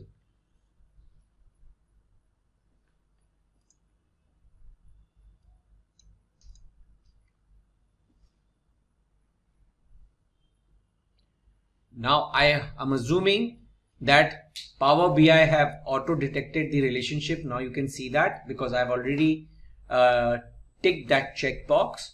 Now let's see what Power BI, what relations Power BI has auto detected. Let's first check the relation between customer and sales. I'll double click this join. Now what it has done is it has created a join of many to one between sales and customer. So what does that mean is that one customer has can place many orders, right? And that it has detected by the quality of the data and the data sampling which Power BI has done. You can also reverse this relationship. Here I can select customers and I can select sales. Now it has become one to many. So that you can also do manually. So that is what I said. Whatever Power BI has detected, it is up to the discretion of Power BI internal configuration and algorithm, but you can go and change it. So this is now you can make, this is by default active. So we want to keep it active. One customer, many sales orders. Cross filter direction means that only from customers to sales is the filter applicable, not reverse. I'll come to this. with my another example, but first let's change the relationship. So 1:many means from one customer and many sales orders. Similarly, let's see what has happened at the product side of the relationship. Similarly, Power BI, many sales orders for one product. You can, for simplicity's sake, you can say products, sales, product key is the join. Now just focus one more thing. Please also see the column on which the join is the grayed column, grayed out column. Product key is also here and product key is also there, and it is what we wanted. So 1:many relationship from product to sales table and active. Now looks fine. This is something which is looking logical, and probably now we can proceed further to create a report. Now let me explain the cross filtering with an example. Now, for example, I want to check in a report that what is the count of products which a particular customer has ordered. Okay, so what I'll do is I'll select the product count of product name. Now if you see, and for each customer, in front of each customer name, the count is coming as 293, 293. It is getting repetitive because there is a one-way filter between customers and sales and products, right? So this join is single-sided. It means that from customer to product, you can't find a relationship because it's a single side cross filter, right? What does this, if I change it to both, it means that it is equal to a join between product and sales, and every product detail now is appended to the sales table. So if I want to make you visualize this, you need to go here. I'll first open my sales table. We can also open it here. Let's make click this OK. Now if I click OK, you can see the single arrow is changed to double arrow. It means it's a both side filter. So when you say a both side filter, it means that implicitly within Power BI, you can imagine that all the product columns now will get appended because of both ways filter you have applied. And if you go to your report now, see the change of the numbers now, 40, 20. So the total count of products across all my customers come out to be 293. Now the report looks correct. If I change the relationship from back to single between product and sales, then you can't make a join between customers and product. Basically, you can't derive the product count from the product table. See this. If you have to live with it, then you would have to go to the sales table, get the product key and get the value of count of product key, but that is not correct. Okay. So if you want a report in which you want the count of product name, and even if you want a count of distinct product name, so this will not come correctly. You would have to go and change the direction of the filter, which is from single to both. So this is a typical example there where you want to use a two-directional filter. Now let's proceed further and import other data set in order to show you another example. Now I want to show you an example of 1:1. So I have another table which is called customer details. So the key in this table is again customer key, but only email address, annual income, total children, education level, etc. Other details of the customer is there.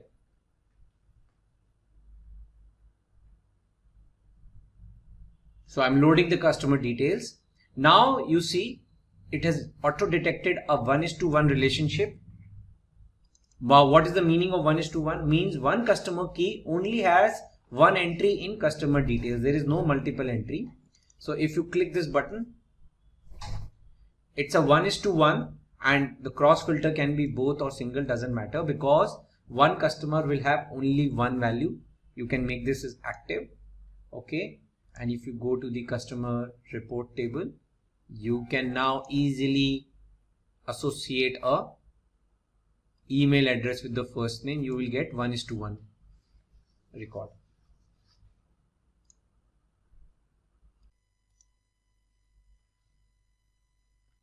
So now you can see that with 1:1 relationship, with the first name I have associated the email ID, and for each email ID there is a associated first name with that.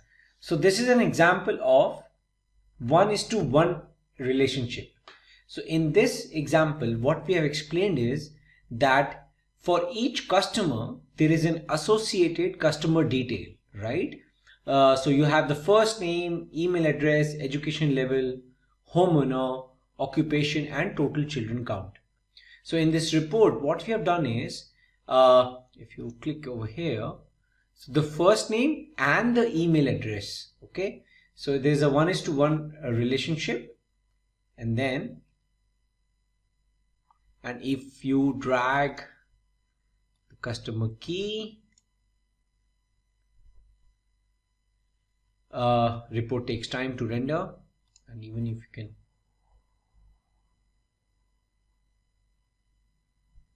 so this is the reporting output. You have the customer key, first name, associated email address, and the count of product names which the customer has ordered. Now this is an example of 1:1. Now I want to show you an example of many to many. Now for that, I'll import my fulfillment dataset.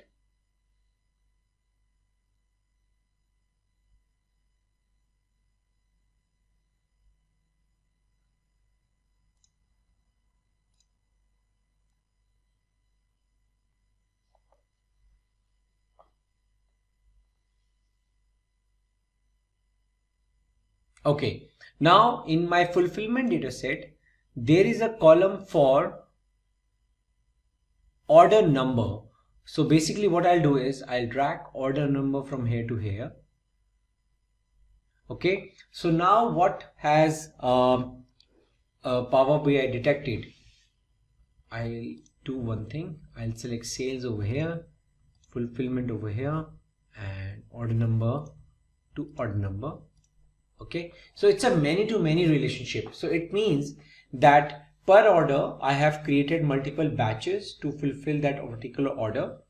Now many to many relationship is definitely a candidate for both ways cross filter detection direction, but you can check that. But definitely Power BI shows a warning that this relationship has cardinality to many, and this should only be used if it is expected that neither column contains unique values. Okay, so we know that fact.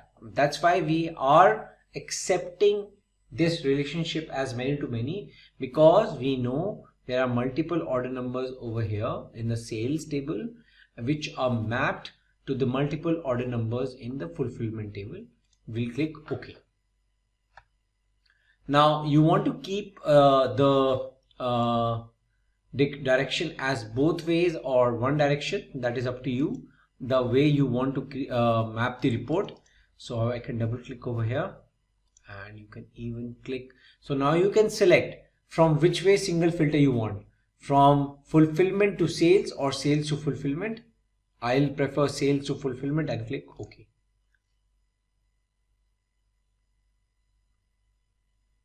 Okay, now we have all our different kind of relationships over here, which we have tried to shortlist. One to many, many to one, one to one, which is this example, and many to many. Now if I show you further relationships which you can keep on adding, like for example I have the example of territories. Now in which particular territory the sales was done. So I can map it over here.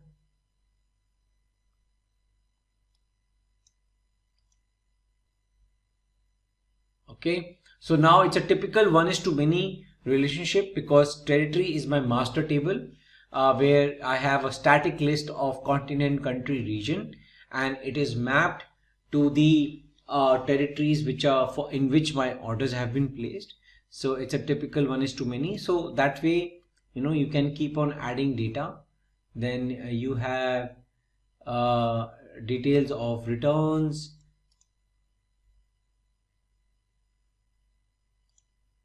Now this is another transactional table which is about the orders which have been returned rather than being returned by the customers. So you have a product key, so automatically Power BI has detected a relationship between the product key and the product table, right? And even if you can join the territory key in which territory the return has happened, right?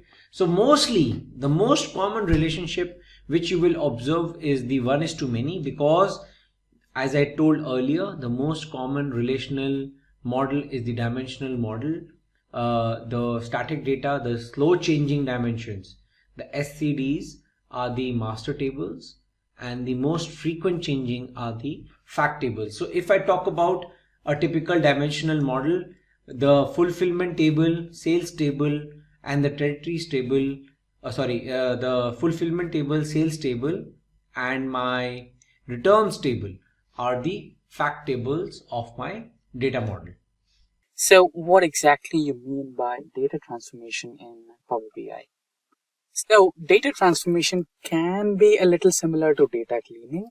So before any kind of data analytics, you might be receiving raw data from a website source, a SQL database, or an Excel file, or multiple sources, right? Once after you receive the data, whether it is batch mode data or streaming data, you are supposed to clean it, right? You might have to clean up the discrepancies like the blank rows or the blank cells or any irregularities in data, such as wrong data type, right? Such discrepancies from the data should be eliminated in the first stage of data analytics. So that's exactly where data cleaning and data transformation comes into the picture. So you have various tools for data cleaning and data transformation like Excel, SQL, but if you are a Power BI user, then good news for you. Power Query in Power BI can assist you in terms of data transformations. So in this tutorial, we will be discussing the most important day-to-day data transformations which a data analyst takes care of in the process of data analysis is what we are going to discuss today. So let's quickly switch to Power BI. But before that, let's have an overview of what kind of data we are exactly dealing with today. So we are dealing with Superstore dataset, and that's in Excel format. So this is our Superstore dataset, and we have 4 tabs here. The first one is Orders tab, where we have Customer ID, Order ID, Date, Ship Mode, and Customer name.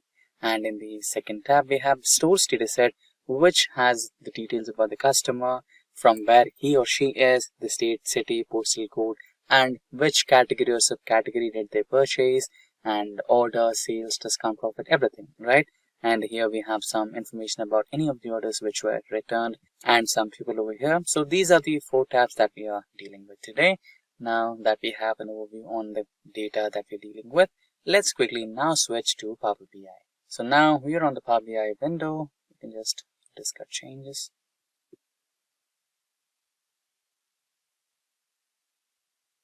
There you go. Let's quickly import the data from our downloads. This is the dataset that we want to deal with today.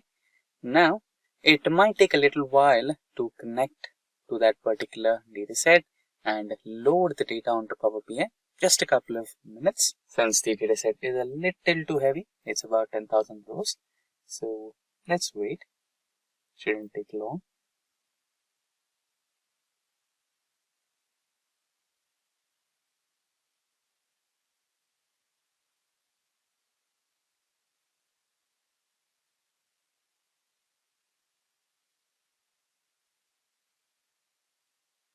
There you go. The data got successfully loaded. So you have the option of loading what kind of data you want. You have 4 tabs as we just discussed. You can load the orders tab and you can load the stores tab. And in case if you want the returns tab, you can also load that. And if you want all of those, just load all of those, right? Now, I just want the 2 tabs, orders and stores. Now here I can just directly load to get started working on this. But in case I don't want any kind of discrepancies, in case if I have a doubt that this data might not be cleaned, I shall go with data transformation. So ideally you should go with data transformation. Check your data first before any kind of analytical processes. So let's go with that. Transform data. And shortly we should be having the Power Query window open on our desktop screens.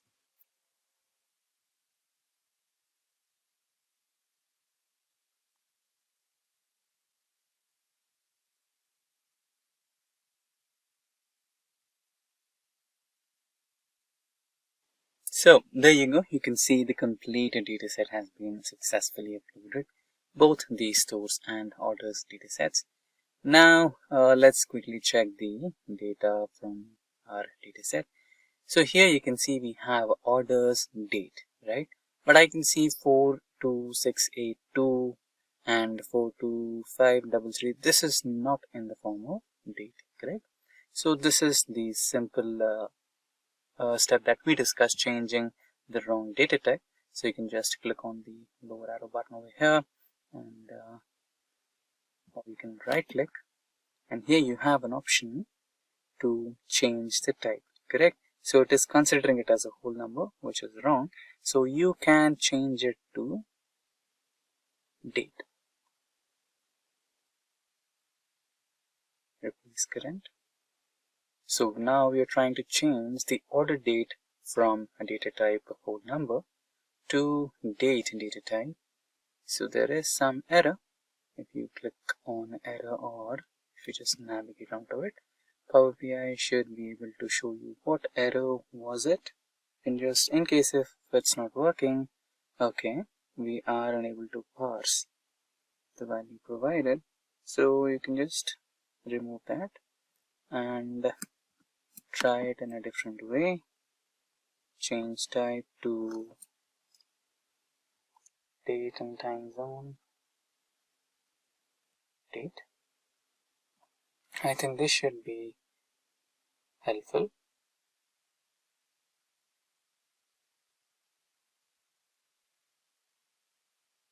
Or if it's not working here, let's quickly check what could be the error. Date time.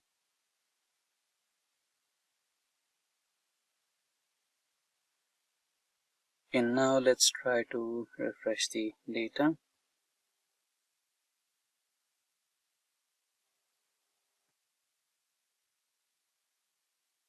It is taking a little while. We also have another information that to deal with. We have the first row as row headers. So we should be declaring Power BI that we also have a row header over here. It's taking a little while to refresh.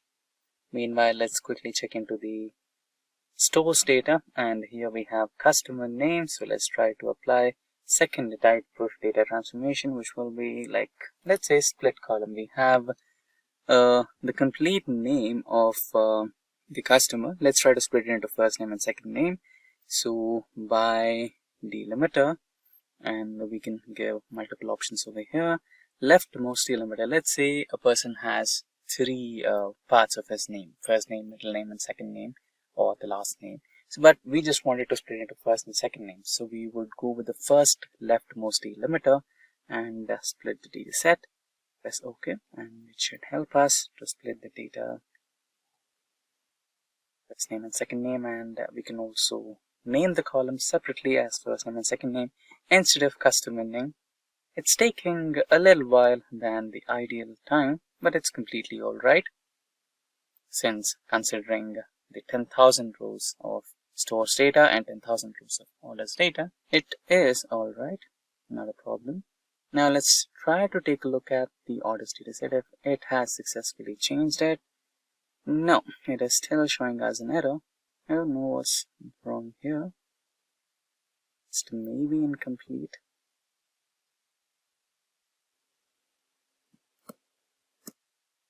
quickly refresh all instead of preview and check if it can help us. So there you go. After refreshing, the first order date is changed to date data type. So what we missed is when you change the type, you're supposed to add a step. So what exactly I mean by that? Now we are trying to change the second one as well. So just wait for a while and it will give us a choice if we want to add a new step or not. That's when we select the option yes, please add a new step. So what do I mean by steps? So applied steps, you can see something over here, right? So every alteration, every change, or every modification that you're doing, every transformation you're including onto your data will be recorded as a macro. So that can be implemented if you are loading a similar data set for the next batch. Let's say this is 2022 data, and if you're trying to analyze the 2023 data and every column is similar, then you can just follow these applied steps and the same implementation will be automated. You don't have to spend time in doing the same process once again. There you go. So this time it has recorded this step and it automatically has taken a new step over here. Change type step 1, change type step 2.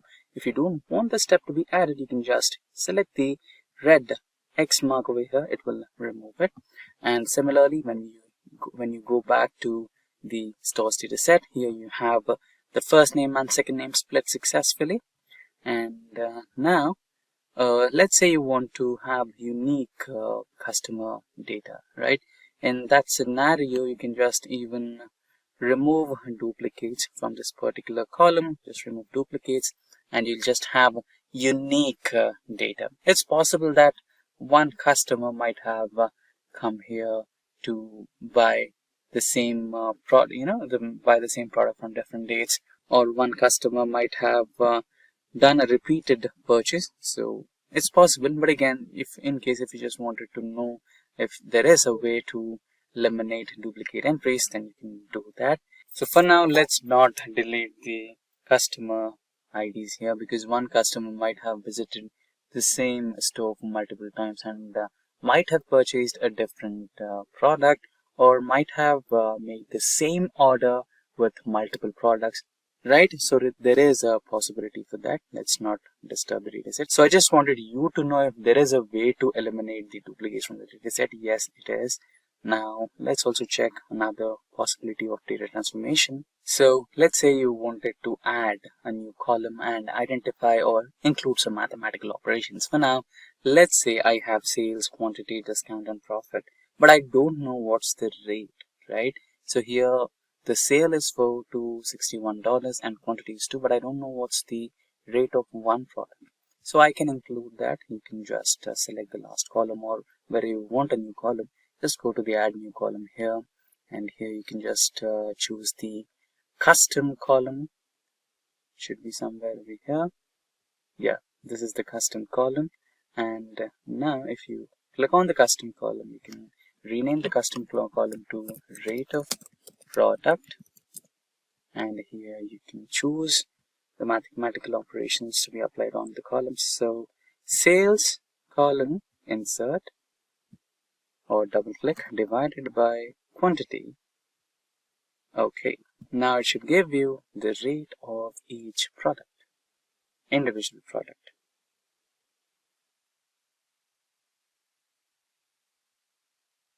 It is taking some sizable time. It shouldn't take so long. So there you go, you have the rate of product. And now let's say you want to combine multiple data sets. For example, here I have stores data set, but my stores data set doesn't have any data related to orders, and orders does not have any data related to customers. Now I want to combine these two. Is there a way? Yes, you can do that. Now let's get back to stores, and here go to home option, and here you have something called merge queries. So now the stores data set has been selected in the first data set. Here, just select the drop down and select the second data type, which is orders. So here you can see stores with the current one, which is in the first place. Now, select based on which primary key you want to combine both. So I want to go with customer ID because both of my data sets do have customer IDs. So I'll go with customer ID, and both datasets will be combined. At the end, at the last column, Power BI will show me a new table, not a new column. It will give me a table combined with all the columns in one column. You just have to expand the column and select which columns from the second dataset you want to include in your overall dataset. So let's do that practically. So here you can see I just have tables. If I select the expand column option over here, you can see I have a lot of columns here. So just deselect everything. I do have row ID, I do have a customer ID. What I need is order ID, order date, ship date, shipment mode, and customer name. I do have it. So that's all I need. So just press on OK, and I should have them included in my new dataset altogether. It might take a little while.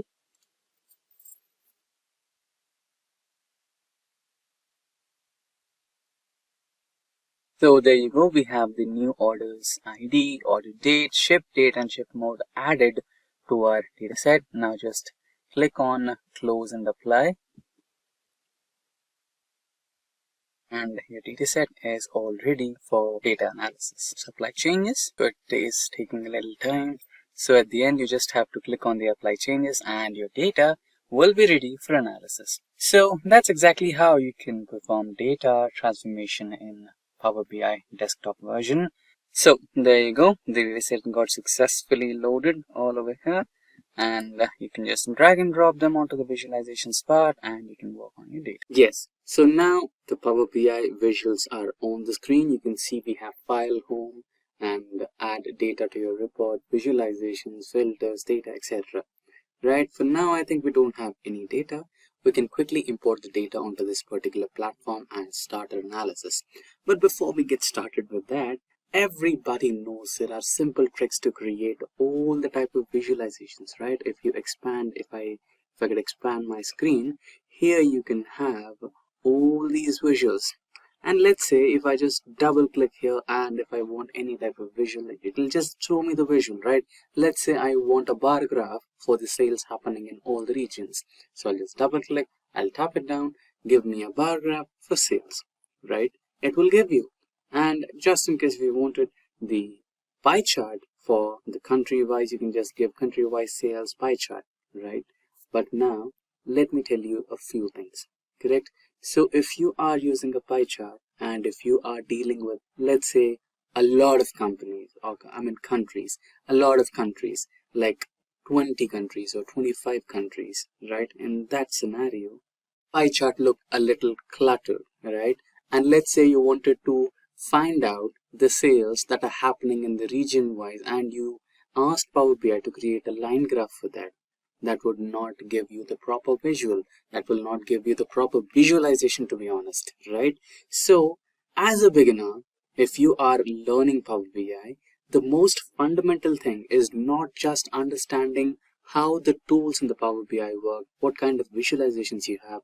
The most critical thing that you will need to know after understanding the basics is what type of chart is to be used for what kind of visualization, right? So that's exactly we are going to discuss today. What kind of data requires what kind of visualization. Let's say I'm working with date data type. Let's say I'm working with sales data type. Let's say there is a requirement where I need to present the data in form of table or a card. Then what are those scenarios? And if I want to use the pie chart or bar graph, then what kind of data types that I need to deal with? What are the situations where I need to use the bar graph and where I shouldn't, right? A few basic fundamentals that we will be dealing with today. So we have a wide variety of bar graphs in the first row and a wide variety of line graphs in the second row, which deal with the line graph, area graph, ribbons, etc. And in the third row, we have waterfall, funnel, scatter plot, pie chart, donut chart, tree map, and next we have map and filled map, and we have the gauge, cards, and everything, right? And here we also have a KPI, right? So we'll also go through a KPI type of chart. And if you want to learn about the KPIs exclusively, then we have the KPI tutorial in Power BI lined up in this particular series, so you can also go through that. And after that, we have some slicers, and we have tables, and we have matrix, right? So a wide variety of charts available, correct? So we will try to understand the major ones. The first row, bar graph, which are the scenarios where you need to use the bar graphs. Next row, we have the line, right? Line area. So all these come under one kind of set. They are similar to one another. So which is a scenario where you can use a line graph? Which is a scenario where you can use a waterfall or a funnel chart? Which is a scenario where you can use a scatter plot? Which is a scenario where you can use a pie chart, right? A wide variety of probabilities, a wide variety of permutations and combinations. So what are the exact needs? What are the exact visualizations that carry a value, that carry a meaning to the stakeholder? Which are those particular charts which explain the numbers in the right way possible? So that's the point of today's discussion. So to begin with, let's import the data first from the Excel document. So we will be using the Excel data over here. Just click OK. Now you have a wide variety of tables which are present in that particular workbook. We are dealing with the data tab. So just click on it, select and load. If there are any mistakes or if there are any discrepancies, Power BI will let you know, and it has the caliber to also fix those particular data rows, right? So there is 1 or 7 errors right now. You can choose to close, but the overall tutorial is about learning the type of visualization, right? So 7 rows out of 10,000 will not make a huge difference for us right now, because we are trying to just understand the basic understanding of what type of charts to use. So I'll just quickly close this, but in case if you want to fix, you can just click on this view errors, and the Power Query will open up in the background. You can just switch to the Power Query tab and fix the data rows where they really need to be fixed, right? So let me close it for now. And now in a short notice, you can see we have the data loaded here. Now we have 2 types, but if you let us imagine that you're on Tableau, and on Tableau you have 2 things, dimensions and measures, right? So measures is self-explanatory. Anything that deals with numbers is called as measure, and anything that deals with characters or names or anything such which is not a number is considered as a dimension, right? So here we have category, city, country, customer ID. So these are the ones which can be considered as dimensions, and where you have a summation logo or a mathematical symbol right in front of it can be considered as a measure, right? Now let's say we wanted to create the month-on-month sales report, correct? Which deals with the data type. So just data type, right? Just remember, whenever date is included in your parameters, either you're adding it to the rows or columns, just make sure that you are using the line chart, which is over here. So let's quickly rename our page to line charts or graphs, correct? Now we have named it. Now you can either choose to double click and add that, and then here you have x-axis and y-axis, or you can just drag the order date, expand this order date, and the hierarchy is over here. So if you want to go with the month on month, you can simply add this to x-axis, and you can have your sales data somewhere over here, drag this to y-axis. This is one way of creating it. But in case if you don't want to waste time in this particular huge process, you can just choose to simply double click on the canvas and write it over here, line chart sales month. Just click, and there you go, right? Brilliant.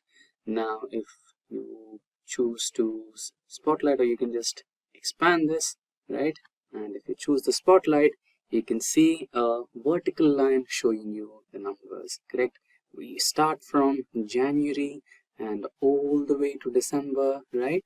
And here you have the month-on-month sales. So remember, whenever the data type is included in one of your parameters, then the best way to represent, the best way to visualize the reports will be the line graph, right? With that, let's switch to the next one. Now, since we were supposed to discuss the bar graphs first, but it's okay, not a problem. So let's discuss the bar charts now.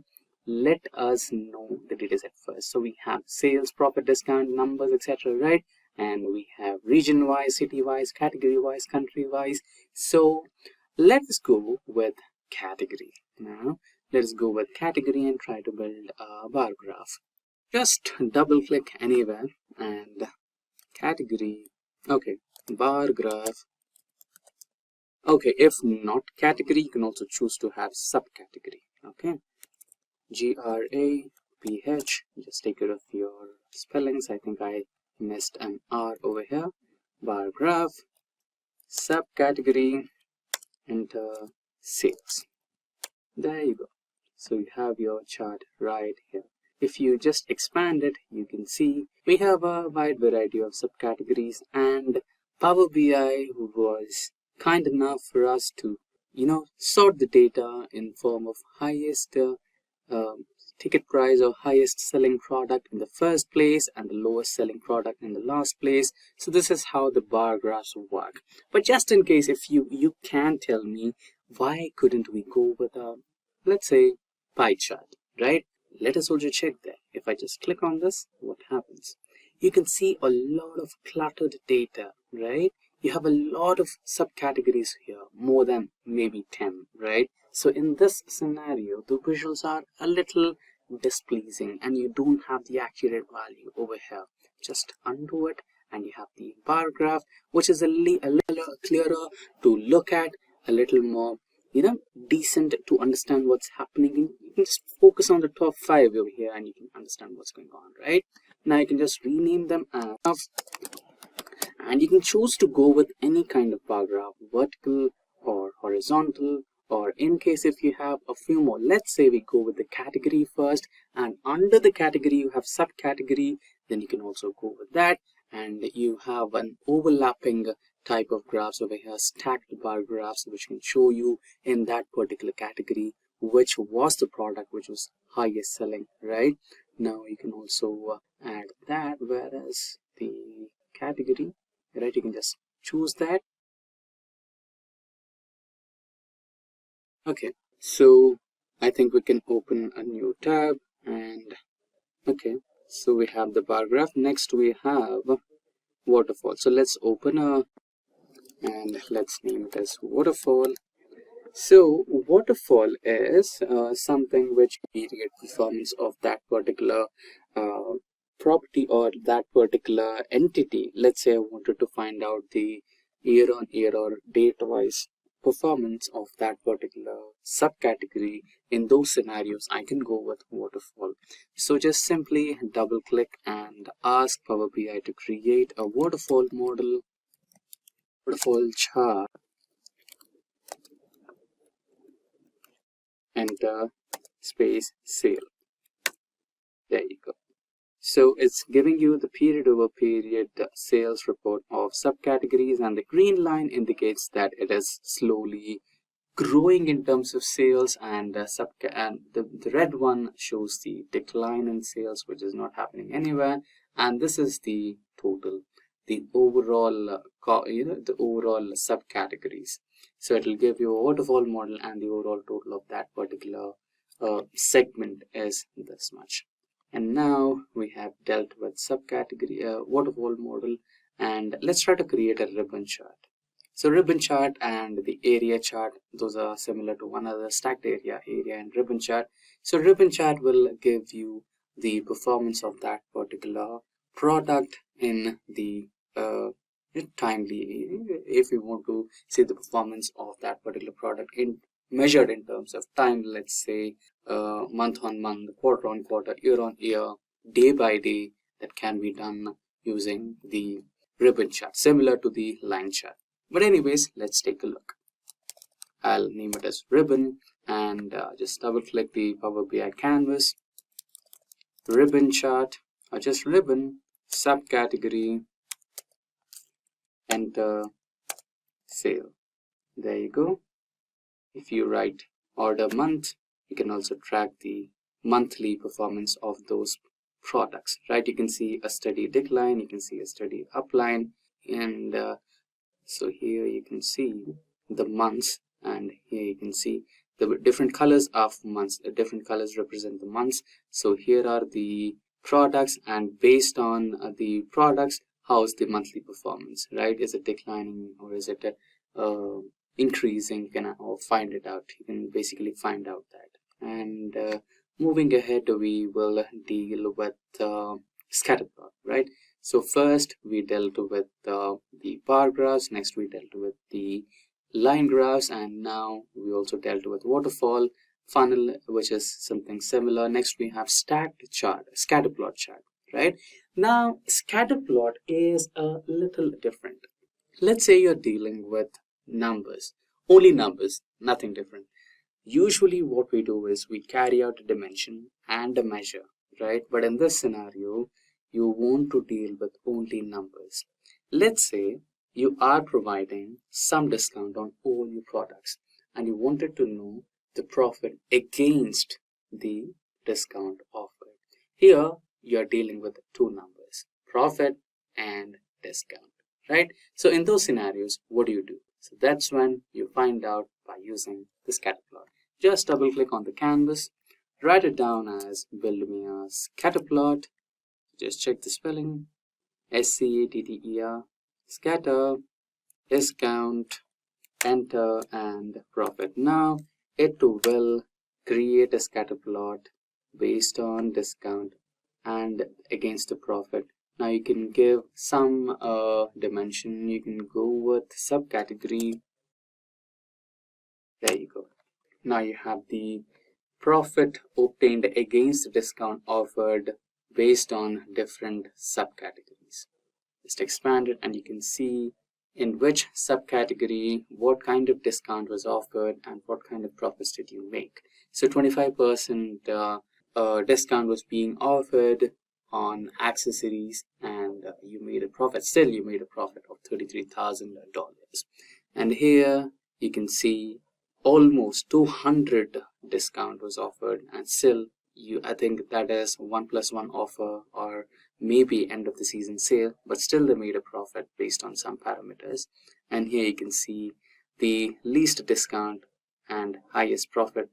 Okay, the least profit and the highest discount is in terms of tables, which is 33%, the maximum out of everything, and they still did not manage to earn some good profits out there. So this is how you create a scatter plot. Just quickly name it as scatter. And next we can deal with the pie chart. Now just double click on the canvas, pie chart, region, sale. So you have 4 to 5 regions here, and using a pie chart would make a good impact on this particular visual, as everything seems clear and you can easily make out which particular region made the highest sale by just looking at the size of these pieces, right? Now let's quickly name this as pie, and now let's move to the, you can just you can use the same data for creating a donut graph. You can use the same data used to create a tray map, and yeah, those are similar to one another. And let's quickly jump, and now let's create some maps, right? Now when do you need to use map type charts? Let's say your data set has some geographical data, something like city, something like country, something like continent, right? Or longitudes, latitudes, anything which gets in touch or gets in line with the geographical data, then you can proceed and build the map data types. I mean the maps, correct? So something which is related to the map data type, you can build a map. Now let me double click on the canvas and ask Power BI to create a map in country sales. There you go. You have, as simple as that, you have the country-wise sales on Power BI right here. You can also choose to have filled map, which will show you how much sale is happening. The darkest color will indicate the highest sale, and the lightest color will indicate the lowest sale. Now moving ahead, we have the cards and gauge. So cards and gauge are completely similar to each other. Just click on the Power BI, double click. You can write card, country. Okay, let's go with region because we don't want to go with, or you can We don't want to have multiple cars. We just want to have 3 to 4 cars on our dashboard. So we'll go with category sale. So I'll just have a card here, right? You can just keep it anywhere on the corner. In terms of real-time dashboard, you can just keep it anywhere. And let's name it as card. Now let's proceed and create a KPI. So multi-row card, you can also create a multi-row card. Let's say you have, let's go back to card and check it once. So if you create a multi-row card, we have 3 categories, and you can also add the subcategories of each category. So that's similar to a multi-row card, correct? Now let's go back to the last type, or we have KPIs and table. So KPIs and table are completely similar to each other. Let's try to go with the KPI. Now we have discount, profit, sale, and quantity, correct? So KPI is something which gives you the direct real-time number of what's happening with your real-time dashboard, correct? Now how many number of products are sold, what's the overall sale that we performed, what's the overall profit that we received, what's the overall discount that we offer. In terms of one single dashboard, you can create a KPI for that. Now let me create a KPI discount first. That's as easy as that. Now KPI for the profit, enter, there you go. Now double click. KPI for sale, enter, there you go. And lastly, KPI for quantity. There you go. Now that's how you create the different types of charts. So basically, if you integrate all these charts into one page or one dashboard or one canvas, that's what you call as a real-time interactive dashboard in Power BI. And again, coming back to the slicers, if you were using Excel, you might have to interconnect each and every single chart using the report connection option. But in Power BI, you don't have to create that particular report connection process.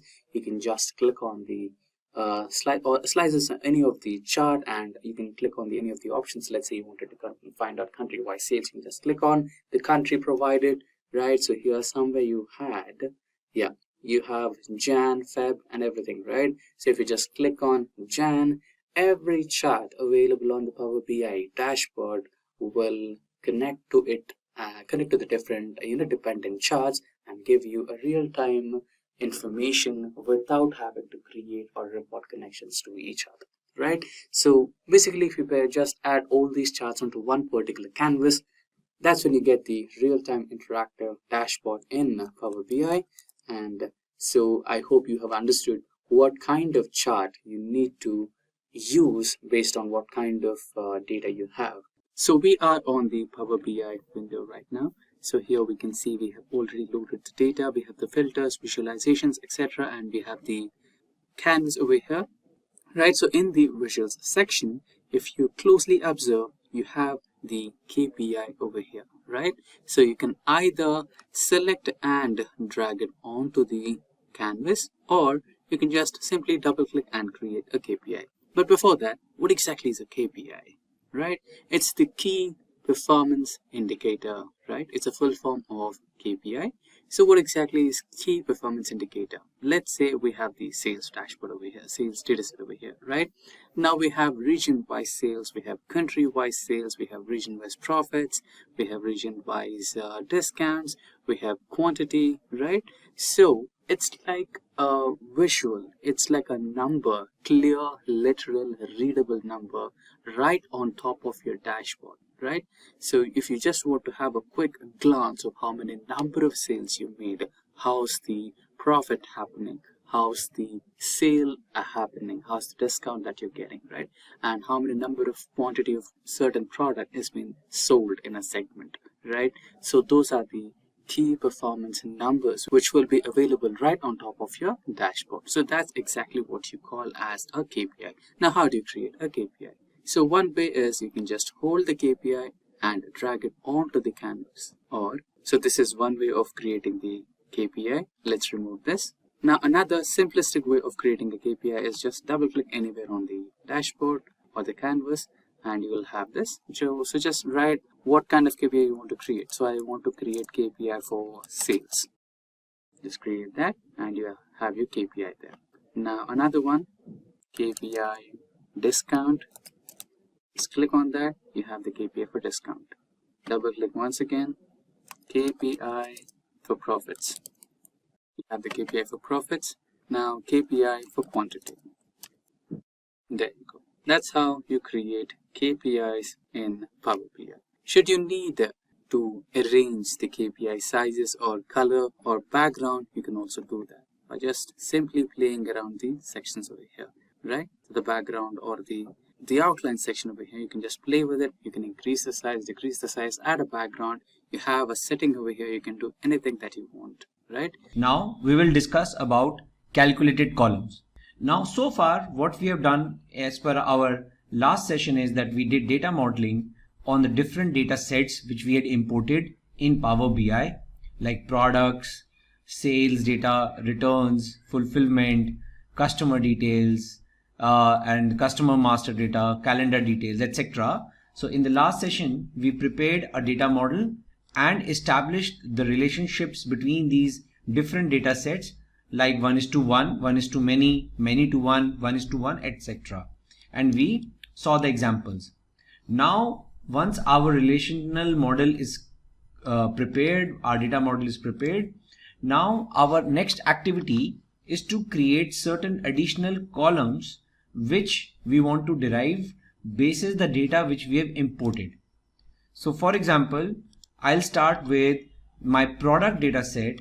Now in my product data set, I want to introduce a column which basically categorizes that if any product which has a color red, black or gray, I am going to tag it as a colored product. Rest I'm going to say not a colored product, right? So all these are like example of byte type product SKUs. So for that, now in order to introduce a new column, you just need to do what? You need to select the table in the data grid, go to the table tools and say new column. Okay, so column will get appended to the rightmost part and you will start seeing a formula section typical to like you get in your Excel. Now I'm going to say that the name of my column is going to be byte type color. Okay, and I'm just creating a if condition. If product color is equal to black,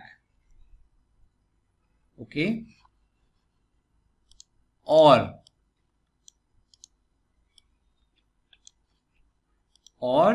if it is equal to red, or if it is equal to gray, then say yes, it's a colored product, else say no.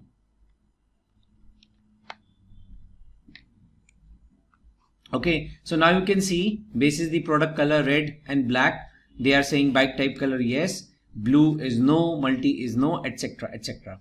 So this is a classic example of an if and else condition based conditional column. Okay, so you can create such columns. Now second column, custom column, which I want to create is I'm going to call as discount. Now basis the pricing of my products, I want to associate certain discounts which I am ready to give to my customers basis the product category, like what is the pricing of the category. Again I'm going to make use of if else, but in a nested way. So if I am saying if my product price is less than 100, then I will give 0% of 0% of discount, so 0 into product price, just to keep it consistent. Now I'm saying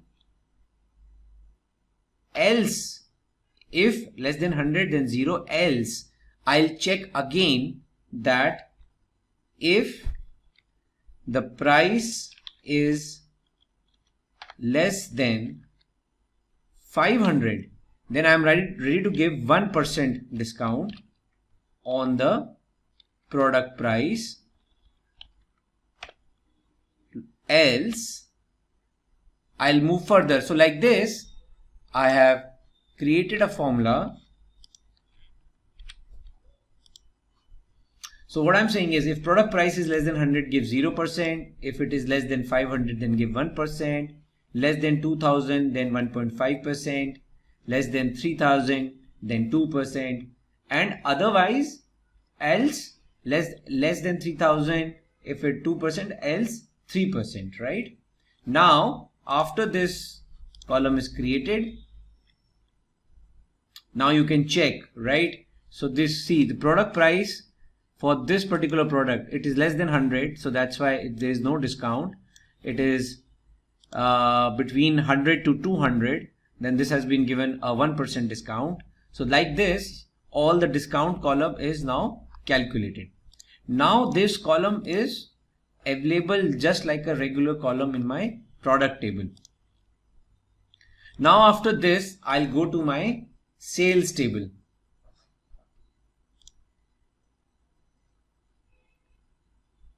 Now in sales table, I want to identify, create a column called as cost. There is no product cost column over here, so that will be derived. So let's create a column called as cost, and it is derived by order quantity into, now the cost of the product is in the product table, and I know I've already created a relationship between product and sales table.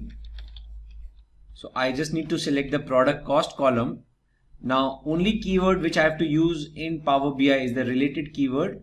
So this will pick up the relation, and now for this particular sale order, the cost has already been derived. So this order number, this is the cost for which the product is the costing of the product for this particular order.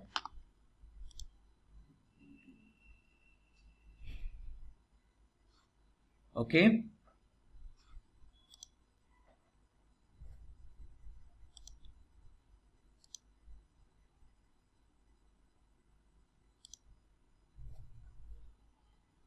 Now I'm going to create another conditional column over here called as order status.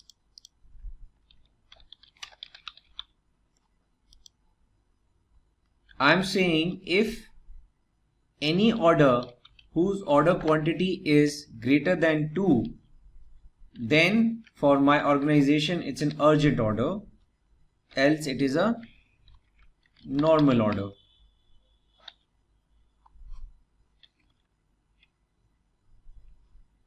Oh, sorry, I lost it.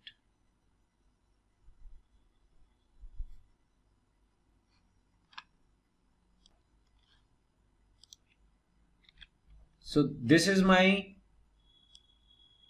order status column, and I have my order quantity, urgent or normal. So any order which has order quantity 1 is normal. Any order which is having order quantity as greater than 2 is urgent.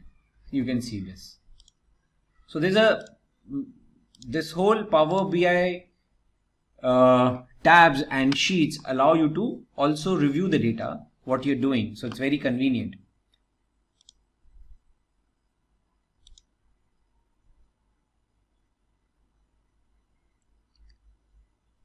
Now I have my sales data. Now what I want to bring within the sales is my discount column. So here also I want to bring the discount which I have created.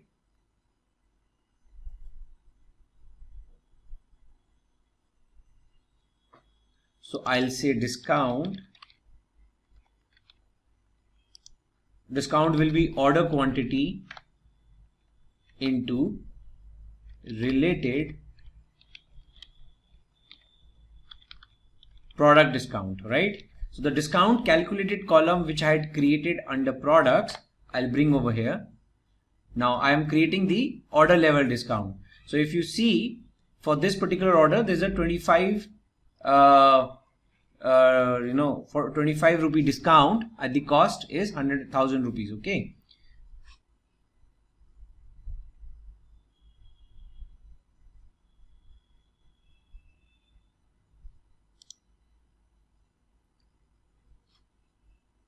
And what is the order price now? So I have taken the order cost, the discount. Now I have to create a column called as price, order price. So that will be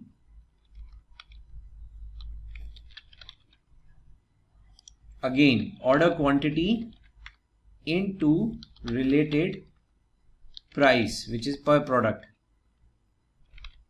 price, enter. Okay, so now I have the cost, the discount and the price, right, available with me. Now I want to calculate the total revenue, total profit and loss, right? Per order, how much?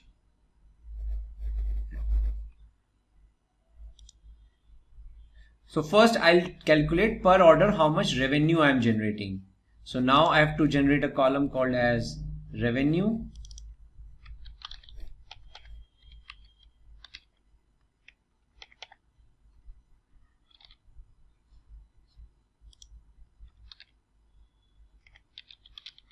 Revenue is price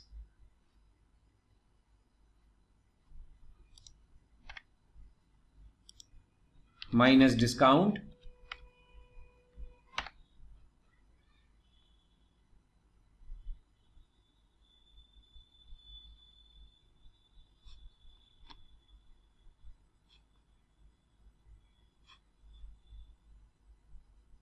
so 1700 minus 25, 1700 minus 25, 2071 minus 42.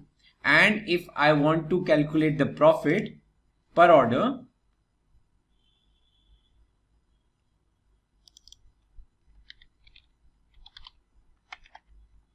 then it is revenue minus cost.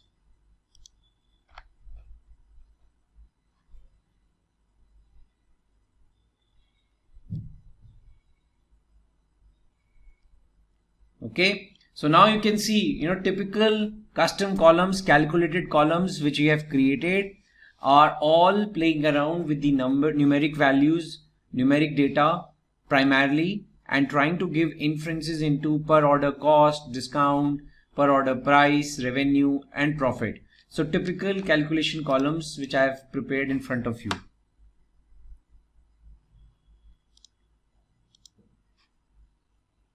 Now let's take a look at other different variations of custom columns. I'll create certain columns for text-based custom columns, calculated columns using text-based data. So I'm now moving towards my customer table, in which I have customer key, prefix, first name, last name, birth date, marital status and gender. Now I want to create a new column in which I want to derive the age of each customer as of today, right? So I'll use another function, a date function called as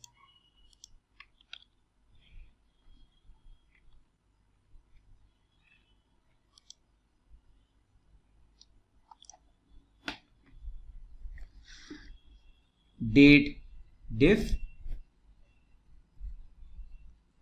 Now date diff, so I want the difference between the birth date of the customer and as of today in years.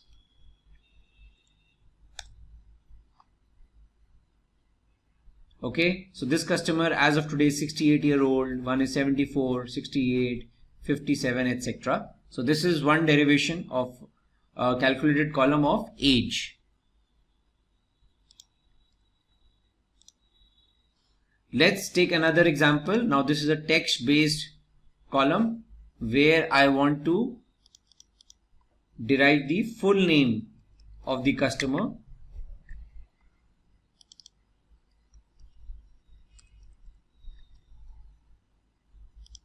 Now here I'll say first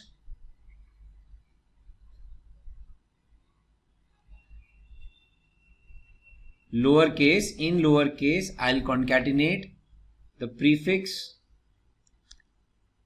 then ampersand, space, ampersand, first name,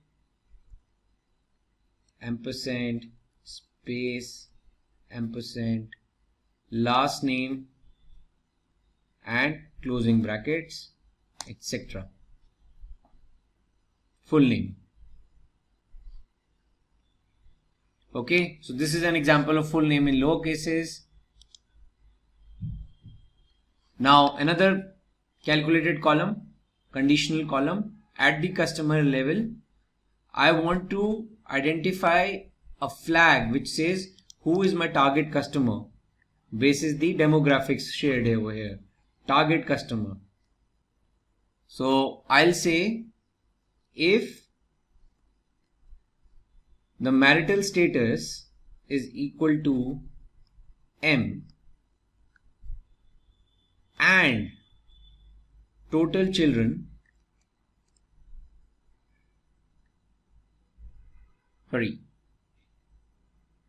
and total children annual income.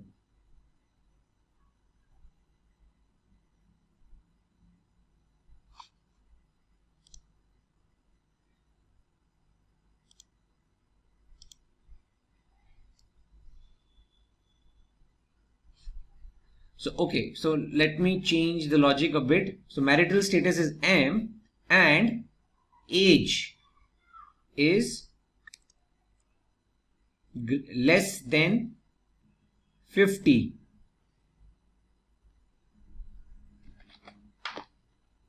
These customers are my target customers. Okay, so I would say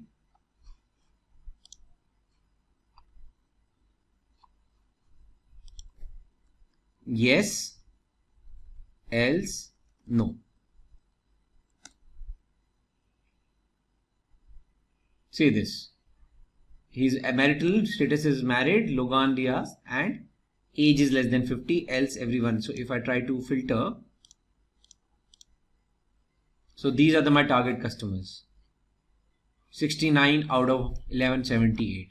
So this is just a conditional column, but a logical condition, an example which I'm trying to highlight over here.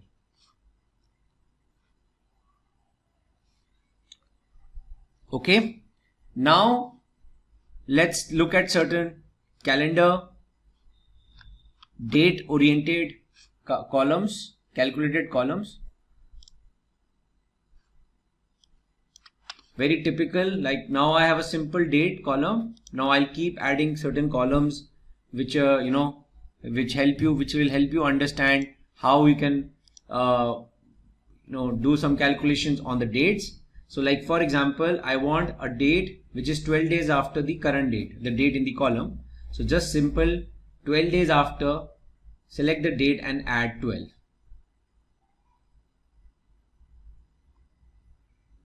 Now if you see the date format, you can go and change the format at the top, and if whatever you feel like this.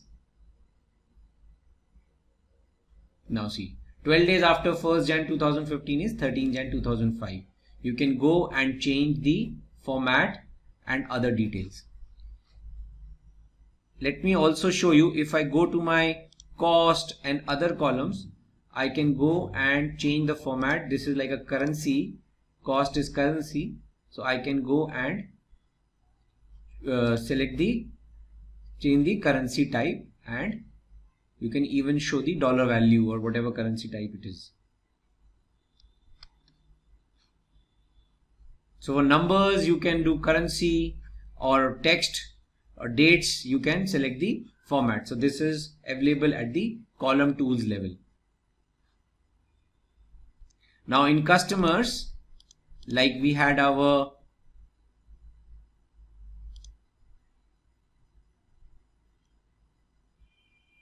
column of full name.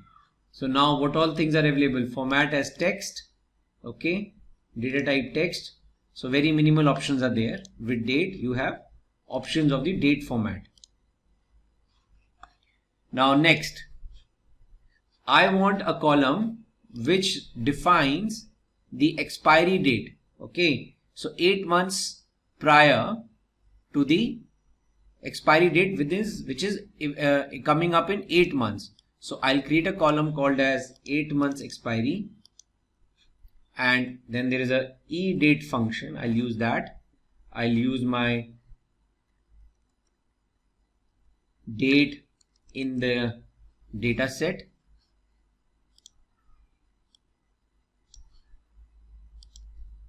comma, I'll say 8. So now this date column will append 8 months to my actual date, and again I can go and change the format.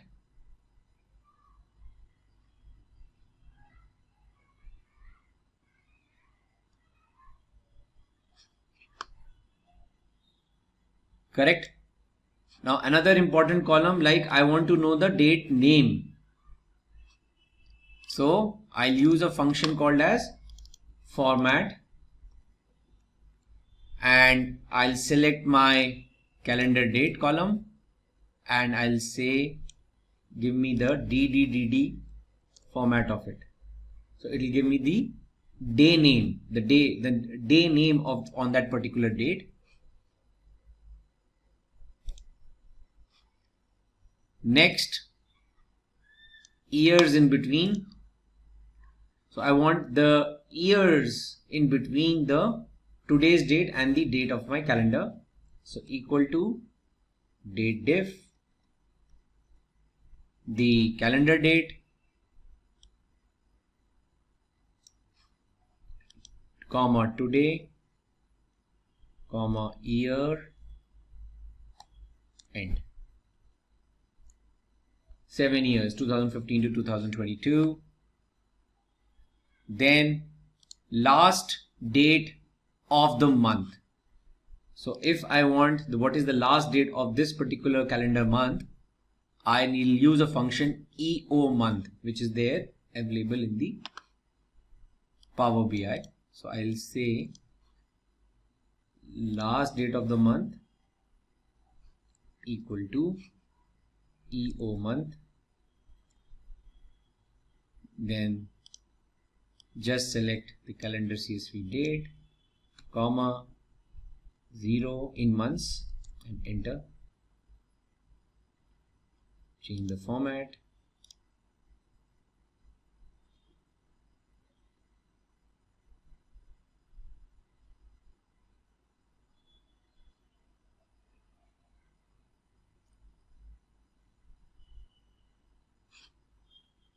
Then similarly, start of the month.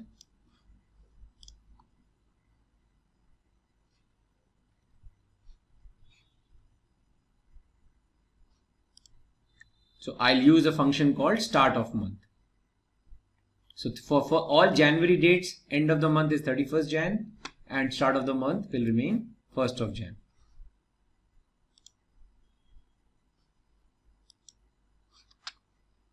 Change the format.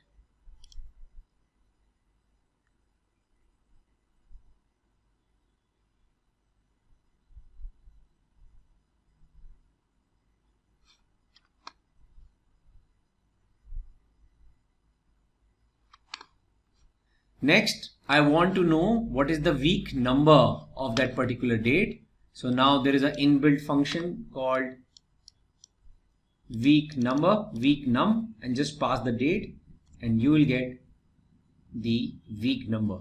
First week of the year, second week of the year, etc.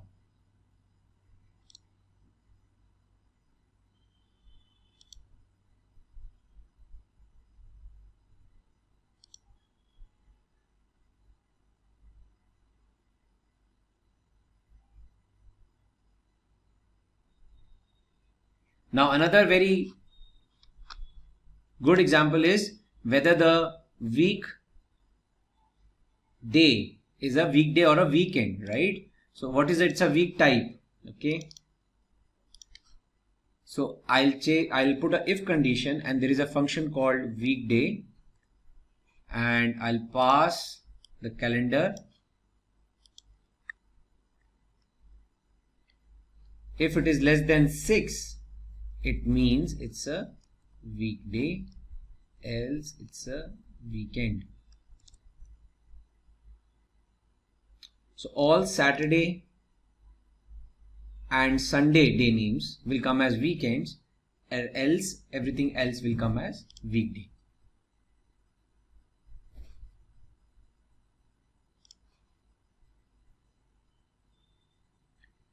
So these are very different variations of different column types, calculated columns, which is a very important utility, and any Power BI project you will definitely be ending up creating n number of calculated columns to derive your numbers, to prepare your reports. But it's important to understand what all things we can do. Yes, there are n number of functions available in Power BI.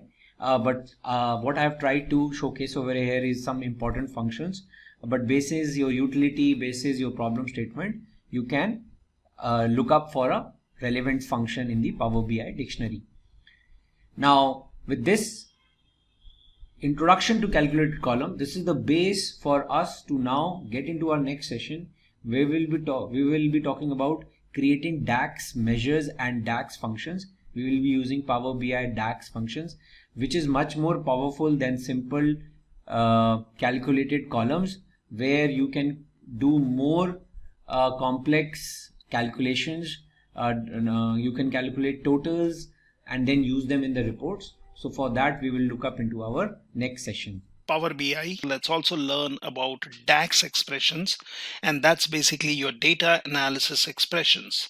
So it's basically collection of functions, operators and constants which can be used in formulas or expressions to calculate or return one or more values. Now we can basically add a new column, so we can do that, or we can also create new measures. Now usually there is a shorter way of doing it. You can go into modeling, and here as of now nothing is highlighted because there is no data uploaded. We see just a new table. What I can do is I can go to home and I can, let's get our data, but this time I'll take the simpler data, although we can work on the same earlier data set which relates to IP addresses and all that, so that also can be done. And to learn, we can take up this particular data, which is global superstore, which we have used earlier. Now here I can select orders, I can select people, and I can also select returns. Now what we can do is, before loading, we can just do some quick transformation on this particular data. So that opens up my Power Query editor. So here, if you remember, we have worked on this. This is returns. So what I can do is I can basically go in here. I can say use first row as headers. Now that's one transformation which I would want to do. Let's go into people, and it basically has person and region. We will still do the same thing, use first row as headers, so that gives me the name of the person and the person belongs to which particular region.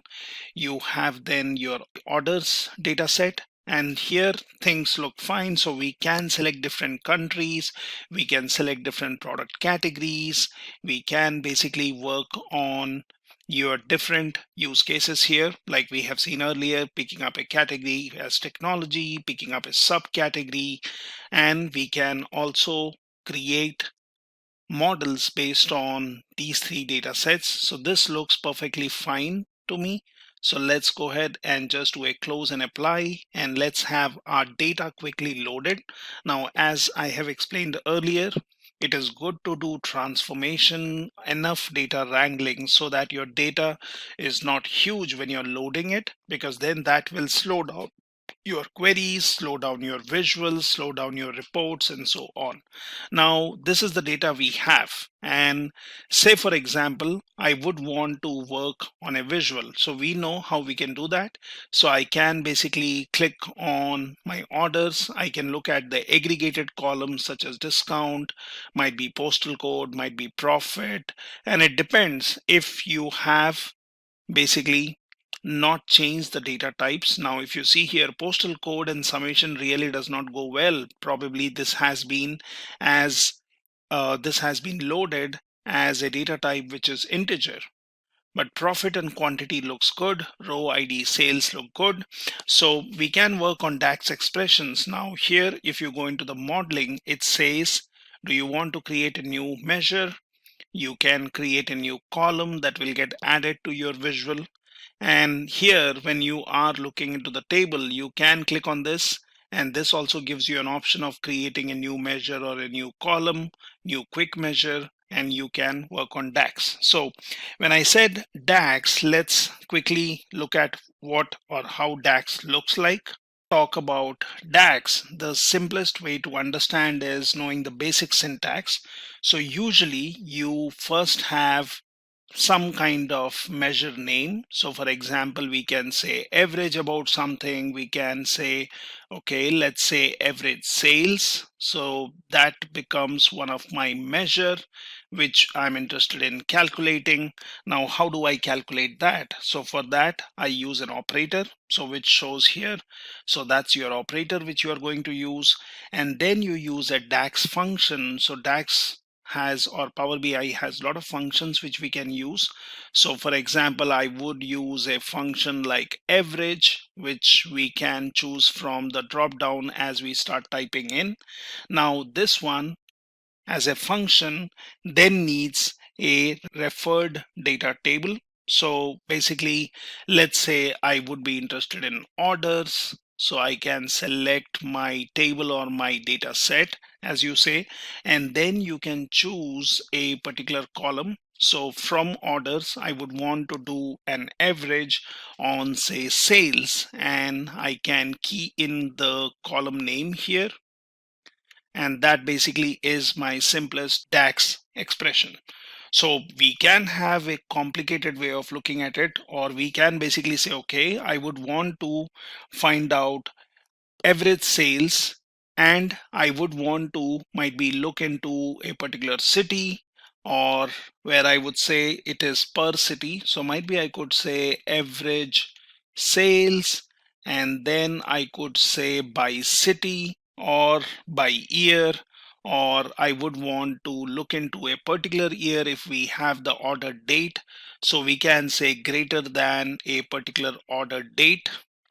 So we would want how our sales have got affected after a particular date, and that depends on the situation. So I can do that, and here I can say greater than order date. Now for that, obviously we have to use the operator, and then I would want to calculate. So I can basically say calculate. Now this is what I would want to find out. So I can say calculate, and then in calculate, I can say, let's take the column which we are interested in. So we can pass in something like a measure here. So for example, I can just say average sales. This is what I want, but I will give a separator here to filter out the data. And then I am going to use my order date. For example, I can basically say, let's take orders, and in that I am taking order date, and then basically this order date has to be greater than or lesser than something.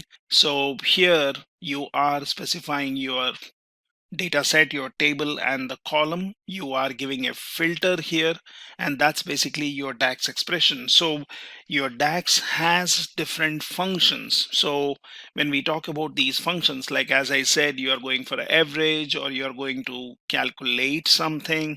So you have what we usually mean, or we use is your predefined formulas. Now that can perform calculations by using specific values called arguments, so which are in particular order and structure. So always remember that when you talk about DAX, this always refers a complete column or a table. Now there are different categories of functions which we can work on. So you have date and time, such as date difference or finding out now or finding out a later time. You can use something like time intelligence, which is dates between first date and last date. You can go for information functions, which contains custom data.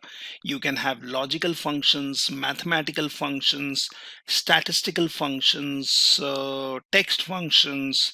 You have basically working on parent-child relationships. So there are different function categories which can be used. And as I said, we can go for creating a new column or a new measure, and we can use this DAX for our data analysis. Now let's see how we do that.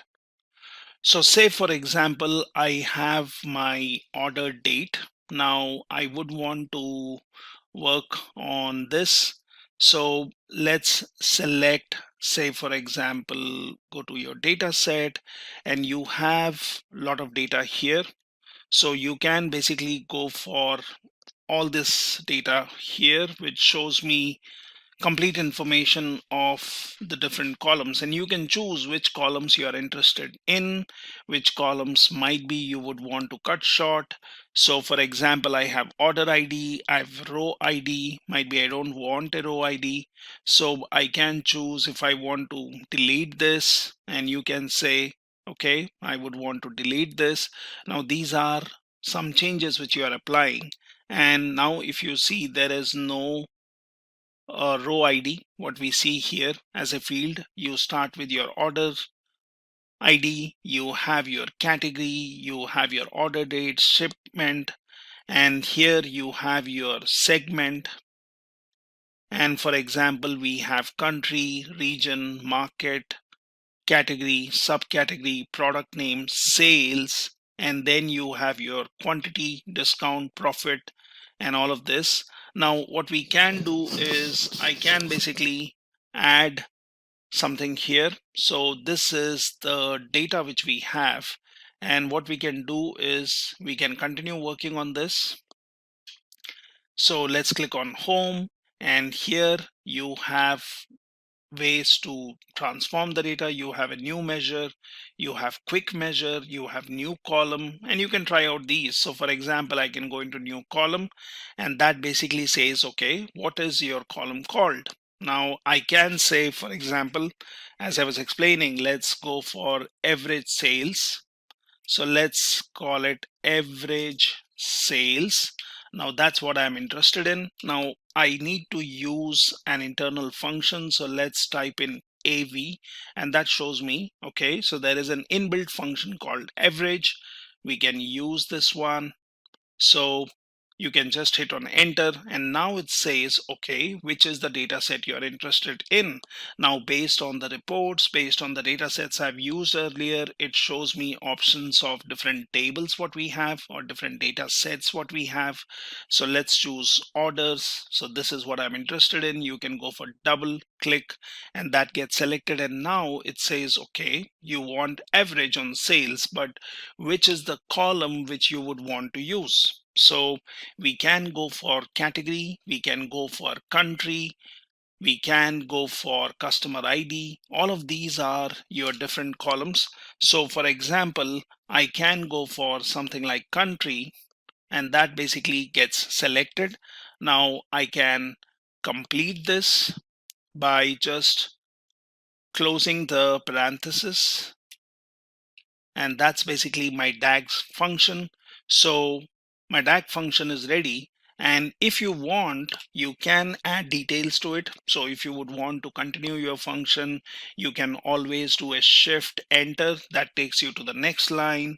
If you do not want it, you can go back. You can add a comment by saying alt shift and letter A, and then you can say my first DAX function, and you can give in some information depending on what kind of function you are creating, and that basically allows you to create the function. So this is done. Now let's hit on enter, and basically it will say the function average cannot work with values of type string. And that's right. I mean, we basically chose the wrong country. I mean, you cannot have an average on country. So that's not right. I should use something where I have to take a numeric value. So for example, I will replace this.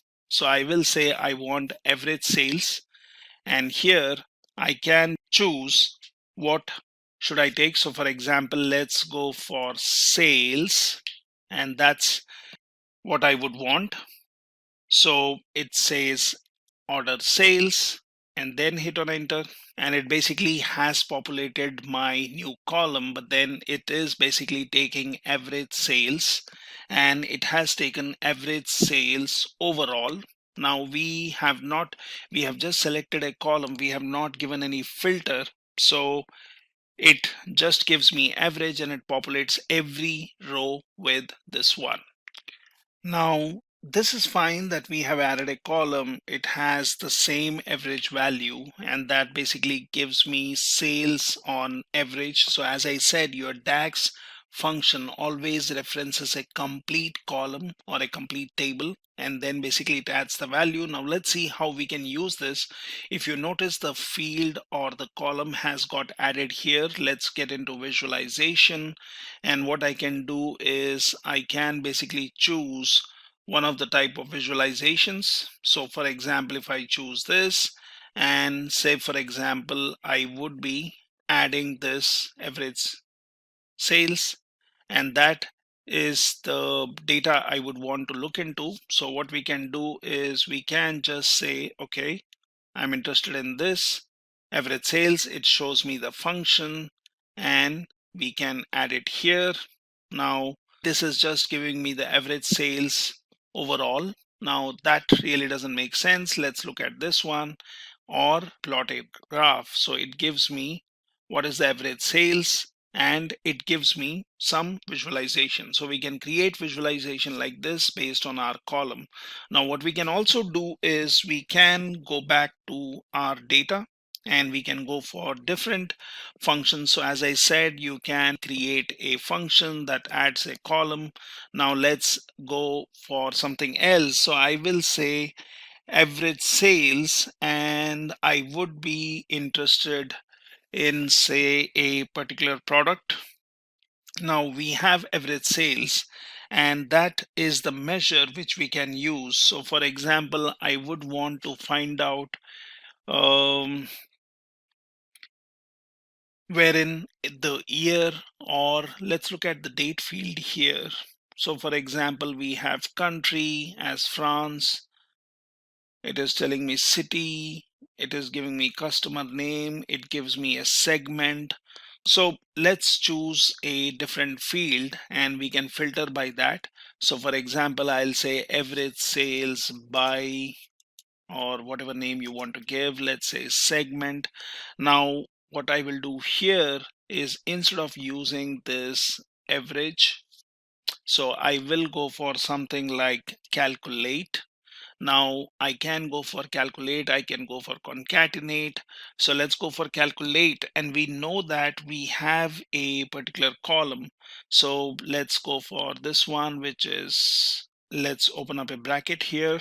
So let's go here. Let's give our column name. So that could be your average sales. So let's look at what was the column name, and we have average sales with A and S as capital. So let's go for average, and then let's go for sales. Now this is what I want to do, but on what? So let's choose this, and here I'm going to now choose orders. So, and then we have to basically look at the column which has the segment value. So segment, Now this is what I would want to use, and then we can try giving a value to this. So you have segment as corporate. So for example, let's go for, so it says calculate, give an expression which we have already given, that's your average sales. Or we can basically give the expression what we did earlier, and then you go for a filtering value. So I'm saying order segment, and let's go for something like corporate. Now that's going to be my segment. Let's close this one. So here's the example. What you do is you give your measure name. So that says average sales by segment. You can do a calculate. Now here you have to pass in a measure. So for example, I'm saying average, and I'm saying take an average for sales. That is, give me an average value of sales. But what I'm interested in is when the order segment is corporate. So I'm giving a filter here, and then it gives me average sales by segment. So that's the column value here, and it is basically filtering out based on the segment being corporate. So segment is our particular column here, which is showing up somewhere.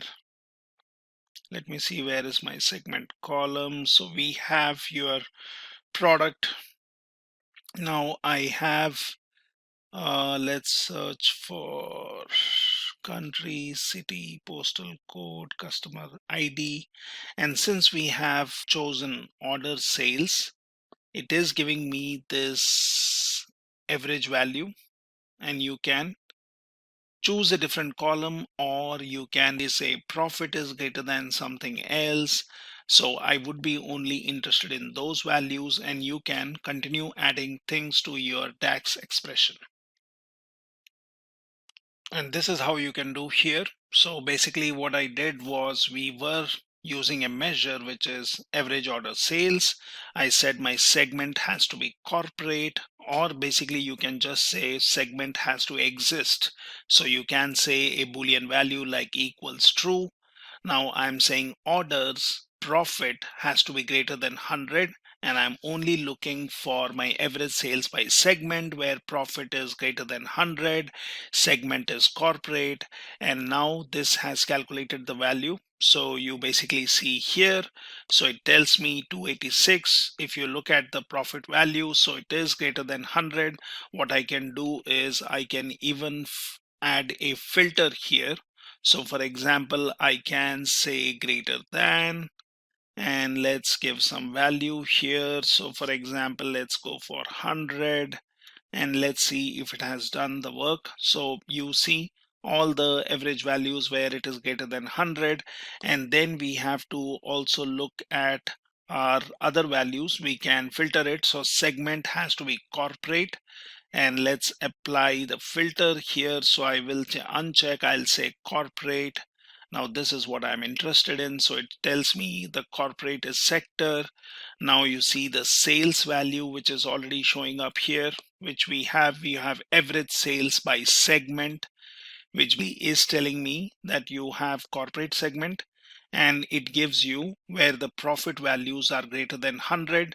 Now we have this DAX here, we have applied, we have the filter, and what we can do is we can go to quickly visualization, and what I can do is I can choose this, I can add it here, and then that says me average sales by segment. However, we can go for different kind of visualization which can give us more meaning here and look at the data. So this is how you can simply use your DAX expressions. Now this is a simple quick session where you are looking at the DAX expression. So when you look at this symbol, it means it is a DAX expression. So you can obviously double click on this one, and that shows you what is your DAX expression. Now, as I said, I have given two filters here. So always remember, once you have given a measure, you give your first filter, and then you can give any number of filters. You can just order it in a different line. That should be fine. Let's say average sales by segment. Okay, so let's say average sales by segment. Okay, profit greater than 100. So I can give some kind of name which basically identifies my column, and that gives me the value. Now if you see here, we have applied these filters, and that's why we are only seeing the relevant data, which is profit, which is a particular segment. And you can create any number of DAX expressions like this using some inbuilt functions. So anytime if you would want to see if your DAX expression is working fine, what you can do is, for example, I can say test function. Okay, now I would want to create a function, and then I can basically choose the available functions. As I said, you have logical functions, you have statistical functions, you have mathematical functions, you have information functions. So you have all of these options here, and you can choose one of these. So for example, we were going for average. You have and or.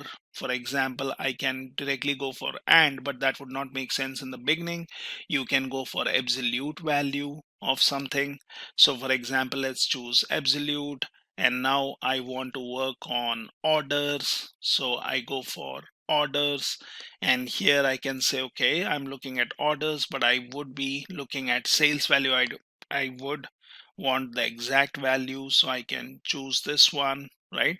And here, now once I am creating a function, so I can be selecting a different column. So this is basically one column. Now you can add calculation you want to do, but this basically says unexpected expression because this is a new DAG for a new column. So what I can do is I can take this out from here.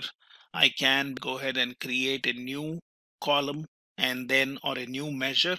So I can do that, and it works perfectly fine. Now I can save this, and we can call it whatever report you would want to call. So let's say Superstore with new DAX, and you can share it, you can publish it, you can continue using it in your reports. So you can create any number of functions as such and then just save it. So for example, I have set of DAX functions, and I can upload it on a GitHub link. So here, for example, if I go in here and if I click on DAX, so that tells me the different kind of visualizations I have based on the standard data. So it depends on my file, which should be existing here.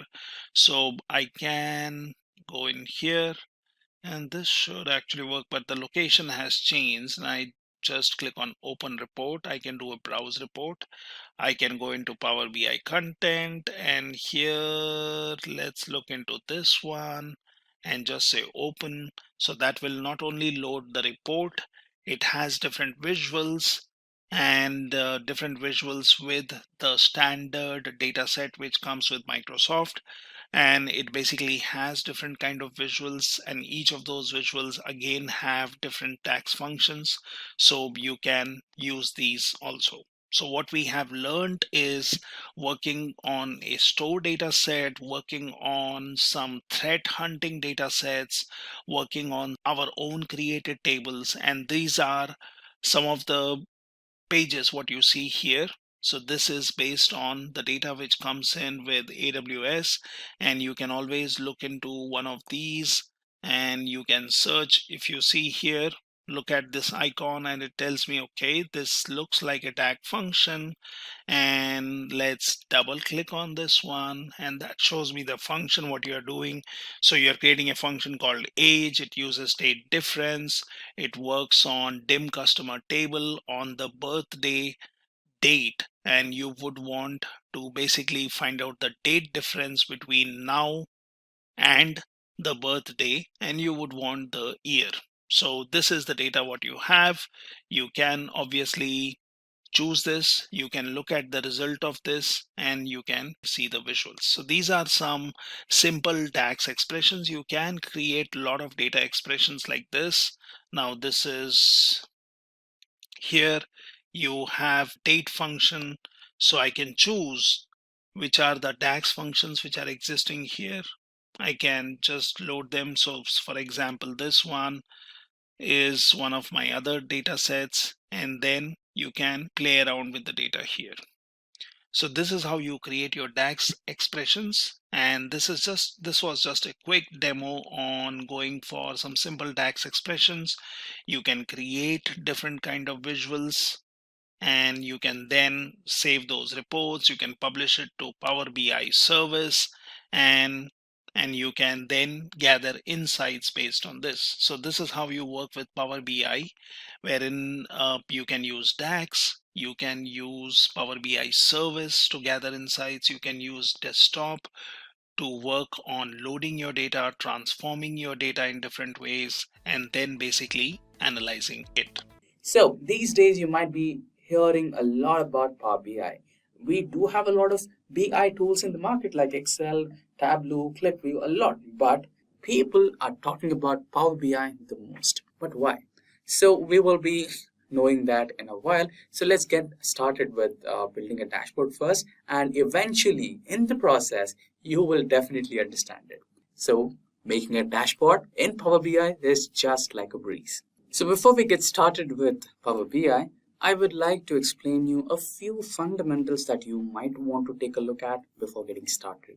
So data cleaning is a much needed process. So you can do data cleaning using Power Query, or you can just simply open your Excel and try to check the data types for blank cells, any inappropriate data, eliminating them, right? So simple, basic, fundamental data cleaning process. If you have some irrelevant data in your data set, just eliminate that row or try to fill that with the proper data that was supposed to be there. And if there are any blank rows or blank cells, eliminate those blank rows and blank cells so that your data is up to date and accurate. And apart from that, let's check out some data types. For example, the first one, which happens to be the row ID here. So this is the data set that we will be dealing with today.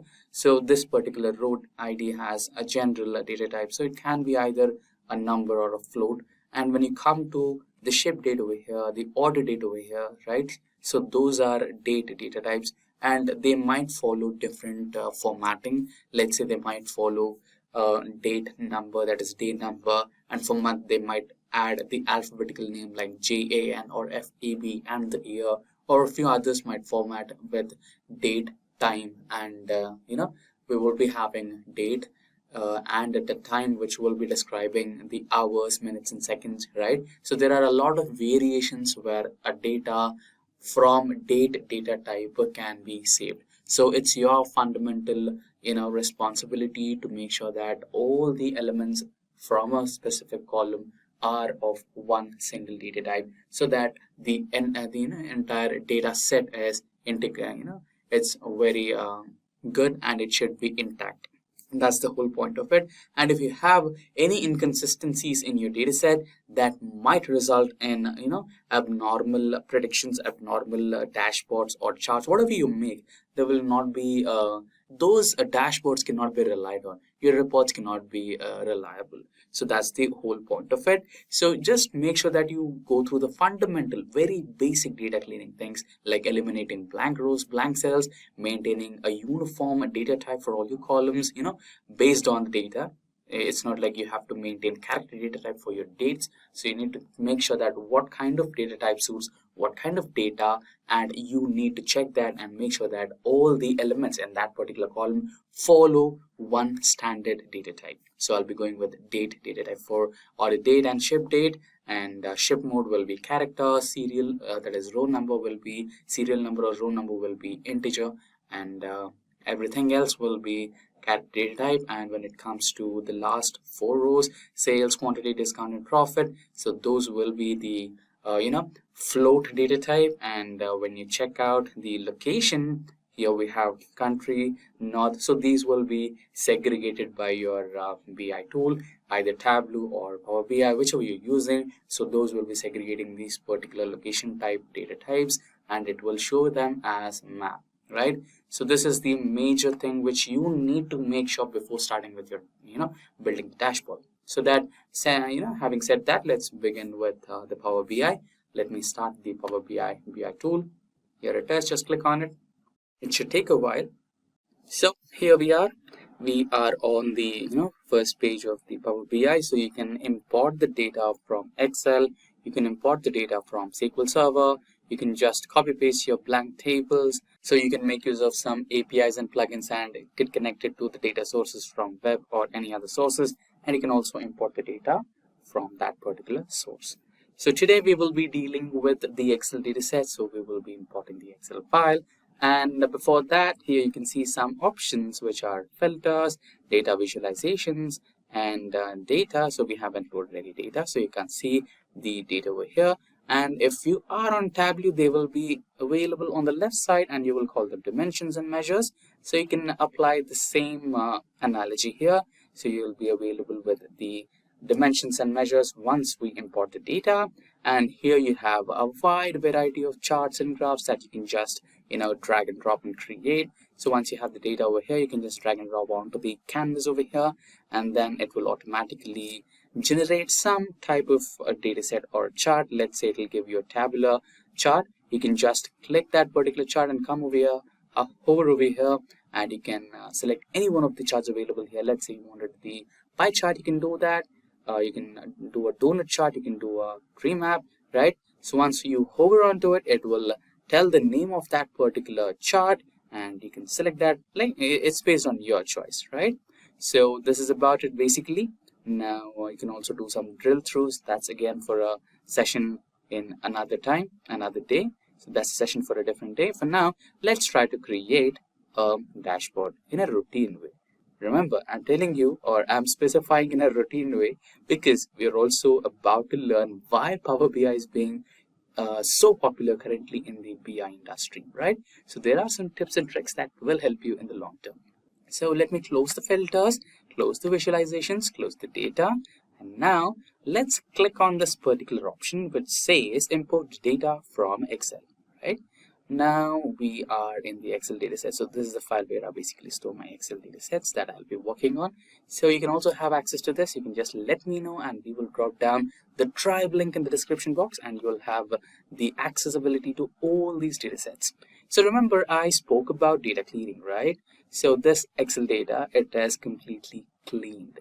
Every data column has a uniform data type, and it follows that data type throughout. And if you check out this particular original data set, which is sales, European sales over here. So this is the original data set which follows different nomenclatures for data types. For example, if I come down to the date column, there are different types of data types. Some of the cells have only dates. They follow date, month and year. And some of these cells have date, month and year along with the time. So another glitch here. So a few of the cells were following the 24-hour timing nomenclature, and a few others were following 12 hours. That is specifically mentioning AM and PM, right? So this causes a lot of trouble when you're creating a report. Trust me, I've been there. So what I did is I cleaned the entire data set, removed the cells, the blank cells, removed the blank columns, removed the blank cells, removed the blank rows, and in any situation if there is discrepancy followed in data types, I've also cleared that, and I saved it as Excel data, right? So we will be using this particular data now, and if you need these data sets, I can provide you with that using the drive link, and you can have access. You can also try your data cleaning by following our tutorial, which is linked in the description box below for data cleaning, and you can do it, and you can start with your dashboards. Now let me just extract this particular data set. Just click on open, and you will be having it on the screen just in a moment. So when you check out the original data set, we have a lot of sheets here, right? So these were some pivot tables that we created for data analytics using Excel. So you can also check out that video. Now we will be doing the same data analytics and creating an entire interactive dashboard on Power BI with the same dataset.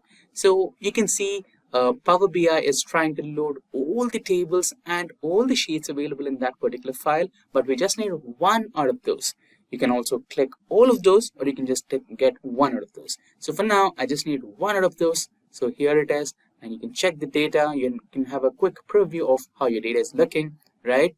And then just click on load. And the best part is Power BI will also perform a data cleaning operation from its end and identifies if there are any rows or any cells that I must start to clean, and it will notify you if there are any errors, and it will also, it is also capable to, fix those errors for you. You can see I have 7 errors, right? So you can just view errors and clear them, or I can just close, so that in the background Power BI will take care of them for me. Now we have the data, right? So here you can see the data tab got opened, and here you can have a new drop down. If you click on that, you have all the data elements present in the dataset, or in terms of Tableau, you have dimensions and measures. So basically, wherever you have a summation or any kind of mathematical operation present in front of the column name, that particular element or that particular column is considered to be the measure. So which is basically dealing with the numbers, and all the others which do not have any other mathematical symbol like equals, hashtag, or summation, those are the dimensions. Basically the character data type or the date data type, whichever the data type it is, but not numbers, right? So here we have it. So what you basically do is completely similar to Tableau, ClickView, or any other business intelligence tool. Basically just drag and drop, right? Now let's say I want to find out the region-wise sales. What can I do here is I can just drag it onto the canvas, and again I have sales over here. I can drag sales to the canvas. I can just hover it onto the existing box. You can see this particular box, right? You can just drop it inside the box, so that Power BI will understand that I'm trying to extract the region-wise sales, and it will perform the summation of all the sales region-wise, and it will give you a table. Let's say you're not satisfied with this particular tabular representation. You can just hold your table, and here you can open the visualizations and open the filters, right? And here you have visualizations over here. If you want to segregate that in form of a pie chart, you can do it, right? Now it will give you the sum of sales based by region. Now if you want to calculate the let's say order date, date wise sales, then I can also do that. You can just drag the sales over here and select that particular table, and whenever you are dealing with date data type, right? When you are dealing with date data type, then what you do is you try to use the line graph. It's the best way to represent your sales, how they are happening, right? And a few other things. Let's say I want to calculate the profit by city or country. Which country is facing the highest number of profits? You can also do that. Just drag and drop, you know how it is. And okay, it's giving a lot of countries, but still it's not a big problem for us. You can just drag and drop the sales, and here you can select any one out of these. Let's go with the bar graph, and here you have it, right? Now, so far so good, right? So far we are so good.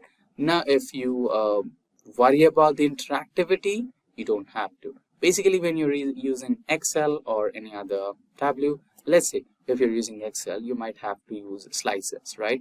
So if you're not aware of what am I talking about, you can just go check the data analytics of building the dashboard using Excel, where I have completely explained the same data set, and we have built an interactive dashboard there, so it will give you a better idea about it.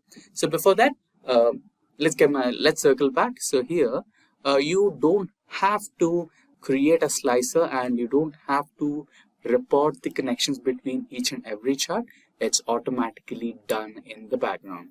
For example, let's say if I wanted to calculate the sales of central region, if I just click on the central region, it will automatically change the display of the entire dashboard, and it will give me the central region sales, right? And if I just go back, it will give me the entire sales dashboard. Let's say if I want to calculate the west region, I have my best data, right? So that's the best part of Power BI. And now we are going to identify why this is one good reason why Power BI is popular, but there is another good reason why Power BI is so popular right now. So popular, so easy, and so effective that even a school-going kid can build a dashboard. Trust me, a school-going kid of grade 11, grade 12, or a candidate who is just graduating, or a fresher, or any person who doesn't have a computer knowledge but has some good knowledge about numbers and how businesses work, they can definitely create an interactive dashboard using Power BI, even if they are new to Power BI. So we are going to just see just that. Let's create a new page, or you can just go back to the same page. Okay, let's create a new page. Now, let's say I don't know how to create a chart. I don't know. Let's say my manager asked me to create a complete report of the sales happening. And I don't know Power BI, and I don't know anything about how to create a chart and how it's work, right? But I have certain idea, right? Let's say I have a certain idea. I want to find out the region-wise sales. I want to find out the country-wise sales. I want to find out the performance of sales, date on date, year on year, month on month, quarter on quarter, whatever it is. You just want to create, you just want to extract you want to build an insight on the date-wise sales, and you want to find out, profits based on certain regions or certain categories, right? Which category is the highest performing category, which is the majorly used shipment mode, right? There are limitless possibilities. You know what to build, but you don't know how to build, right? In such situations, Power BI is here for the rescue. Just right click on the canvas, just click anywhere, right? Now okay, it was not the right click, it was the double click. So just double click anywhere on the Power BI canvas, and there you can see something called ask a question about your data. Let me expand that for you. You can see ask a question, anything about your data. Now let's say I want to create the same region-wise sales, right? You can just type on the region-wise sales, and it's already giving you a bar graph. Now let's say you don't want the bar graph, you want a pie chart or a donut graph, right? Donut chart. So you can either select any one of those. I'll go with the pie chart for now. So you can just select on that, and here you have your pie chart, right? How simple is that? How easy is that, right? And now you can just place it anywhere on your dashboard, check the size, alignment, and you're good to go. Let's close these filters for now so that the canvas is a little more better visible. Now, let's say I want to find out ship more profits and the type of graph. I'll go with the bar graph. There you go. Sales that happened using a certain ship mode, and you have the data right here, and I'm choosing the bar graph. Now let's say I want to calculate the month-on-month sales, right? So double click anywhere on the canvas, sales, order date, and remember we want to represent okay, it's too intelligent. It already gave you a line graph, right? Just click that, select that, and just place it anywhere on your chart. And you can expand it. There you go. There you have it, right? And now let's try to find out a few more things. Let's try to find out which of these segments gave me a lot of profits, category-wise profits. Category profit, and let's try to build. We have a pie chart, so let's build a donut chart. There you go. Place it anywhere on the canvas, like wherever you need it. Now a few more things. State-wise. Okay, now let's make it a little more interesting. State, sale, map. You wanted a map, right? So just select on that and you will be having the map. Okay, some problem here. So I think let's go with country, sales, map. Okay, let's enter. Now let's select this particular chart. Okay, no interactivity I need right now. Select this, and here let's select map and field map. Visuals are disabled. To enable them, go to File, Options, Settings, Options, Global Security Details. Okay, let's try this. File, Options and Settings, Options, Global Security, Use Map and Field Map Visuals. I think this should fix this. Okay, let's refresh. This should help us. There you go. You have your map. Let's place it anywhere in graph in the dashboard. Now we have the region-wise sales or country-wise sales and the shipment mode subcategory. And let me know what else we can build. Let's have the KPIs here. Now let's go to the sales. Just drag and drop the sales anywhere on the table.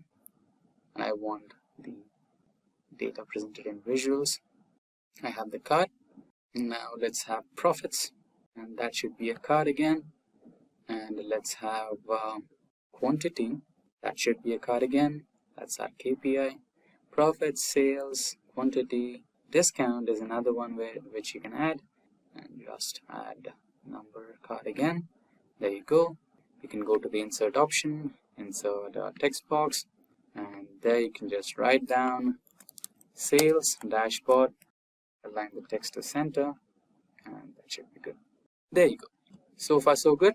And in case if you wanted to add a few more visual aesthetics to your dashboard, you can also do that. You can just click done here. I think you remember your PowerPoint, right? Just go to view and you can select any of the backgrounds you want, and there you go. You have it.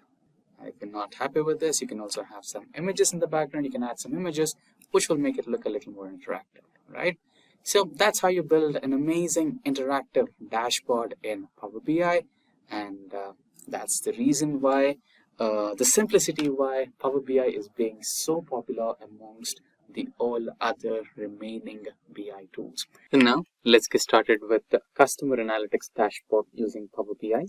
So we will be using the Amazon sales dataset from 2023 and 2024 for this particular dashboard using Power BI. So let's quickly switch between the PowerPoint presentation and the dataset that we are going to use today. So this particular dataset is available on Kaggle, and it is actually the dataset between 2020 and 2021.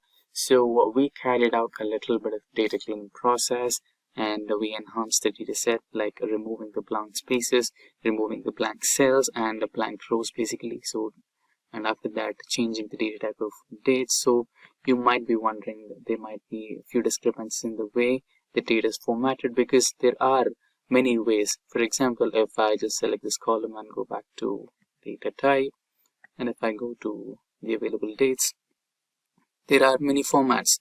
So you can see year, month and date, month and year, and there is an alphabetical representation of month, right?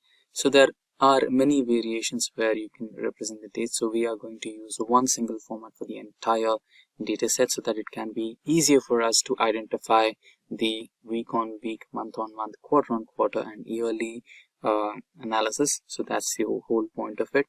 First point, just try to eliminate any kind of blank cells, rows or columns in your data set so that the accuracy of the data that you are using to perform analysis is intact and good, right? So apart from that, just check if you want to eliminate any of the decimal points.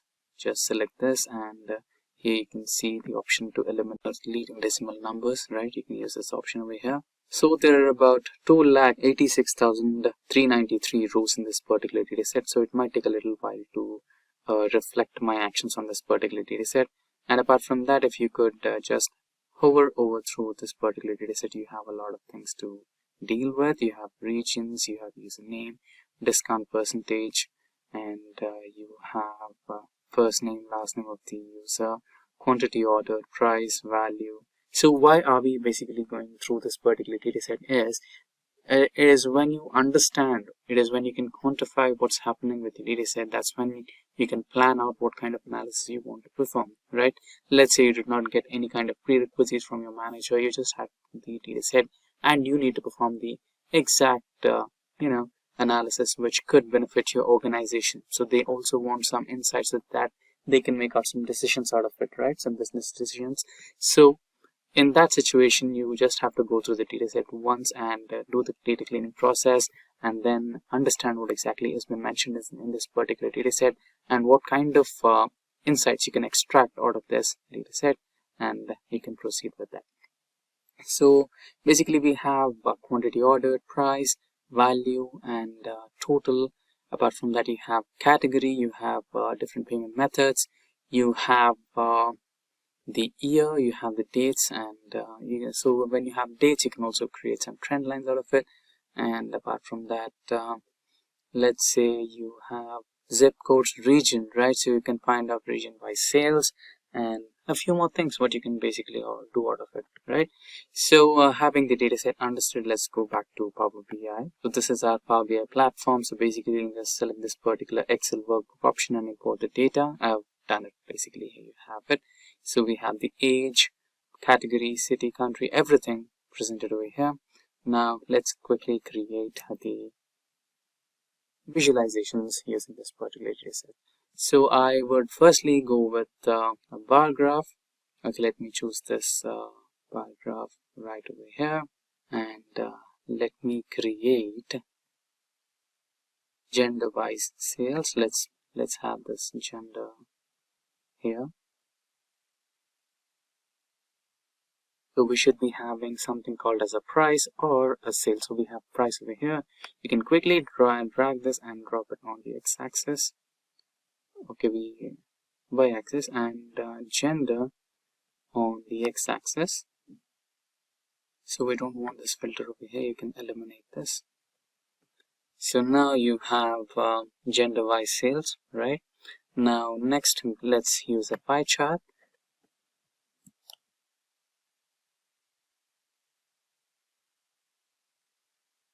Now you can find out the region-wise sales. Quickly add the region into the legends.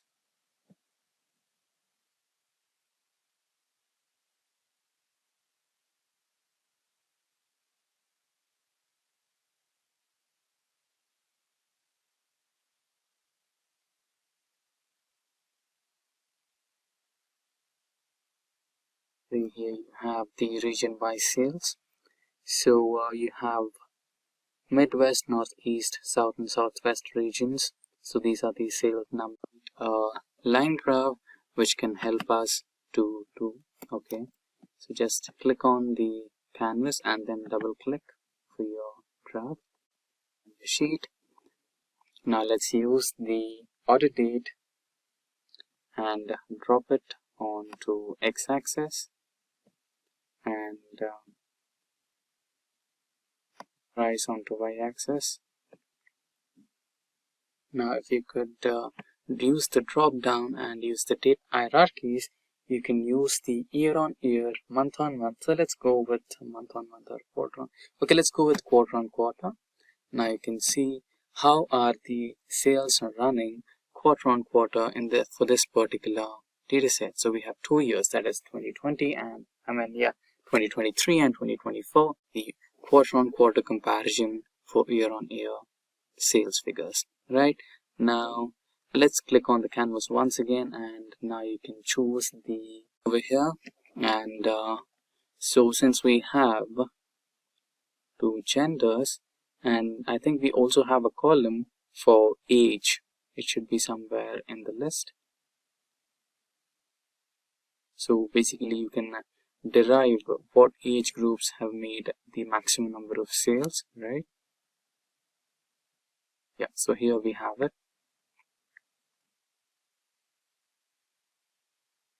And the sales. So basically it will create a bucket, right?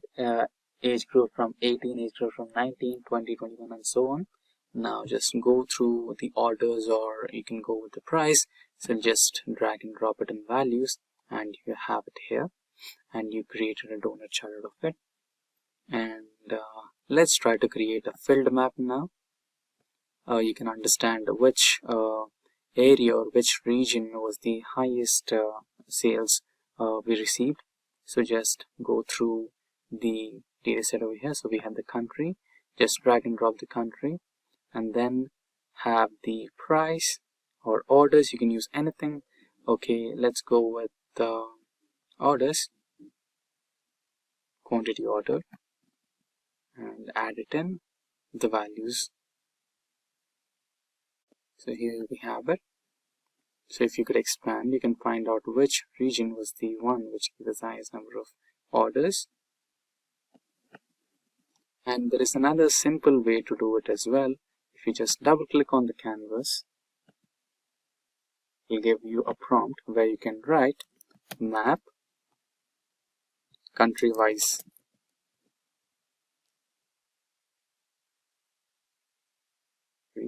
Map state. So we have a state column here, sales or price,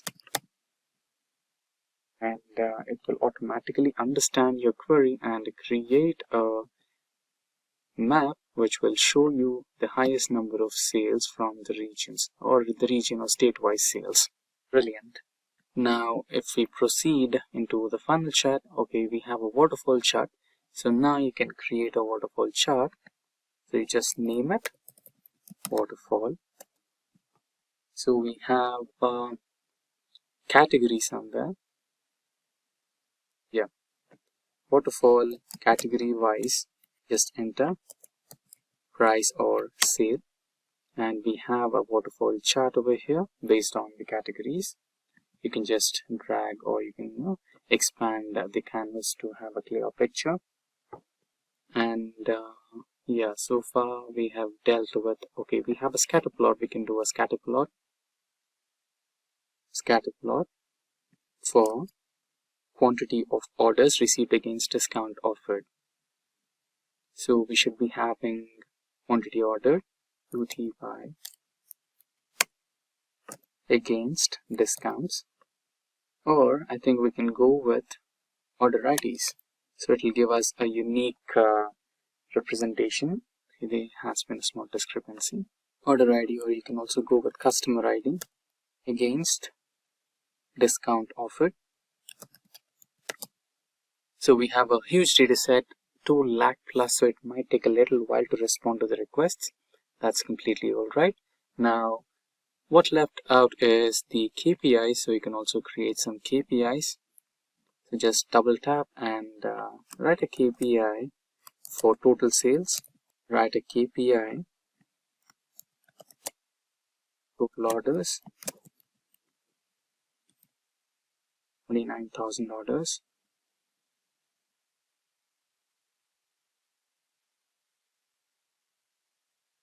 KPI for total discount,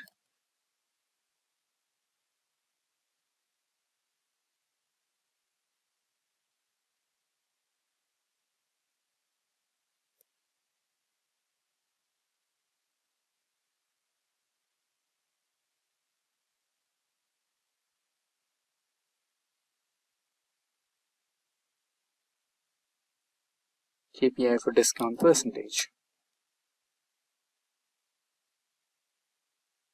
Or we can use KPI for gender, which can tell us how many number of females or how many number of males did create an order.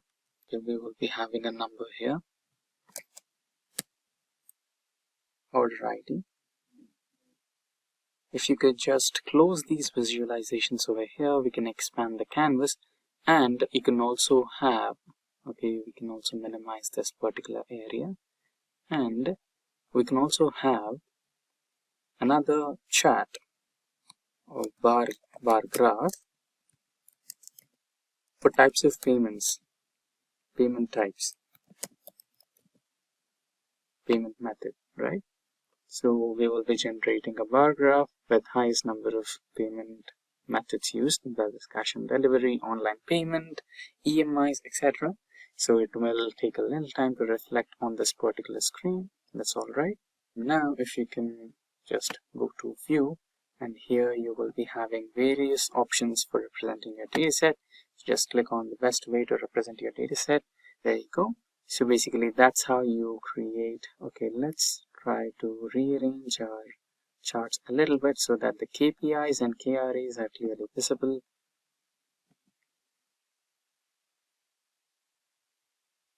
There you go. So that's how you create a customer analytics dashboard using Power BI with today's topic, which is about how to create Power BI dashboard in a few minutes. Yes, you heard me right. You can create a complete Power BI dashboard, or also known as a report, in just a few clicks and a few minutes. Now, in this particular video, we are minimizing the time in creating dashboard because sometimes data cleaning process, you already know. If you're an expert or if you're a beginner in data analytics, you already know there are steps in data report or a dashboard, right? First, you load the data from a source. It can be cloud, PDF, Excel workbook, CSV, or anything. And after that, you do some data cleaning, right?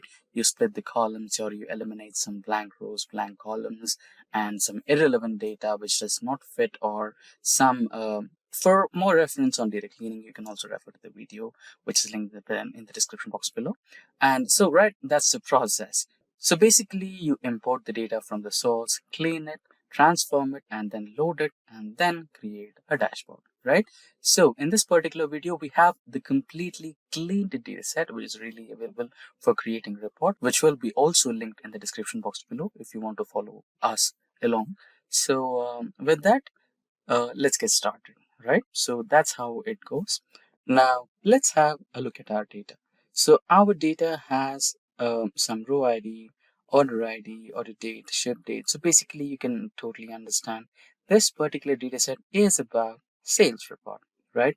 Let's say I'm working with XYZ company, which is based on data analytics, and I get an email from my client that he or she wants to know how exactly the sales are performing, in what exact states or countries, and what exact regions, and what category of products or subcategory of products, and what's the sales quantity, order, profit, right? So let's say you have a one category or subcategory or a product which is giving you high number of sales and profit, right? You want to improve more, you can increase the price, or let's say you have some product which is not performing so well, right? So you can offer some discounts, let's say like 50% off, so that you can move out the product from your store, right?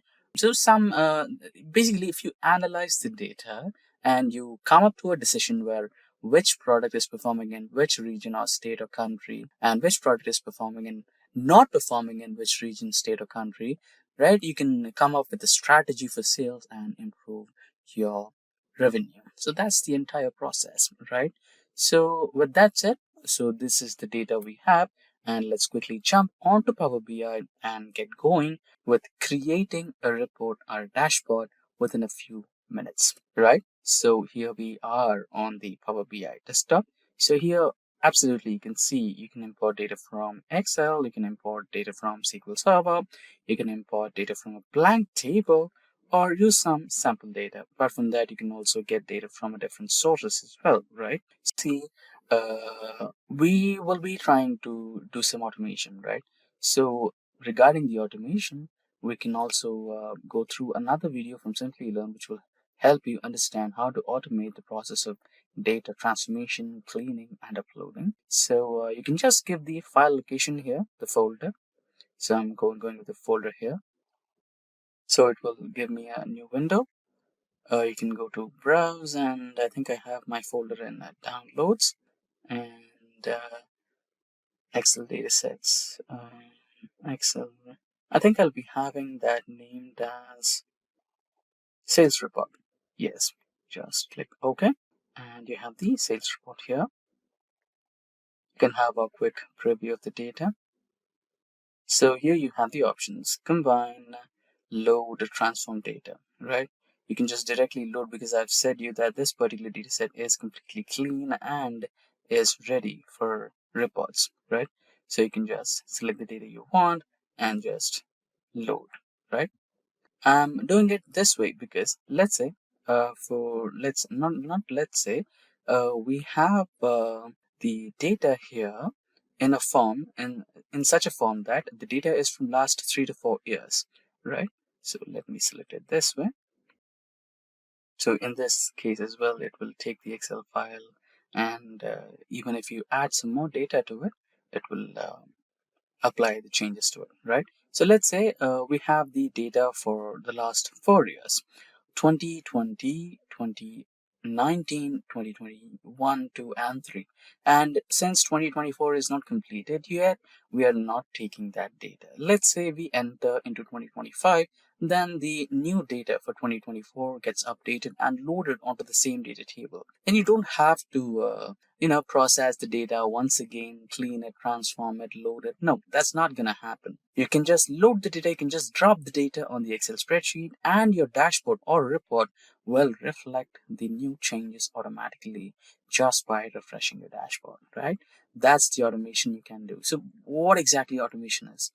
The process where human effort is not involved and the computer or your any tool does the job for you is called as automation, which reduces a lot of time of yours, and you can use that valuable time to plan on the strategies to improve your revenue, right? That's the overall motto of data analytics. Now that's the preview of the data. I'm just going to directly load it. I'm not going to transform it because it's completely clean and transformed data and ready for reports.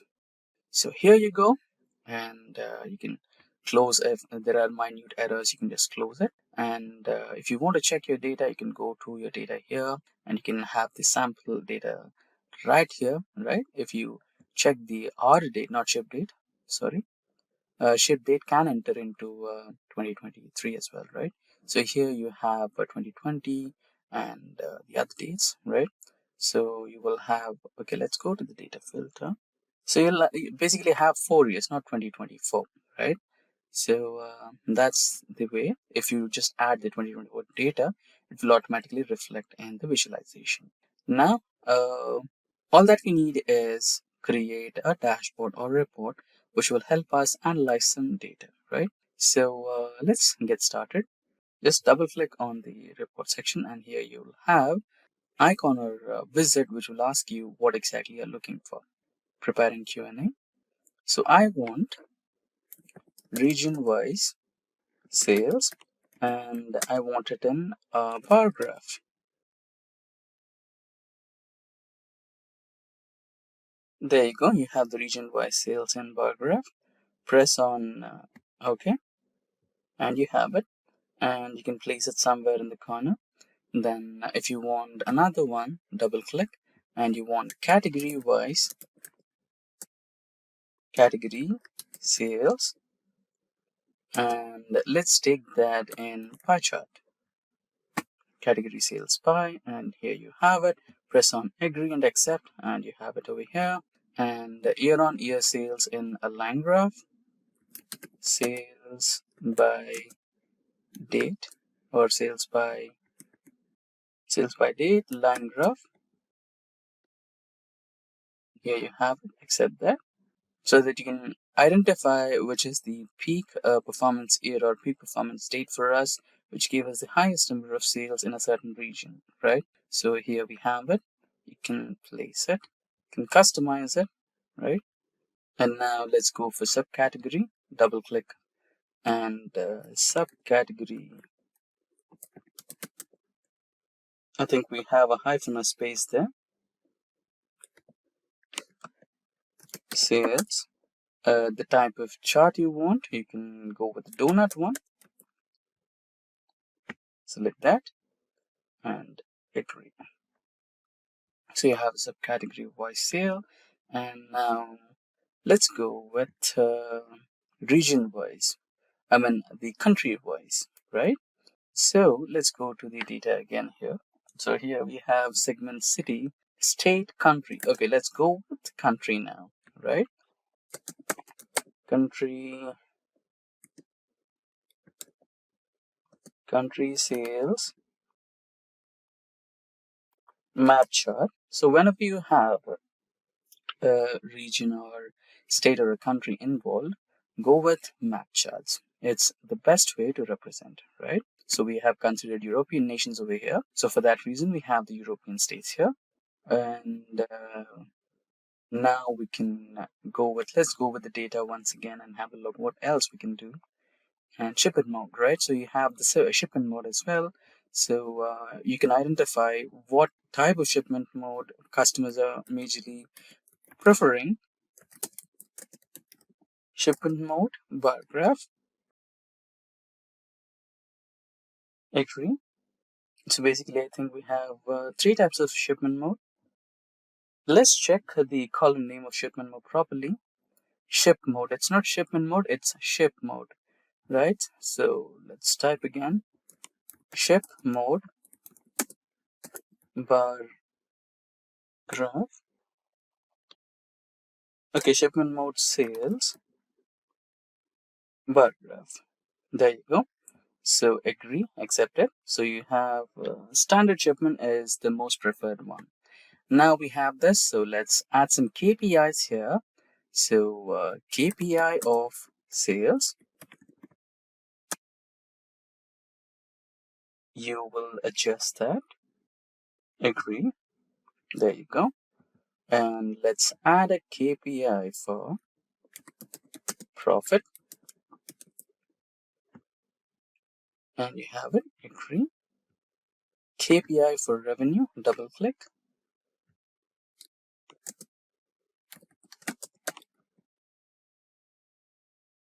Let's check if we have a column called revenue. Quantity, discount, profit, right? So let's go with quantity and discount. So revenue is not added, so it's okay.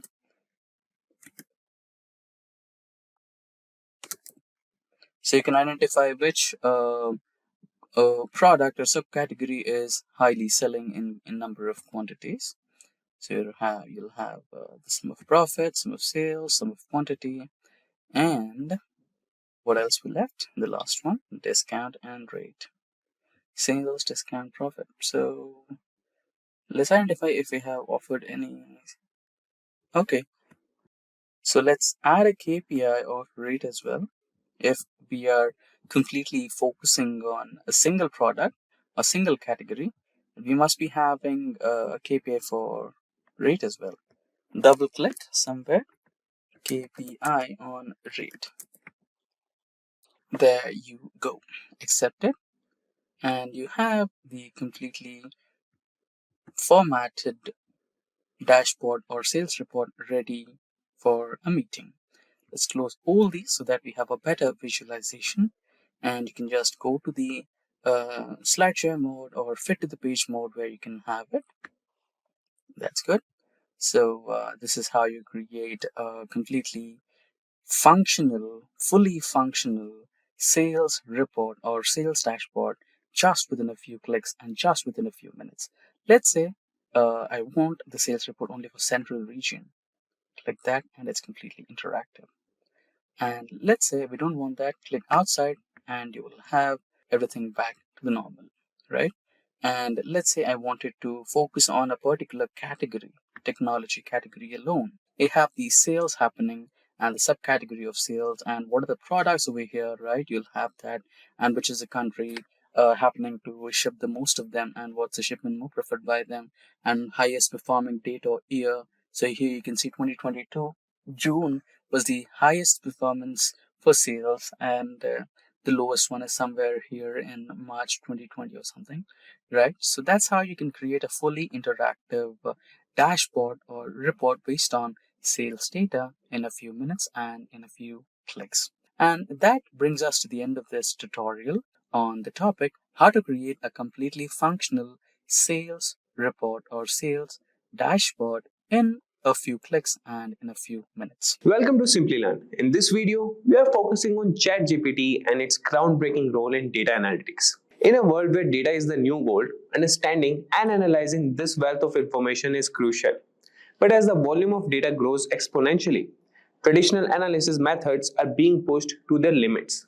Enter ChatGPT, a revolutionary AI developed by OpenAI that's transforming how we approach data analytics. But what makes ChatGPT stand out in the crowded field of data analytics tools? How can it not only streamline complex processes, but also uncover insights that were previously hidden in plain sight?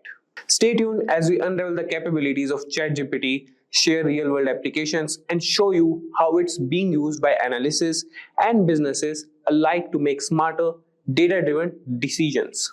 And whether you are a data scientist, a business professional, or just a tech enthusiast, curious about the future of AI in data analytics, this video is for you. So let's dive in and discover how ChatGPT is not just revolutionizing data analytics, but also how we understand and interact with the vast universe of data. And don't forget to hit that like button, subscribe, and ring the bell to stay updated on all our future explorations into the fascinating world of technology. Now let's get started and unlock the potential of ChatGPT for data analytics together. So guys, an Excel data analyst always looks for ways to improve their efficiency and gain deeper insights from the data. That's where ChatGPT comes in handy. So ChatGPT is an AI-powered language model that can assist you in various tasks, including Excel-based data analysis. And for that data analysis, let's dive into some demos to see how it works. So guys, as you can see, this is the ChatGPT 4, and you could see this has the support of DALL-E, browsing and analysis, and usage limits may apply. Like we have the version that has some usage limits. And for the data, I have downloaded the data from the Kaggle. I will provide you the link in the description. If you want to download the same data, you can. And I have that in my downloads. So this is the data that we'll be using. So the first thing we'll be doing is data cleaning and preparation. So firstly, let's explore data cleaning and preparation. Before diving into analysis, it's essential to ensure our data is clean and ready for processing. So for that, we will write a prompt in ChatGPT and ask him to clean the data. ChatGPT has the feature to insert the files, provide the Excel file to the ChatGPT, and we'll ask him that can you help me identify and remove duplicates in this Excel spreadsheet. So let's ask him, can you help me identify and remove duplicates?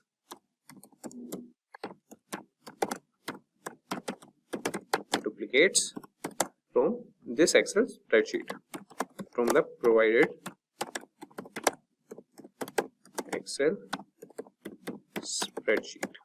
So you could see that ChatGPT has started generating the response, and he is telling us that he can definitely help us with that, and he is analyzing that.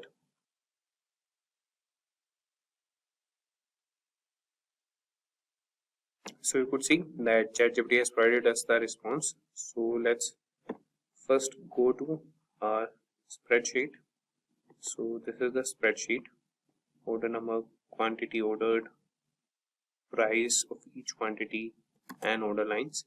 So you could see that first ChatGPT has encountered an error, and that is with the character encoding mismatch. And then he has loaded the spreadsheet successfully with the second attempt, and you could see that he has provided like the smaller or the briefer version of the spreadsheet. That is, the dataset consists of sales data with columns such as order number, quantity order, price each, order line, sales, order date, status. So he's asking us, could you specify how you would like to identify duplicates? For example, should we consider a row a duplicate if all its values match another row exactly, or are there specifically columns we should focus on to determine duplicates? So we should, or here we'll be focusing on the column section. So here we want to identify column section.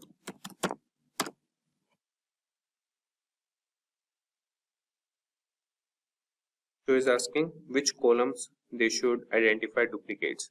So we want the duplicates in order number.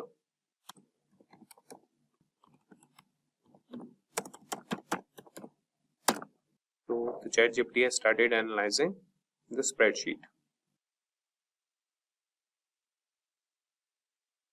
So you could see that ChatGPT has provided us the response that they have identified a total of 2,807 rows in the spreadsheet that have duplicates based on the order number column.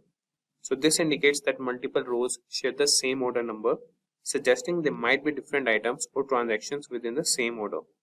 Would you like to proceed by removing these duplicates while keeping either the first or last occurrence of each order number, or do you have another approach in mind for handling these duplicates?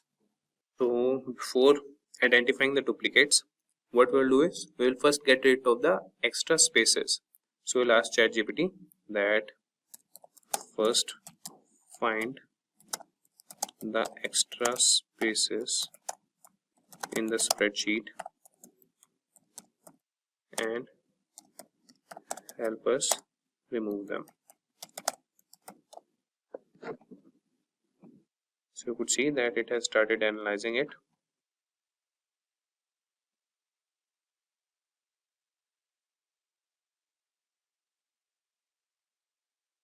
So he is asking us that would you like to proceed with any further cleaning or data manipulation?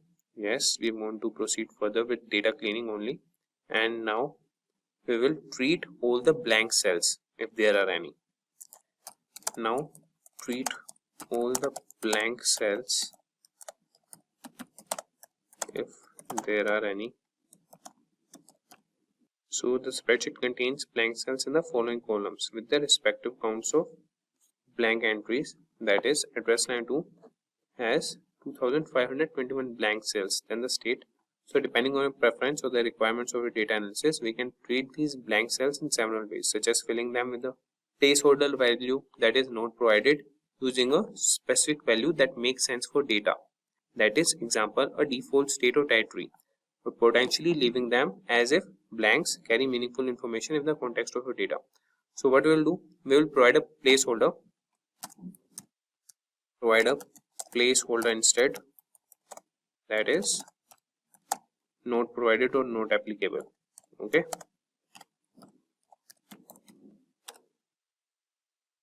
so you would see that ChatGPT has responded that it has replaced the blank cells in the columns, that is address line 2, state, postal code and territory, with the placeholder not provided.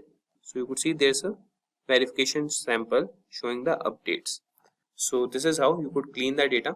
And now with ChatGPT, you can quickly identify and eliminate duplicates in your Excel spreadsheet using built-in functions and formulas, saving your time and effort. So that would be done by the ChatGPT, and you can download the Excel file from the ChatGPT only. After that, you can just ask him that provide me the output or the resulted spreadsheet.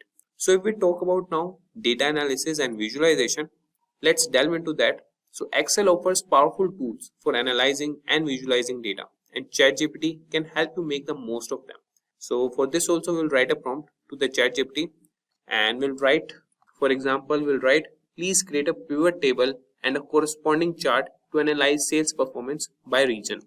So let's see, like this prompt, what output does ChatGPT show to us. So let's ask him, please create a pivot table and a corresponding chart to analyze sales performance by region.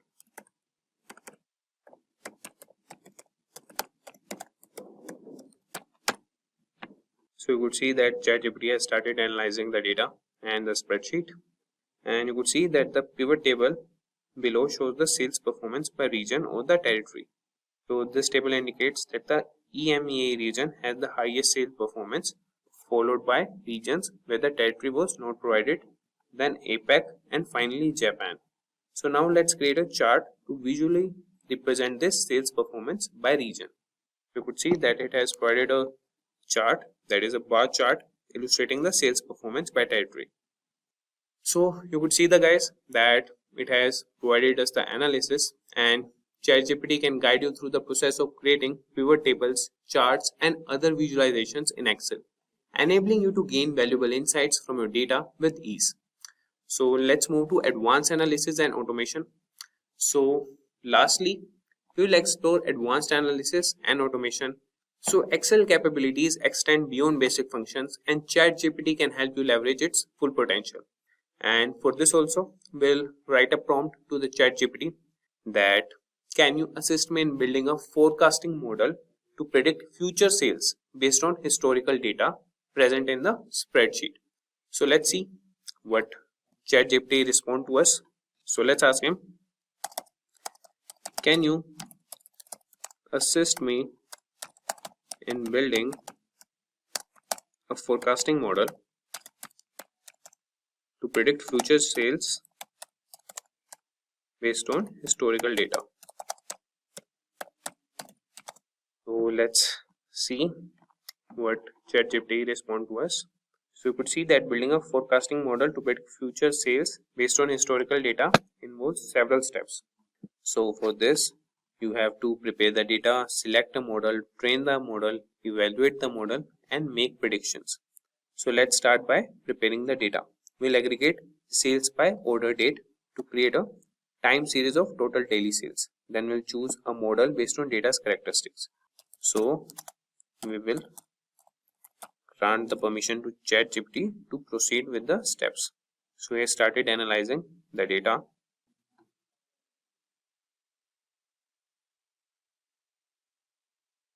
So you could see that the data has been prepared into a time series of total daily sales.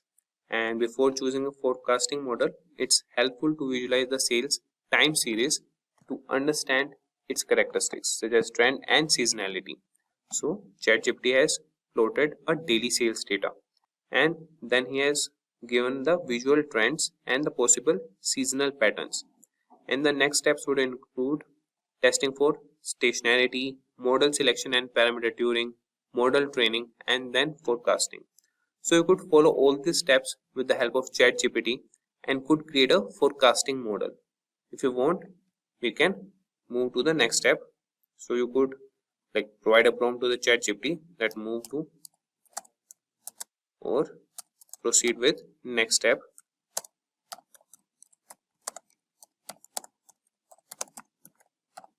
So step by step, ChatGPT will provide you a forecasting model, or it will help you create a forecasting model. As you can see, it has started analyzing it. So the augmented Dickey-Fuller, that is ADF test, gives up a p-value of approximately 0.0033. Since this p-value is less than the common significance level of 0.05, we can reject the null hypothesis that the time series has a unit root, meaning the time series is stationary. So you could see that he is asking us, shall we proceed with the SARIMA model parameter selection? Yes, here is the model parameter selection. So you could select any based on the trends and the bar graphs plotted by the ChatGPT. So you could see, guys, that the ChatGPT has analyzed the spreadsheet and provided the response that the grid search for the optimal SARIMA parameters based on the lower ACALI information criterion suggests the best fit model uses the parameter 011 and for ARIMA and 01112, that is for the seasonal component. So you could see that it has provided the model and the parameters. Now it's asking us, shall we move on to forecasting future sales with this model? Yes, proceed with that. So you could see that with ChatGPT's assistance, you can build complex forecasting models in Excel, allowing you to make informed decisions and plan for the future effectively. So ChatGPT is a valuable tool for Excel users and data analysis, offering assistance in data cleaning, analysis, visualization, and automation. And by integrating ChatGPT in your Excel workflows, you can enhance your productivity and uncover new insights from your data. So you can try ChatGPT for Excel data analytics today and take your Excel skills to the new level. And you could see that there's an error in the analyzing, and he has encountered an error while trying to plot the forecast with its confidence intervals. So this type of error can occur due to data type issues, particularly when handling data indices and forecast. And despite this hiccup, the forecasting process using the SARIMA model was completed and we were able to generate forecast for the next 12 months. Unfortunately, due to the plotting issue, we couldn't visually display it. So we'll ask him, can you try once again? So you could see that this time ChatGPT has provided us the forecast for the next 12 months. That is, the forecast have been successfully plotted along with the historical daily data. So here we have our forecast model, and with the ChatGPT's assistance, we can move with other analysis also. Hey everyone, welcome to Simplilearn's YouTube channel. Today we will learn about data transformation in Power BI. That said, if these are the type of videos you'd like to watch, then hit that like and subscribe buttons and the bell icon to get notified. So what exactly you mean by data transformation in Power BI? So data transformation can be a little similar to data cleaning. So before any kind of data analytics, you might be receiving raw data from a website source, a SQL database, or an Excel file, or multiple sources, right? Once after you receive the data, whether it is batch mode data or streaming data, you are supposed to clean it, right? you might have to clean up the discrepancies like the blank rows or the blank cells or any irregularities in data, such as wrong data type, right? Such discrepancies from the data should be eliminated in the first stage of data analytics. So that's exactly where data cleaning and data transformation comes into the picture. So you have various tools for data cleaning and data transformation like Excel, SQL, but if you are a Power BI user, then good news for you. Power Query in Power BI can assist you in terms of data transformations. So in this tutorial, we will be discussing the fundamental, the most important day-to-day data transformations which a data analyst takes care of in the process of data analysis is what we are going to discuss today. So let's quickly switch to Power BI. But before that, let's have an overview of what kind of data we are exactly dealing with today. So we are dealing with Superstore dataset, and that's in Excel format. So this is our Superstore dataset, and we have 4 tabs here. The first one is Orders tab, where we have Customer ID, Order ID, Date, Ship mode, and Customer name. And in the second tab, we have Stores dataset, which has the details about the customer, from where he or she is, the state, city, postal code, and which category or subcategory did they purchase, and order, sales, discount, profit, everything, right? And here we have some information about any of the orders which were returned and some people over here. So these are the 4 tabs that we are dealing with today. Now that we have an overview on the data that we're dealing with, let's quickly now switch to Power BI. So now we are on the Power BI window. You can just discuss changes.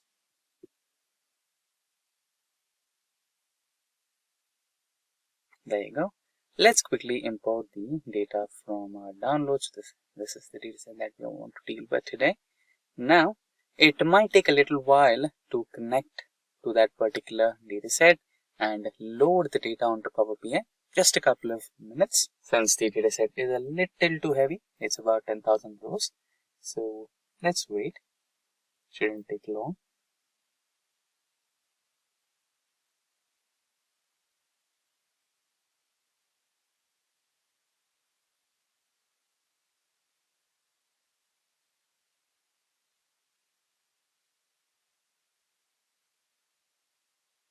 There you go. The data got successfully loaded. So you have the option of loading what kind of data you want. You have 4 tabs as we just discussed. You can load the Orders tab and you can load the Stores tab.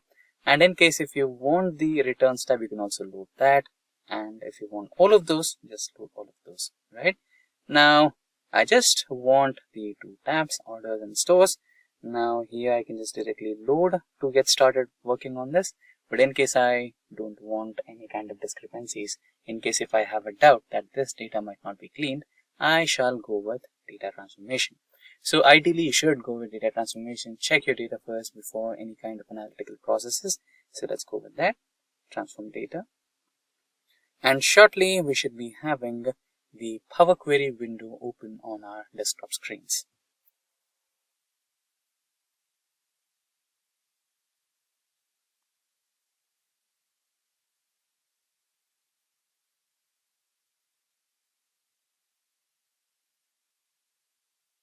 So there you go. You can see the complete dataset has been successfully uploaded, both the Stores and Orders datasets. Now let's quickly check the data from our dataset. So here you can see we have orders date, right? But I can see 42682 and 42533. This is not in the form of date, correct? So this is the simple step that we discussed, changing the wrong data type. So you can just click on the lower arrow button over here, and or you can right click, and here you have an option to change the type, correct? So it is considering it as a whole number, which is wrong. So you can change it to date. Replace current. So now we are trying to change the order date from a data type a whole number to date data type. So there is some error. If you click on error, or if you just navigate onto it, Power BI should be able to show you what error was it. And just in case if it's not working, okay, we are unable to parse the value provided. So you can just remove that and try it in a different way. Change type to date and time zone. Date. I think this should be helpful.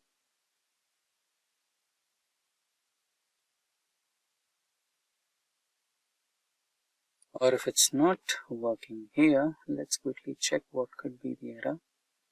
Date time.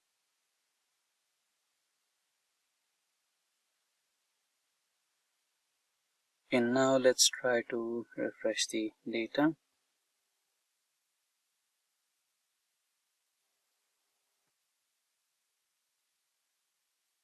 It is taking a little while.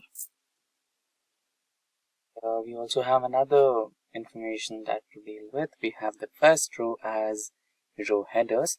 So we should be declaring Power BI that we also have a row header over here. It's taking a little while to refresh.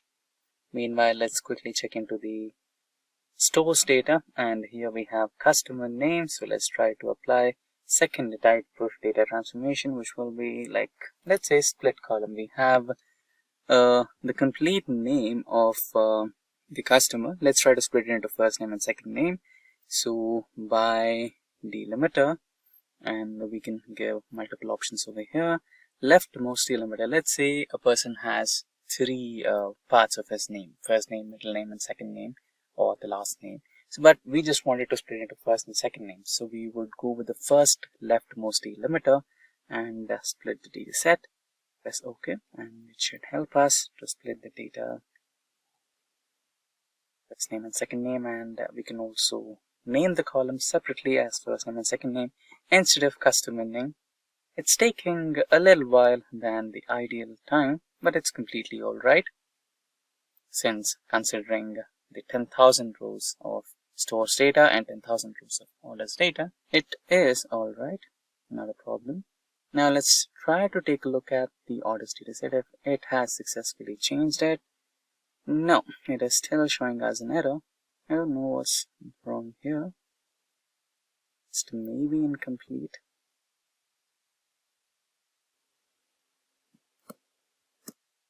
Let's quickly refresh all instead of preview and check if it can help us. So there you go. After refreshing, the first order date is changed to date data type. So what we missed is when you change the type, you're supposed to add a step. So what exactly I mean by that? Now we are trying to change the second one as well. So just wait for a while and it will give us a choice if we want to add a new step or not. That's when we select the option yes, please add a new step. So what do I mean by steps? So applied steps, you can see something over here, right? So every alteration, every change, or every modification that you're doing, every transformation you're including onto your data will be recorded as a macro. So that can be implemented if you are loading a similar data set for the next batch. Let's say this is 2022 data, and if you're trying to analyze the 2023 data, and every column is similar, then you can just follow these applied steps and the same implementation will be automated. You don't have to spend time in doing the same process once again. There you go. So this time it has recorded this step and it automatically has taken a new step over here. Change type step 1, change type step 2. If you don't want the step to be added, you can just select the red X mark over here. It will remove it. And similarly, when you go back to the stores data set, here you have the first name and second name split successfully. And now let's say you want to have unique customer data, right? In that scenario, you can just even remove duplicates from this particular column. Just remove duplicates and you'll just have unique data. It's possible that one customer might have come here to buy the same product, buy the same product from different dates, or one customer might have done a repeated purchase. So it's possible, but again, if you just wanted to know if there is a way to eliminate duplicate entries, then you can do that.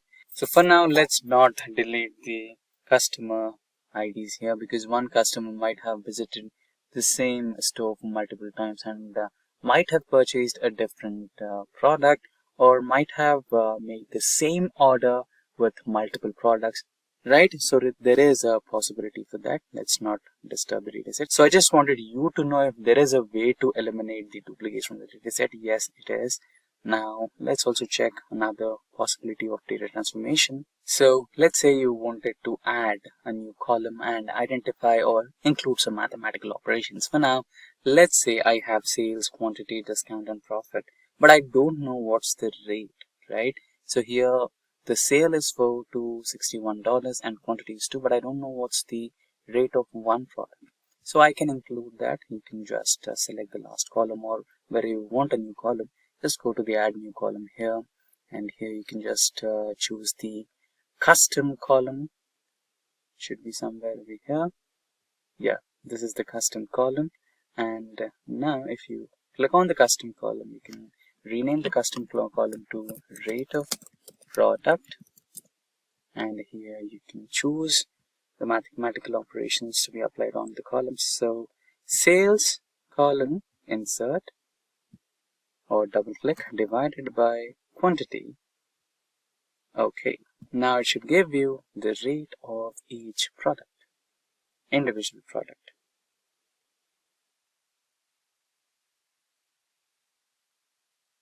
It is taking some sizable time. It shouldn't take so long. So there you go, you have the rate of product. And now let's say you want to combine multiple data sets. For example, here I have stores data set, but my stores data set doesn't have any data related to orders, and orders does not have any data related to customers. Now I want to combine these two. Is there a way? Yes, you can do that. Now let's get back to stores, and here go to home option, and here you have something called merge queries. So now the stores data set has been selected in the first data set.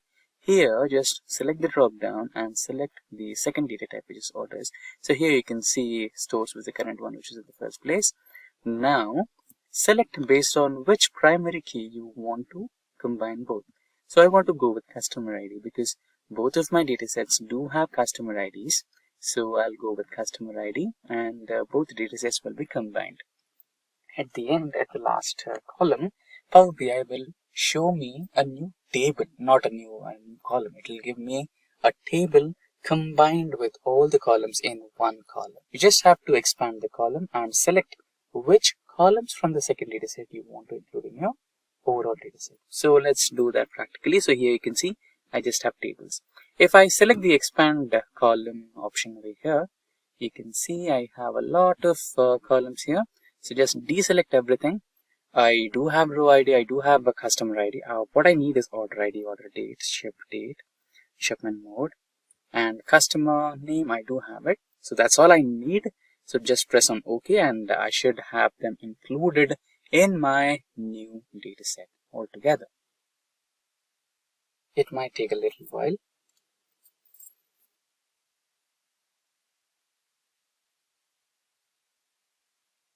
So there you go, we have the new orders ID, order date, ship date and ship mode added to our data set. Now just click on close and apply. And your data set is all ready for data analysis. Apply changes, but it is taking a little time. So at the end, you just have to click on the apply changes and your data will be ready for analysis. So that's exactly how you can perform data transformation in Power BI desktop version. So there you go, the data set got successfully loaded all over here, and you can just drag and drop them onto the visualizations part and you can work on your data. Today we will learn how to build a star schema using the data modeling process in Power BI. Power BI data modeling is crucial for effectively analyzing and visualizing complex data sets. When data resides in multiple tables or sources, it can create challenges such as inconsistent relationships, redundant data, and slower query performance. Data modeling resolves this by uniting disparate datasets into coherent structure, enabling efficient data retrieval and streamlined analysis. A well-designed model often employs the star schema, which is a relational database structure that organizes data into a central fact table surrounded by dimension tables. The fact table contains numerical metrics like sales or profits, while dimension tables hold descriptive attributes like product categories or customer names. The star schema simplifies querying and enhances performance by minimizing redundancy and maintaining clear relationships between all the datasets. This structure is particularly advantageous for reporting and business intelligence, as it ensures faster processing and more intuitive navigation for users. By implementing a robust data model, Power BI users can overcome fragmented data and unlock actionable insights with ease. That said, if these are the type of videos you'd like to watch, then hit that like and subscribe buttons and the bell icon to get notified. Now we will understand what exactly is a star schema in Power BI. So in other terms, people also prefer to call this as a snowflake schema in Power BI because the shape of the schema represents a star shape or a snowflake shape. So basically, there will be one fact table which stores the major part of the data set, and there will be some sub tables or the subordinate tables which store the relevant data to that particular fact table. So the fact table maintains many to one relationship with these dimension tables, right? So basically it will be interconnected with each and every table in the particular schema, and you can extract information in the way you like. This might be a little confusing theoretically, but let me navigate you through this session through a practical demonstration. Let's actually create a dataset using generative AI, and moving ahead, we will extract or we will pull the same data onto the Power BI platform, and then let's look at the star schema practically. Now, let's go to the ChatGPT or any of the generative AI platforms to create the dataset that we are looking at. So this will be my prompt for creating a star schema. So we will be trying to generate 5 different data tables with 2000 rows each. So we will be creating one fact table, which is the sales data. Followed by that, we have 4 dimension tables, which are customer data, product data, orders data, and shipping data. So this is the prompt that we will be using today. Now, let's select the entire prompt, copy that, and get back to ChatGPT. And here, you'll just paste that prompt and then hit the go. I've already created one such data table. It would take a little time to generate the dataset. While a ChatGPT is working on creating it, let's look at the data that I already have in my inventory. This is the data that we have in inventory. So as for the inventory, the sales data, which happens to be our fact table, has order ID, price, discount, cost to company. Let me expand this, profit and rate, right? And then the fact table is then connected to the dimension tables, which is about the customer information, customer data, customer name, state, city, etc. And the product details to which category or which product is being bought by the customer. And then we have the orders data and shipping data, right? So shipping data includes the type of shipment mode chosen by the customer and also the order date and the ship date. Let's save this. Now, let's have a look at the generative AI prompt that we just wrote. So there you go. So ChatGPT has successfully created us the dataset, and here the link is. You can just click on this link and you'll get the downloaded dataset, which looks something similar to this one, right? Now, how exactly star schema or snowflake schema works? Now, let's say I have this order details here, the sales data here. I have order 0, 0, 0, 1, 2, 3, 4, and 5. Let's say I wanted to track this particular order with ORD 0005. So I want to find out the customer who bought that. Now I can get connected with customer data having the order key, order number as the key in between, which is common in between both the tables. And based on that, I can extract the customer details, the customer name, the customer city, the customer state, country, and region. And now let's say I wanted also to extract the product details of what the customer 005 has been buying or on the order number 005 is at, right? Now, if I trace down the order details further, I can identify the product ID, product name and product category along with the subcategory of the product name, which happens to be tables, right? And now if I drill down a little more bit, then I have these many number of traffic, leads and orders received to buy 13 quantities of that particular item called table. And they preferred, kind of same day delivery. So this is how the star schema works. All tables are interlinked to each other. Now, let's quickly switch to the Power BI platform and try to extract or pull the same data set onto the Power BI platform, and then let's wait for Power BI to generate us a schema. There you go. Now we are on the Power BI platform, and now the data that we are working with is in the form of Excel. So let's prefer the Excel workbook as our source. Now this is the data, the demo data that we just created. You can just open it and the data will be pulled for you onto the platform. It might take a little while. Let's wait. So here we have the data ready and we have 5 tables according to the discussion. 1 fact table and remaining else are the dimension table. So the customer data, orders data, product data, shipping data are the dimension tables, and the fact table is sales data. And then you can just load or transform. As far as I'm concerned, my data is clean and I don't have to proceed with the transformation. But just in case if you want to perform some data cleaning, then you can go ahead with transformation of data. And if you have to look at an exclusive tutorial on data transformation using Power Query, then we have linked it in the description box below and you can have a clean reference to it. So far, so good. I'll continue with loading the data since I'm confident with my data set. Just load it and it might take a couple of moments. The data is slowly loading. Let's give it some time. There you go. The data has been successfully loaded. And here you have the view of your data set. So here we have leads, order ID, quantity, etc., product details, and the sales details, all of them that you needed. And if you proceed with this particular table view, you can see the tabular version of the data set.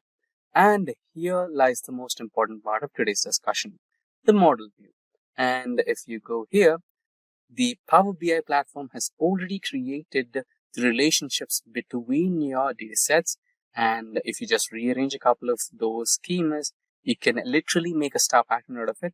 And also, if you look at this particular position here, you can see that we can establish some new relationships, or you can try to edit some existing relationships with the manage relationships option. Now, you just have to drag and drop a few of these tables over here so that you can exactly maintain a star type of pattern. There you go. So that's how you can generally create a star type schema, or also known as the snowflake type of schema in Power BI. Hey everyone, welcome to Simplilearn's YouTube channel. Today we will learn how to use Microsoft Power Query. That said, if these are the type of videos you'd like to watch, then hit that like and subscribe buttons and the bell icon to get notified. Now without further delay, let's get started with the topic, which is how to use Microsoft Power Query.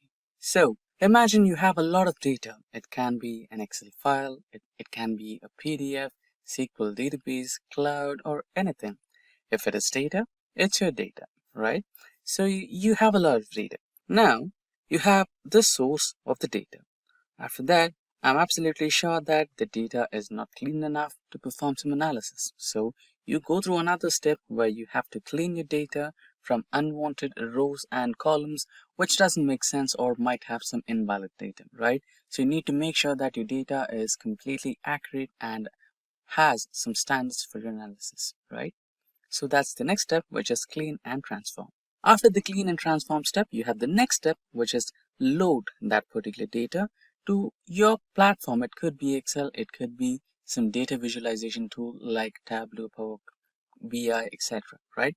And after that, you generate some meaningful information of that. You create some pivot tables, pivot charts, and line graphs, etc., right? So which makes some sense out of that data. You'll understand what exactly is happening with your business, how many leads or how many traffic orders, what's right, and which is the best performing product, which is the worst performing product, and you need to take some decisions on your business which can make some impact on your overall profit or revenue, right? So imagine if you want to do this for a year. If you get 1 year's data and you do it in a day or two, it's fine. And if it's on a monthly basis, you get month-on-month data and you want to do it, okay, it could not be worse. You can spend 1 or 2 days and it's fine. But what if it's week on week? You start to think, right? What if it's a daily task? It's a mundane task, right? You have to do all these steps, step by step, repetitively, and it doesn't make you interested anymore in that particular type of job. And the major point of this is you end up spending more time on cleaning the data, transforming, loading it. And the worst part, you don't get proper time, specific time which you want to actually dedicate to plan out something and bring up strategies to improve your business, right? So what if you could automate this, right? What if there is someone who could perform all these steps for you in the way you want, and you can actually have some time to produce some pivot tables, pivot charts, and then understand what exactly is happening with your business and find out some critical points where you can improvise and bring up some good revenue. What if there was someone who can perform all these steps for you, clean your data, transform it the way you want, load it to your platform, and help you create your pivot charts and pivot tables, and actually save you a lot of time where you can spend all that time understanding your critical points where you need attention, you can fix them and plan some strategies out to bring out some good revenue, right? That exact someone who can do all these steps for you and automate your data cleaning, data transformation, and loading tasks for you is exactly the Microsoft Power Query. So you can use Microsoft Power Query either in Microsoft Excel or Microsoft Power BI, right? Now let's kind of generate some data. So this data will be generated using ChatGPT, and we will not generate data which is not small, like for a week-on-week analysis or a day-by-day analysis. We will create data for years. So we will take 5 consecutive years starting from 2020 to 2024, and we will have some data generated using ChatGPT, and we will automate that data and try to get some analysis done, right? Let's jump on to ChatGPT. So before we go to ChatGPT, I have a prompt written here. So this particular prompt will guide or explain ChatGPT what exactly you want, right? So you're giving some, like the Excel data right over here, we have order date, order ID, ship mode, and customer name, customer ID, everything, right? So we have the sales, quantity, discount, profit, etc. So in the same format or a similar format, if not the same format, we are explaining ChatGPT that we need these columns, the order ID, order date, delivery date, etc. And we want all these files in a downloadable Excel file links, right? So you can also specify this column should have certain things, and this column can have certain things, right? So we will copy this prompt and head back to ChatGPT, and you can just paste the prompt and hit enter. There you go. Now your request is being analyzed, and shortly you should be receiving some downloadable Excel files or some recommendations from ChatGPT. I've already performed this process and we have already downloaded some data. So there you go.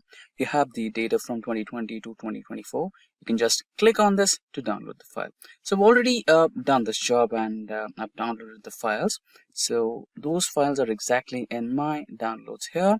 So if you go to downloads, here we have orders data for 2021, 2022, 2023, and 2024. So this orders data has just one file, which is orders 2020. So we will perform the data cleaning. So first we will specify the source of the data. Then we will perform the data cleaning and transformation process. Then we load this particular Excel 2020 data into Excel. And then we load this Excel data into the visualization tool. We'll use Excel for this. And then generate some pivot tables and pivot charts. We will only do this for one file, which is 2020, right?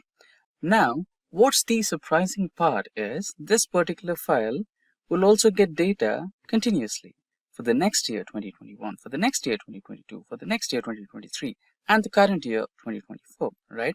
When we just copy paste or copy paste these files into this particular folder, the same transformation steps, the same data cleaning steps, and the same data loading steps, and also including the analysis, will be done for you in the Excel pivot table, right? The process has been just automated, right? So you can see that happening. For that, let's open a new Excel file. So I have the Excel folder right over here. So a new blank Excel workbook will be opened. And if you go to data, here you have get data. As we said, it can be a file, it can be an Excel file, XML, JSON, PDF, it can be from cloud, it can be from a SQL database, any other source. If it's data, you can work from it. So we will give a file here, right? So just okay. So we will give a file here. So select file and go to the last option, which reads as from folder, right? So go to downloads and select that Orders data. Yeah, go to downloads and select that Orders data. Remember, this particular folder should have only one file according to us, which is 2020 data, the first year's data, right? Select the folder and open. And this should include the data of only one file, which is Orders 2020, right? So if you have multiple files, you can either combine, transform, and load. If you have just one file, you can just go with the transformation option over here, or you can load if you are comfortable with what you have. So I feel there are some minor changes which I would like to make to my data, so I would go with the transform option. Now the Power Query window will shortly open.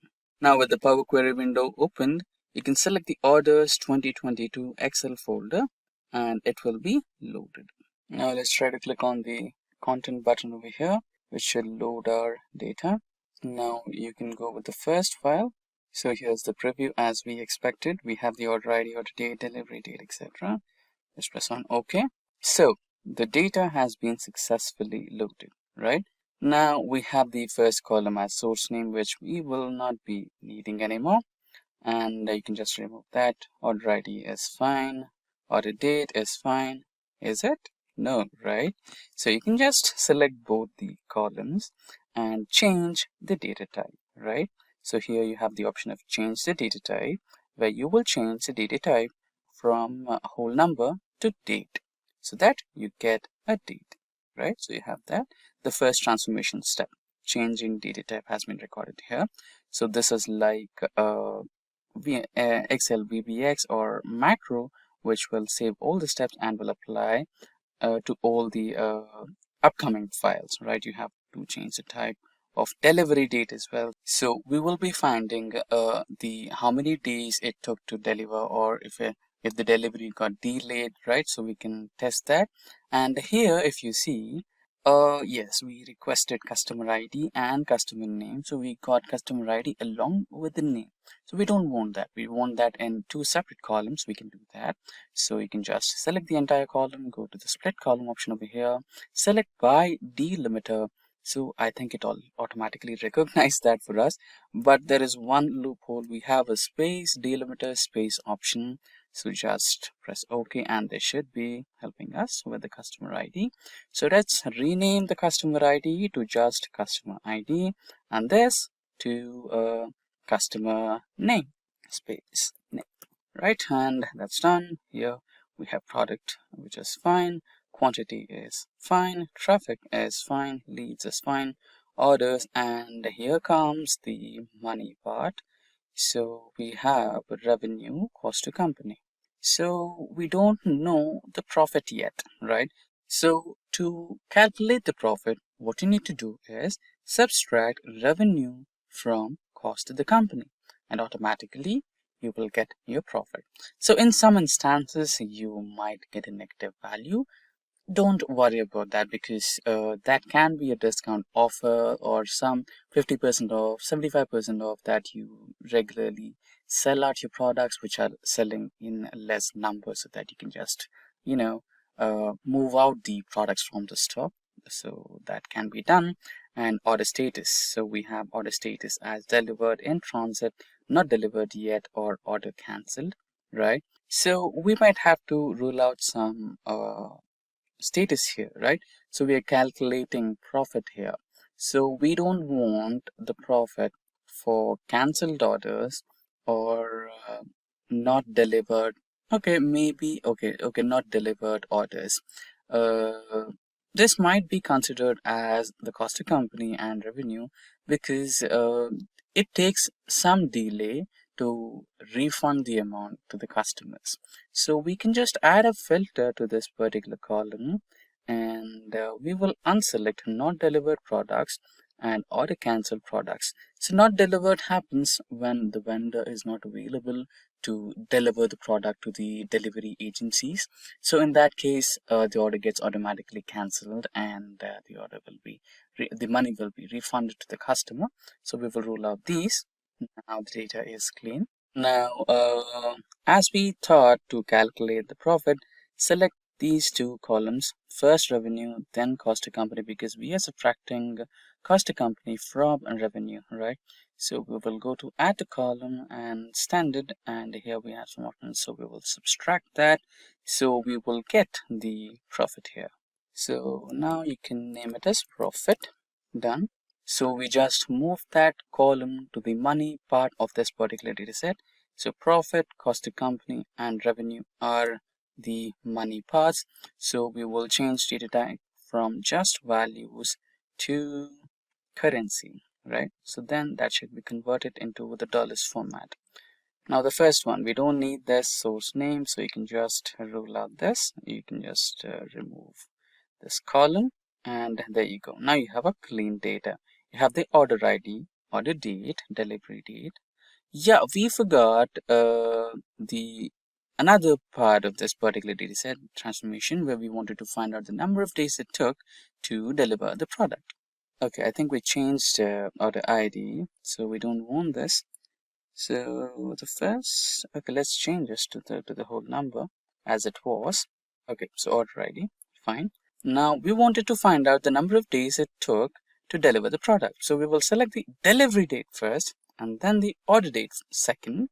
Go to add column, and we will select subtract in days, and we should have that. Now let's change the subtraction name to days to deliver.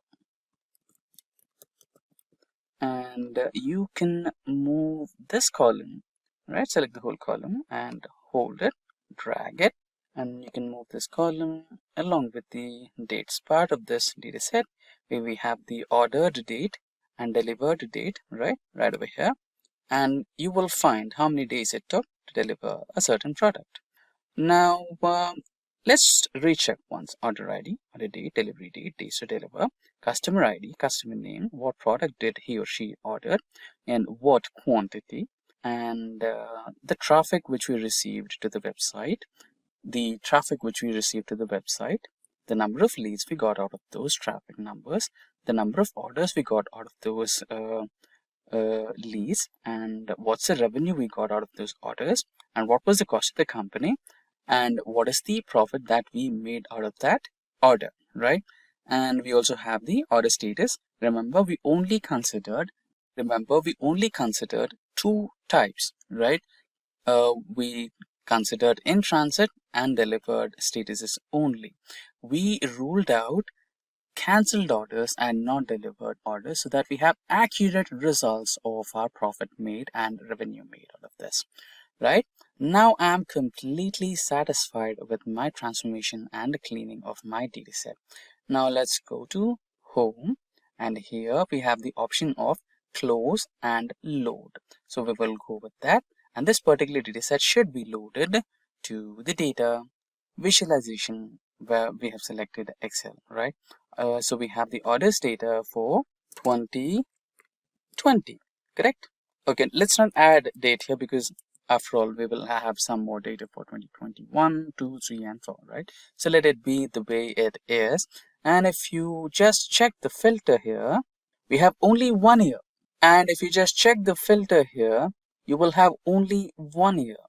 And if you just check the filter here, you will have only 1 year, 2020.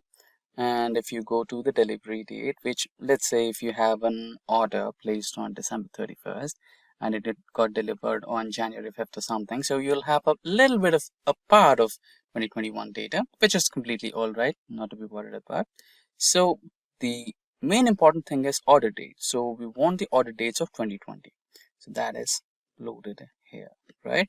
Now you can just select the whole data set over here, and you can add or insert some pivot tables here, right, from the selected range. And let's go with the default option, which creates a new sheet and everything in a new location. Right here you have it. Now let's say you wanted to make out some insights from this data set.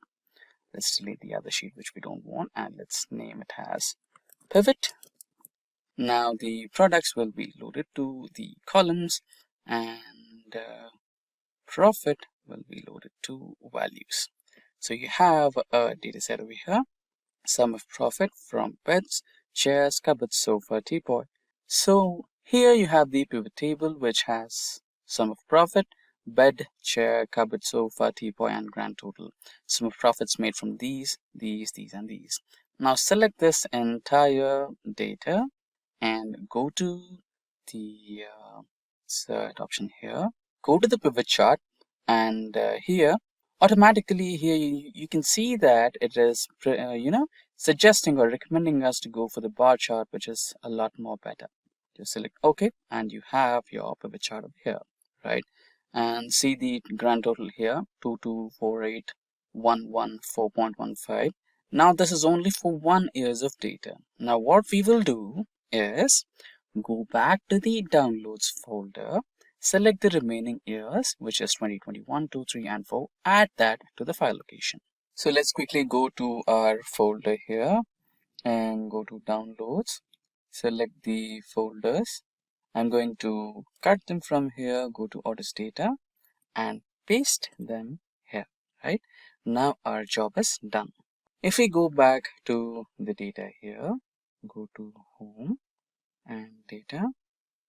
Okay, so now that we have added the data to our folder, go to the orders data and here select the data segment and just select refresh all. So everything is refreshed. Now let's check the order date filter, and we will have all the 5 years from 2020 to 1, 2, 3, and 4.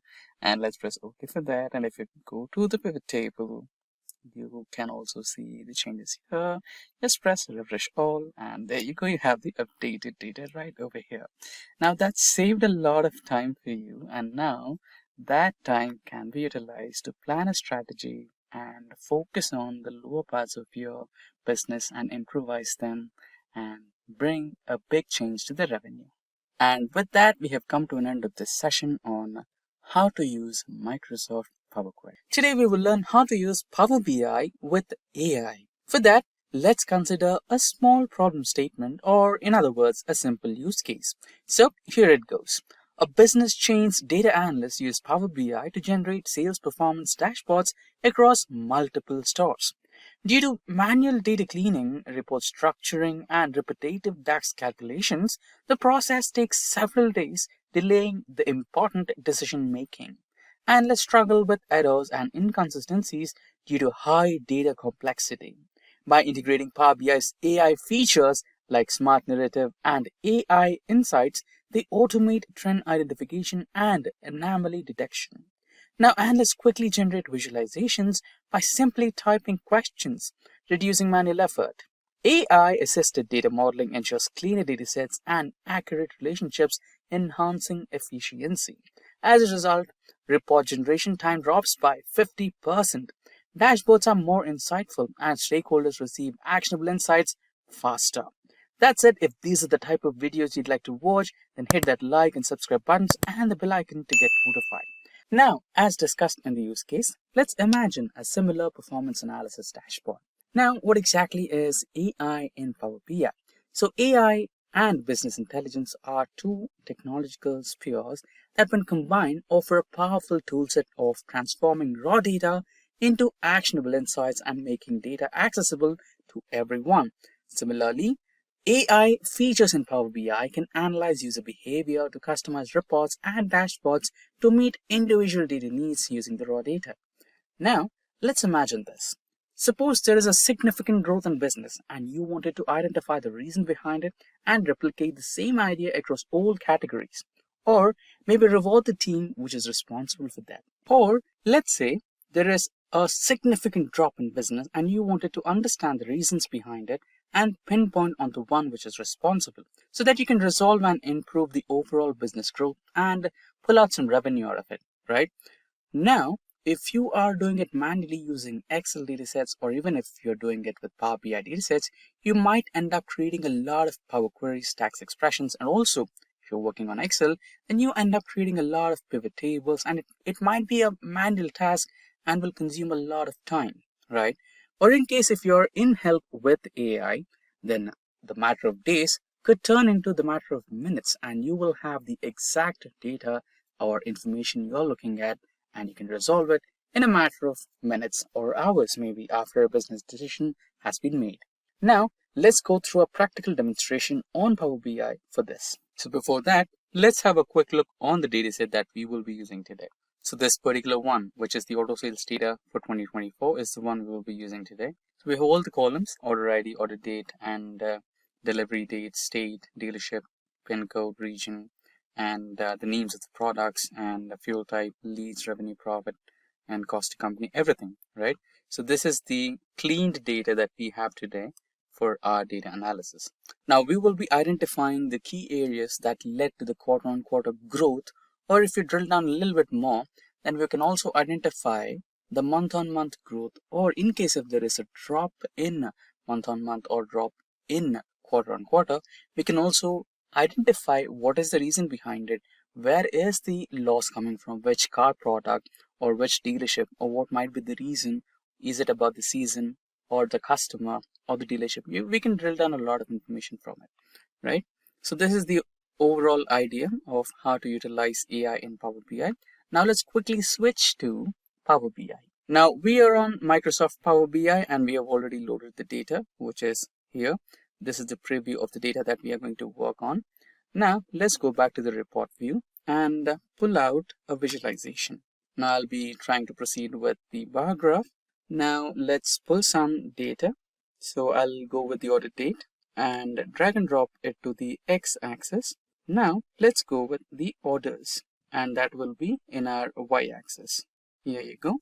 Now if you drill down a little bit, this year will be turned into quarters of the year. Now if you kind of drill down again, now you have month on month. Now let's try to do some modifications to this data, set all the data visualization and add some improvements. Go to the view tab here, go to the customize current theme and go to text, and now here you can increase the font size, maybe 18, to have a better visual. And after that, if you go to the format icon here, you can also add data labels if you want. What is the total number of sales that we made?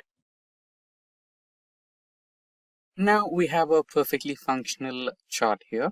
Let's eliminate this. Now let's begin with the AI for identifying the drop trends or the growth trends. Now here you can see the month of August in 2024 has gave us the highest sales, which is 2,618 orders. And you can see there is quite a good growth here. Now, if you wanted to find out what is the reason behind this growth, then just click that bar and right click or double click and go to the option called Analyze. So this is similar to the Excel's what if analysis, but with a little change. Now here you can see that Power BI will automatically give you a lot of charts and visualizations like this one here, which is a waterfall model, and this will indicate you what was the reason of the growth. And here you can see we have received 11 orders from Andhra Pradesh. This is a state-wise analysis, and also you have decrease. So there is a decrease in Mizoram and a few more regions like Karnataka and everything. So this is something behind the reason for growth or drop. And here you can see the product-wise analysis where we have some growth from cars like 8 Series, Wellfire and others. And after that you have some dealership data as well. So there is a good orders that is received by Prime Auto, Elite Auto, and a few others. And there's a drop in Asian dealerships, etc. And here you have the status on delivery. So this is also good. And now let's say now you wanted to identify what's the reason for drop. Now what you can do is you can just click on the month which showed you the maximum loss or the least orders received, and you can go to that. So the least orders is practically from March, and here you can see there is a sudden drop from August. Let's say you wanted to compare with these 2 months, and then what you can do is you can just same procedure, you can just analyze and now explain the decrease. Now you have the reasons behind the decrease here. So we have a couple of cars which are not receiving good amount of sales, and after that you can also see state-wise a drop in orders, and after that you can also see the type of car which has stopped receiving orders. You can see sedan class has drastically stopped receiving orders. That's the reason behind it. And after that, most of the orders are in transit. So you can filter out the in transit ones because this will be delivered to the customer. So the overall, sales will be or the overall orders number will be increased once this transit becomes to delivered, right? And here you have delivered as well, right? So it might be a drop in delivery numbers as well. And compared to the previous month, the number of orders delivered will be low. Or if you had to talk about the in transit, I think this is about the in transit one as well. So previous month had a lot of cars in transit, and this month compared to that number, it is a bit low. So that can be the reason. And after you drill down a little bit more, you have region-wise analysis. Now, this is also another way to find out the drop analysis. And let's say you wanted to compare 2 different months of a quarter, right? So here you have quarter 1, the highest performing month of quarter 1 happens to be the February one, no, the January one, and you wanted to compare that with the highest performing month of quarter 3, which is August. In that case, you can just hold control and select the first month from first quarter, which is the highest performing one, and you can compare month on month. Going to the Analyze button, explain the reason between the increase here. Now you have the entire report. Now let's say you have a brilliant looking chart over here and you wanted to present that to your stakeholders. Now all you can do is you can just select this particular chart and select the option which says plus, which will automatically get added to your dashboard, which is somewhere here, and you can set it in the way you want. Now you almost have a semi-functional or mini dashboard for you, which explains you the decrease or the gain in orders and also the month-on-month performance. So you have a fully functional report in front of you, which is explaining the comparison between the highest 2 performing ones. So this is how you can make use of AI in Power BI for data analytics. We will learn how to use Power Automate in Windows. Power Automate will help you to automate the mundane tasks like rolling out reports, emails, presentations, and many more. For that, let's consider a small problem statement, or in other words, a simple use case. So here it goes. Let's assume that you are a business unit head working with the top brass of your organization. Your routine might include a lot of tasks like setting up rosters, scheduling Scrum meetings, writing down emails, common data entries, and a lot more. These might not sound much of a task, but definitely consume sizable amount of your working hours. The time that you prefer to be more inclined to utilize for resource planning and setting up growth strategies for business development. If only there was a way to automate all these processes without having to hire another resource. Yes, that can be done with help of one of the most recent Microsoft Office tools called the Power Automate.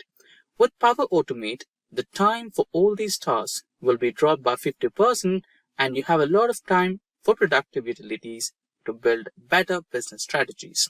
That's it. If these are the type of videos you'd like to watch, then hit that like and subscribe buttons and the bell icon to get notified. Now, the first question. What exactly is Power Automate? So Power Automate is a cloud-based service that automates repetitive tasks across apps and services. It's designated to help users optimize business processes and focus on more strategic tasks. Now, it is not just confined to Microsoft products. It can also be attached to Google or any other applications as well. If you want to roll out some emails via Gmail, or if you download some files and store it onto Google Drive, Power Automate will always support it. Now, let's proceed to take an overview of how to use this Microsoft tool. So, some of the mundane tasks like sending out an email, scheduling some roosters or meetings, or some points of the meeting, it'll always be a lengthy task that consumes a lot of your time. Now, for a sample task like sending out daily emails, we will try to automate this task. Now, we have logged into the Microsoft 365. So here, you can have some apps over here and you can check out the app for Power Automate. Now, we can just go to all apps and here you can just scroll down. And here you can see the option that says Power Automate.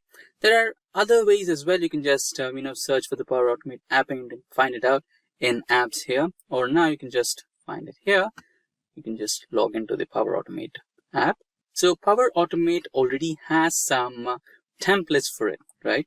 So you can just navigate to templates, and there are many uses of Automate. So if you want to do with some email attachments, or if you want to trigger a Power BI data-driven alert, or if you want to, set up something in your Microsoft Office, or you want to put a notification, or if you want to download all the attachments from your email directly to your Google Drive and connect your, X or Twitter, you can do that. So there are multiple people who have already used Microsoft Power Automate, and they've already delivered some templates for the ready for use purposes. And if you want to go with some topics, you can also go with this. Or if you're working with remote work kind of style and you wanted some applications or some automation things you are looking for, you can also look at the templates which are remote work related. You can just go through all these templates and go ahead with that. Apart from that, if you're looking for some data collection type of automation, you can also do that. And if you're looking for an email automation, you can also do that. And if you already have created some flows, you can just go through this and find the flows that you have worked on. So I've got one flow already ready here. I've set up an email, that you can be sending out to your reportees, or you can send out this email to your fellow developers or fellow colleagues. And if you have some approvals, you can also do that. So there are a lot of things. So as we discussed before, we will go with the automation of sending out daily reminders. So I'll just type down get daily reminders, and I get this type of automation here where you'll just send out an email reminder to the outlook.com email, which can be about an email to check the numbers, check the reports, and hand it over to your fellow team members, right? So or it may be about a scrum meeting or a roster meeting or roster setup. So I'll go with this one. And here you have the recurrence in Office 365 Outlook. So this is my email, and I'll just continue. And here is the flow. So here you can just click and you can give out an interval. Maybe if you want to give it every day, or if you want to give it weekly or bi-weekly, you can set it up. So I'm going to go with every day, and here you can set up any prescribed, or if you have any type of time zone that you want to select, you can go ahead with that. So I'll go ahead with anything here. I'll go with Alaska maybe. And you can also provide some time. It's not a mandatory one. And apart from that, here you have some hours you want to select. Maybe I'll go with 10 a.m. in the morning. And also, I want another setup at 6 p.m., which might be the logout time. And this is the one. And apart from that, just go back to the flow once again. And here, you have to set up few parameters. So let me give out an email here as well, the recipient email. You can add multiple, but I'll go with one. So I'll add one email recipient address here. That's the one. And apart from that, subject could be about Scrum call.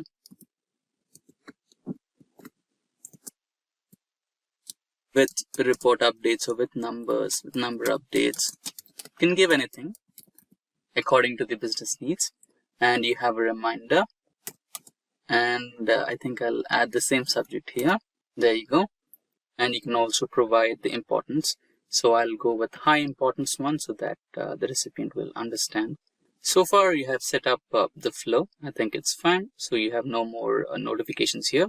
This says the flow is completely fine. Now you want to save this flow. And once the flow is saved, you can proceed and test it. Just click on this. it's saved, and you if you want to try and test it, you can also do it.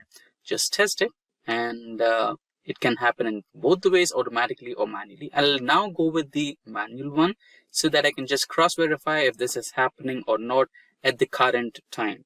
Right, we set a timing 10 a.m. in the morning and 6 p.m. in the evening, right? So it only happens twice. But now if you want to run it at this particular instance, you can also do that by just testing it, right? I've tested it, and I have sent out the yeah, it finds good. And now if I select run flow, then it will run the flow.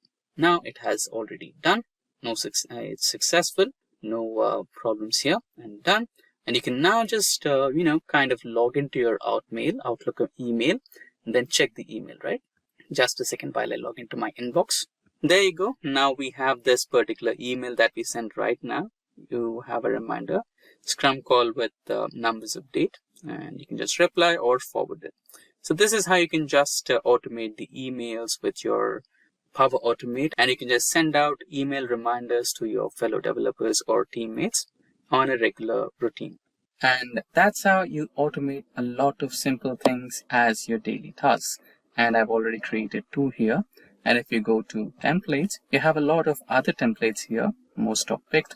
Or if you're looking for a dedicated one like data collection, email, calendar, mobile, etc., you've also found them there.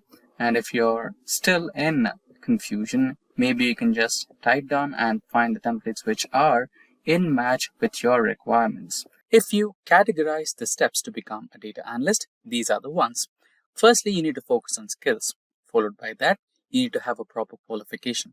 Then, test your skills by creating a personal project, an individual project. Followed by that, you must focus on building your own portfolio to describe your caliber to your recruiters.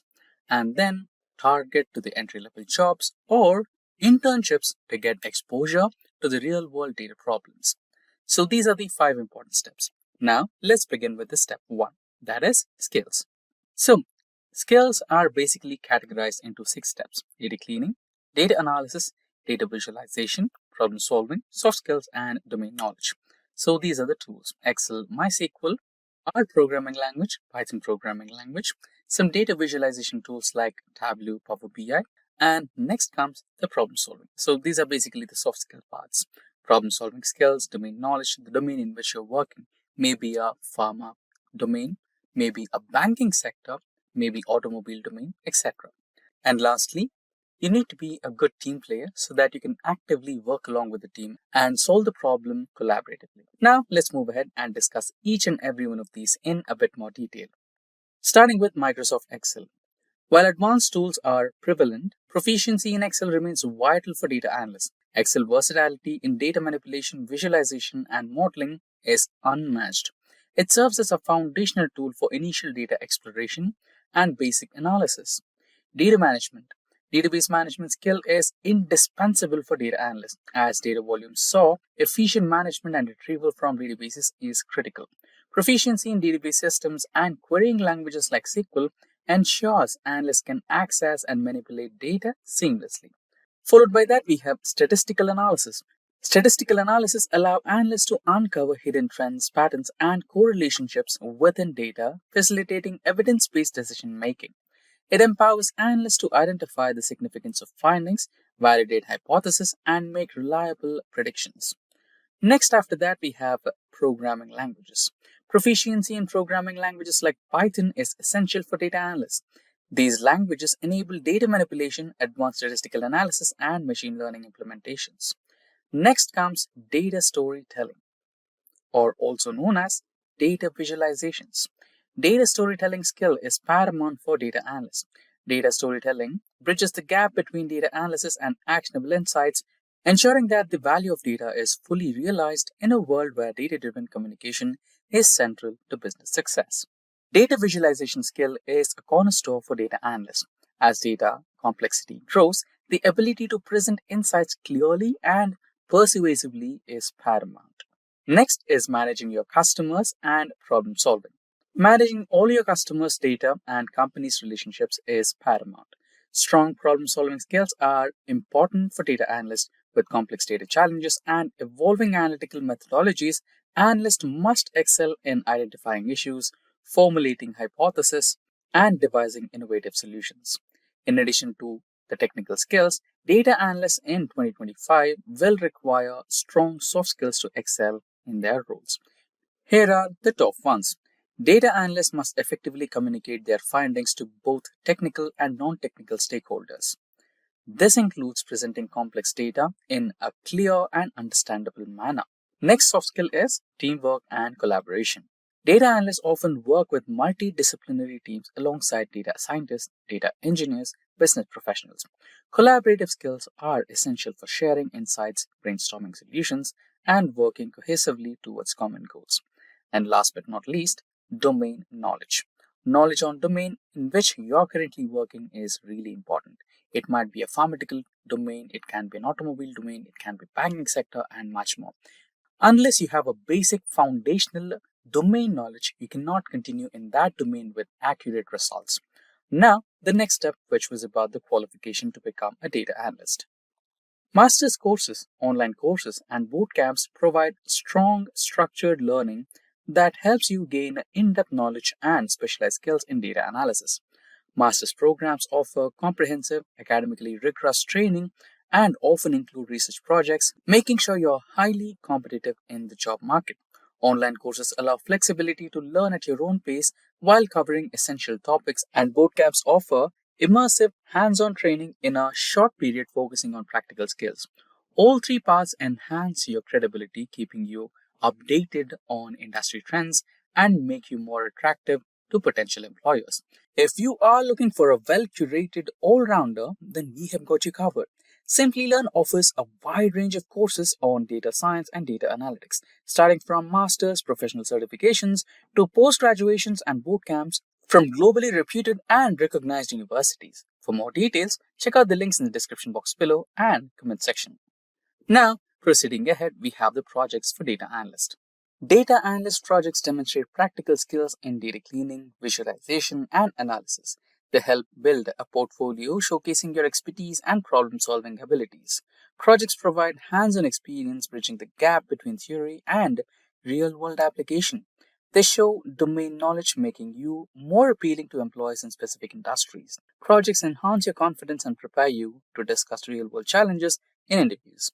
Proceeding ahead, the next step is about the portfolio for data analysts. A portfolio is a testament that demonstrates your skill and expertise through real-world projects, showcasing your ability to analyze and interpret data effectively. It provides tangible proof of your capabilities, making you stand out to the employers. Additionally, it highlights your domain knowledge and problem-solving skills, giving you a competitive edge during job applications and interviews. Last but not the least, data analyst internships. Internships provide hands-on experience with real-world datasets, tools, and workflows, bridging the gap between theory knowledge and practical application. They offer exposure to industry practices, helping you understand how data is used to drive decisions. Internships also build your professional network, enhance your resume, and improve chances of securing a full-time data analyst role. Today, we will learn about the Power BI interview questions and answers.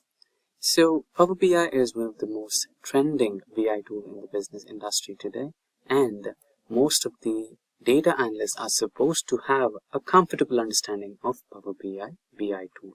So, if you are about to attend an interview for a data analyst or a Power BI developer, a small set of Power BI interview questions and answers are found to be the most frequently asked questions. So those important questions will be dealt in this particular session today. Before we get started, if these are the type of videos you'd like to watch, then hit that like and subscribe buttons and the bell icon to get notified. Firstly, the first question is, what are the different types of filters in Power BI reports?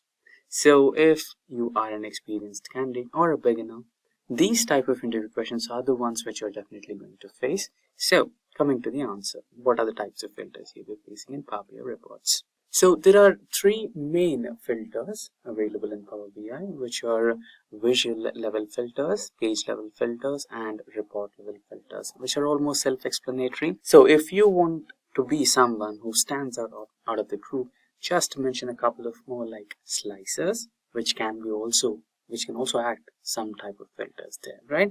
So visual filters, page filters, and report level filters are the three main types. And if you want to add onto it, you can also add in some slicers. Right now, let's proceed to the next question. Explain DAGs in Power BI. So what exactly is the meaning of DAGs? And to improvise your question or to improvise your answer, or if you want to outperform, you can also explain with some of the explanations or implementation of DAGs in your nearest examples. Like if you're a beginner or if you're a fresher, if you're working on a portfolio, then you can give the example of your DAX implementation on that portfolio. Or if you're an experienced candidate, just explain your latest implementation of DAX in your previous projects. So the answer for this question is DAX is basically the full form for data analysis expressions and is a formula language used in Power BI, Power Pivot, and SQL. DAX includes functions, operations, and constants that can be used as a formula expression to calculate and return one or more values. So DAX, just understand it in this way, right? So if you are about to perform an analysis or if you're about to extract some insights, for example, you own a superstore, right? And you wanted, okay, let's assume that you own a superstore and you have 5 regions: north, south, east, west, and central, and you are providing products from a few categories, let's say IT, mobile phones, desktops, everything. And now you wanted to identify one zone which is giving you highest sales in mobile phones, and you wanted to identify one zone which is giving you least sales in mobile phones. In such scenarios, you can just write up a formula equals to mobile phones product and products minus products which are less than a number, specific number. You actually wanted to identify products less than 100 mobile phones, right? You just want to know if there is any region which is selling less than 100 mobile phones. Then you can extract that. So the expression what you're writing there is nothing but a DAX expression. So apart from this example, you can also put up some complex examples if you're an experienced candidate, or if you're a fresher, then you can come up with some DAX expressions that you build on your portfolio projects. Moving ahead, we'll discuss the third question. How does Power BI integrate with other tools and services? So there might be a situation where you might have to get connected to different sources of data, right? So let's say you wanted to import Excel data as well as some service like a cloud service. You want to extract data from a cloud service as well. So how can you do that? And if you want to do that, can you do it, right? So that's the question. So basically this is a kind of question which comes up from two different zones. Can you integrate or can you connect to two different sources of data? Or in case if you can connect, how to connect, right? So it's like, is it possible to connect? There's also a question to beginners to test your knowledge on the fundamental knowledge in Power BI. They want to know if you can connect data from two different zones. It's not like two Excel sheets. They want to know from two different platforms altogether. Let's say I have data in Azure. Let's say I have data in SQL. So can I connect them both? Yes, you can do that. So the answer for this question is Power BI offers extensive integration capabilities with various Microsoft products like Azure, Excel, SQL, and some third-party services as well, like a website, any application, or a database, SQL databases, Excel spreadsheets, and other cloud services like GCP, AWS, etc. So that's possible. So you just have to, let's go for a demonstration on this, not a complete demonstration. Let's cancel this. So here, if you just, it's just like a overview how to connect. So here, if you see, we have Excel workbook, semantic models, data flows, Dataverse, SQL Server, web, OData, feed, blank query, and if your source is falling different from these available ones, you can just click on more and select any one of these options right here, correct? So with that, let's get back to the next question. What are the differences between Power BI Desktop and Power BI Service? So, the terms are self-explanatory. If you're an experienced candidate, then you can define the answer right away. But if you're a beginner, especially if you're a fresher, then you must be a little cautious here. So, if you are building your portfolio, if you are learning the fundamentals of Power BI, then you are doing it using Power BI Desktop. Right? But if you are a professional or an experienced candidate, then you are developing the interactive dashboards, you are developing the interactive charts and graphs and everything, and you are providing that visual, only the dashboard to your end user, who's your client. So in that scenario, your client will be given the Power BI service module, right? So they will be having a service access only just to watch the visuals. So the answer for this question is Power BI Desktop is a free application. So it's not completely free. So there are situations where you might have to deal with some huge data, or you have to deal with some parameters like security, everything. In those scenarios, you might have to go with the licensed version. So for a learning purpose, it is free application installed on a local system that lets you connect to transform, visualize, modularize your data, and few more implications that you can do. And on the other hand, Power BI Service is a cloud-based service that allows you to share, as discussed, only to share and collaborate on and distribute your Power BI reports and dashboards with others within your organization. So client is partially a part of your organization because he has some business to do with your organization. So basically, understand it in this way. Power BI Desktop is something which allows you to build. It will give you the blocks, you build the visualization, and then you give a screenshot or you give a picture of that particular build to the end user. He can have a visual on it, how it is performing. He doesn't have to worry about how it is working in the background. He doesn't have to worry about how big or how large is your data set, how it is extracting, what API is it using, he doesn't care about it. All he cares about is the visual, how is his business doing. So in that scenario, if you just want to give a picture, that's when you use the Power BI service. Now, let's go with the next question. How do you handle security in Power BI? So this is a question given to the experienced candidates. So you can think about it about the access, row-wise access. Let's say you are the leadership team, and next is the manager, next is the individual contributor, correct? So here the full access, the full visuals of your business, how your business is going on, how are the leads, how are the revenue, how is the RPL, how's the traffic, everything is visible to the leadership or the manager, correct? But when it comes to the IC or individual contributor who is just working on traffic, he will have access only to traffic, not the leads, not the revenue generated, not the RPL and everything, because he has nothing to do with it, and that is something which you can't reveal to an IC for data security purposes. So you can also consider this in the way of inheritance, right? So you can divide it based on the level of the employee, right? So level wise, you can provide the access to your employee, to your manager.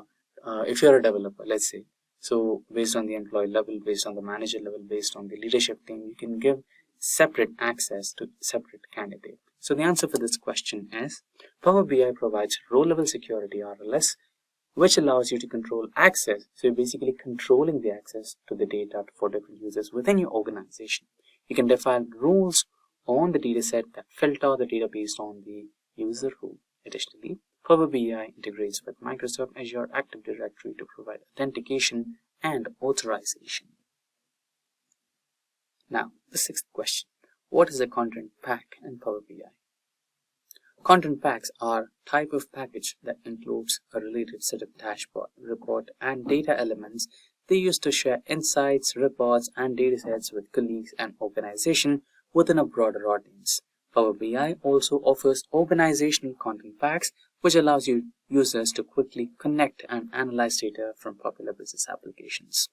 So basically, content pack, you can imagine content pack as a set of charts, graphs, or a complete dashboard or dataset elements. So when you integrate all those inside a bubble, that particular bubble can be considered as a content pack. Now moving ahead, we have the 7th question. Describe a scenario where you improvised performance of a Power BI report. So let's say this is so basically, before we answer this question is for an experienced candidate, not for an intermediate or not for a beginner level, right? So if you are someone who has 3 to 4 years of experience, that is when this kind of questions are suited. So explain a scenario where you improved the performance of a Power BI report. So there are certain scenarios where, let's say you're working with business data, Amazon sales data. So you have Amazon sales data or any other data for a beginner purpose. Okay, let's say some XYZ company. So you're working with XYZ company and you have sales data from a past couple of years.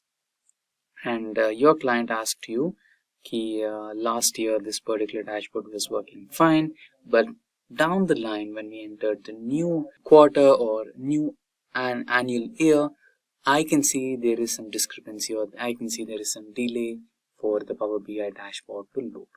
Now there can be multiple reasons for this.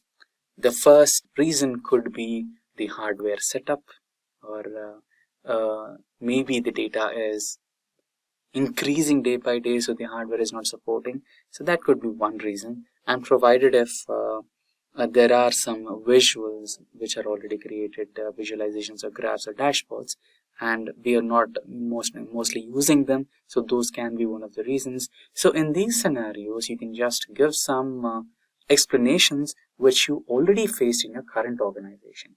For example, like you can say the client is not willing to scale up the hardware, like the hardware which stores the data or something like that, is not ready to scale up the hardware, but he wants to use the same hardware, but he wants you to increase the speed. In this scenario, you can eliminate the data which is not currently in use. Let's say you're using 2020, 21, 22, 23 and 24 data.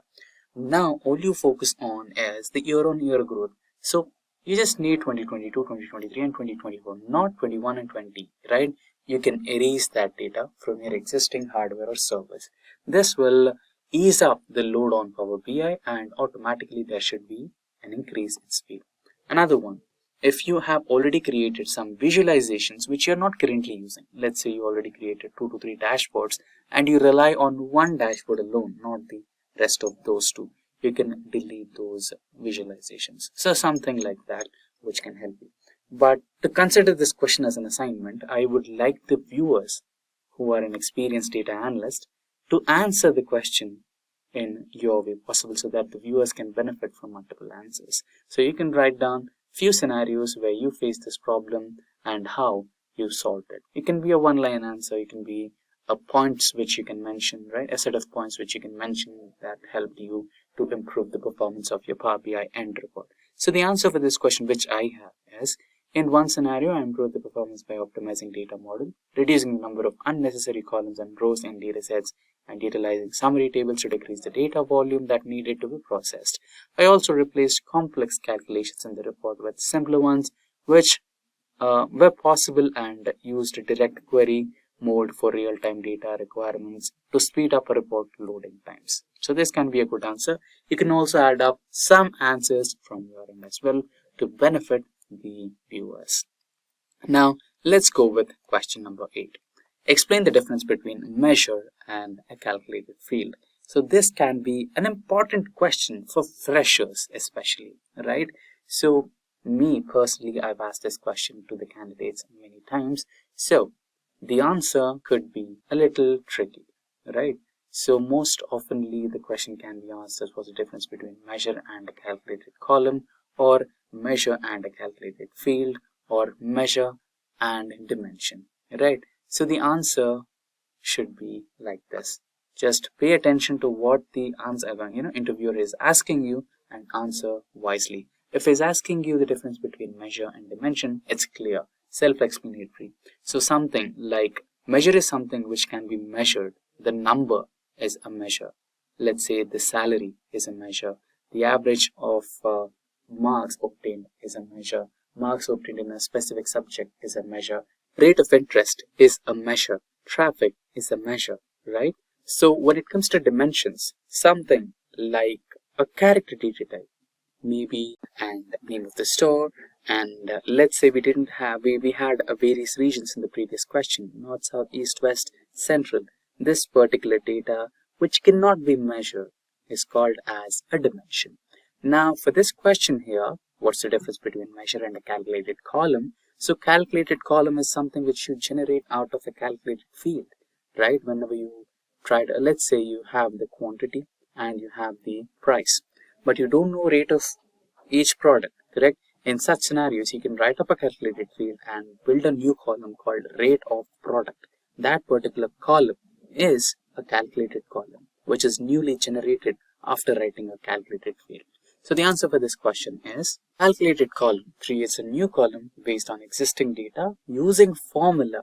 It adds to your new, it's added to your existing table as a new column, as we discussed. Measure creates a dynamic calculation that summarizes your data. Measures are used in visualizations to analyze trends or answer specific questions. Now with this, let's move on to the next question. Describe the process of publishing a Power BI report to service. Now this can be an answer for both, this can be a question for both freshers as well as experienced. So now you can give it a try. You can give me the answer for this. You can write down your answers in the comment section below. And everybody has their own way of answering this question. But as simple as that, let's keep it normal. Now in Power BI Desktop, go to Publish and choose Power BI Service. Select the workspace to publish and configure settings like sharing access. Click Publish to upload your report to Power BI Cloud Service. So this is the answer given by most of the experienced candidates. But when it comes to freshers, it's okay if you answer in this way. Create multiple charts, create multiple graphs, understand the requirement of the end user, build the required charts and graphs, integrate all those charts and graphs to the dashboard. It's also a good way to tell it, but if you're an experienced candidate or if you're a beginner, just try to include these points as well. Just go take a step ahead and go a step further and answer. Include these points in your answer. Go to Publish, select Power BI Service, select Workspace, right? So these will enhance your answer and make you stand out from the other crowd. Now, let's continue with the 10th question. How would you handle missing data in Power BI? So this can be answered for both, this can be asked for both beginners as well as experienced candidates.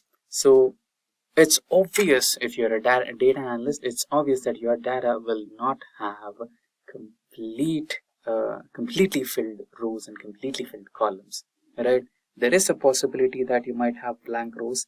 There is a possibility that you might have blank cells. There is a possibility that you might have irrelevant data. There is a possibility where it can be a typing mistake and you might insert special symbols in place of numbers and special operators in place of alphabets. Everything is possible. So in such scenarios, how could you handle, right? So there are multiple approaches. So let's say if you are going through some column which you feel is not mandatory to create your report, you can ignore those cells and you can just delete it. And in case of there is a discrepancy in your existing data and you find that is important, then you can always have a way to go back to the source who provided you the report or who provided you the data, ask to complete them, ask to give them the right number. Or in few scenarios, you can also, if you don't want to eliminate any kind of rows and columns, you can also have an option of taking an aggregate value in it. Maybe the minimum value, maybe the maximum value, may be an average value in that particular missing cell. So there are multiple possibilities, and if you feel like adding those answers, you can also feel free to add them so that everyone is benefited. So my kind of answer is there are several ways to handle missing data. Filtering, where you can exclude, simply that's the first one. You can just ignore those and exclude those missing values. Replace missing values with some aggregate values. Custom logic, create a DAX formula to address missing values based on specific scenarios.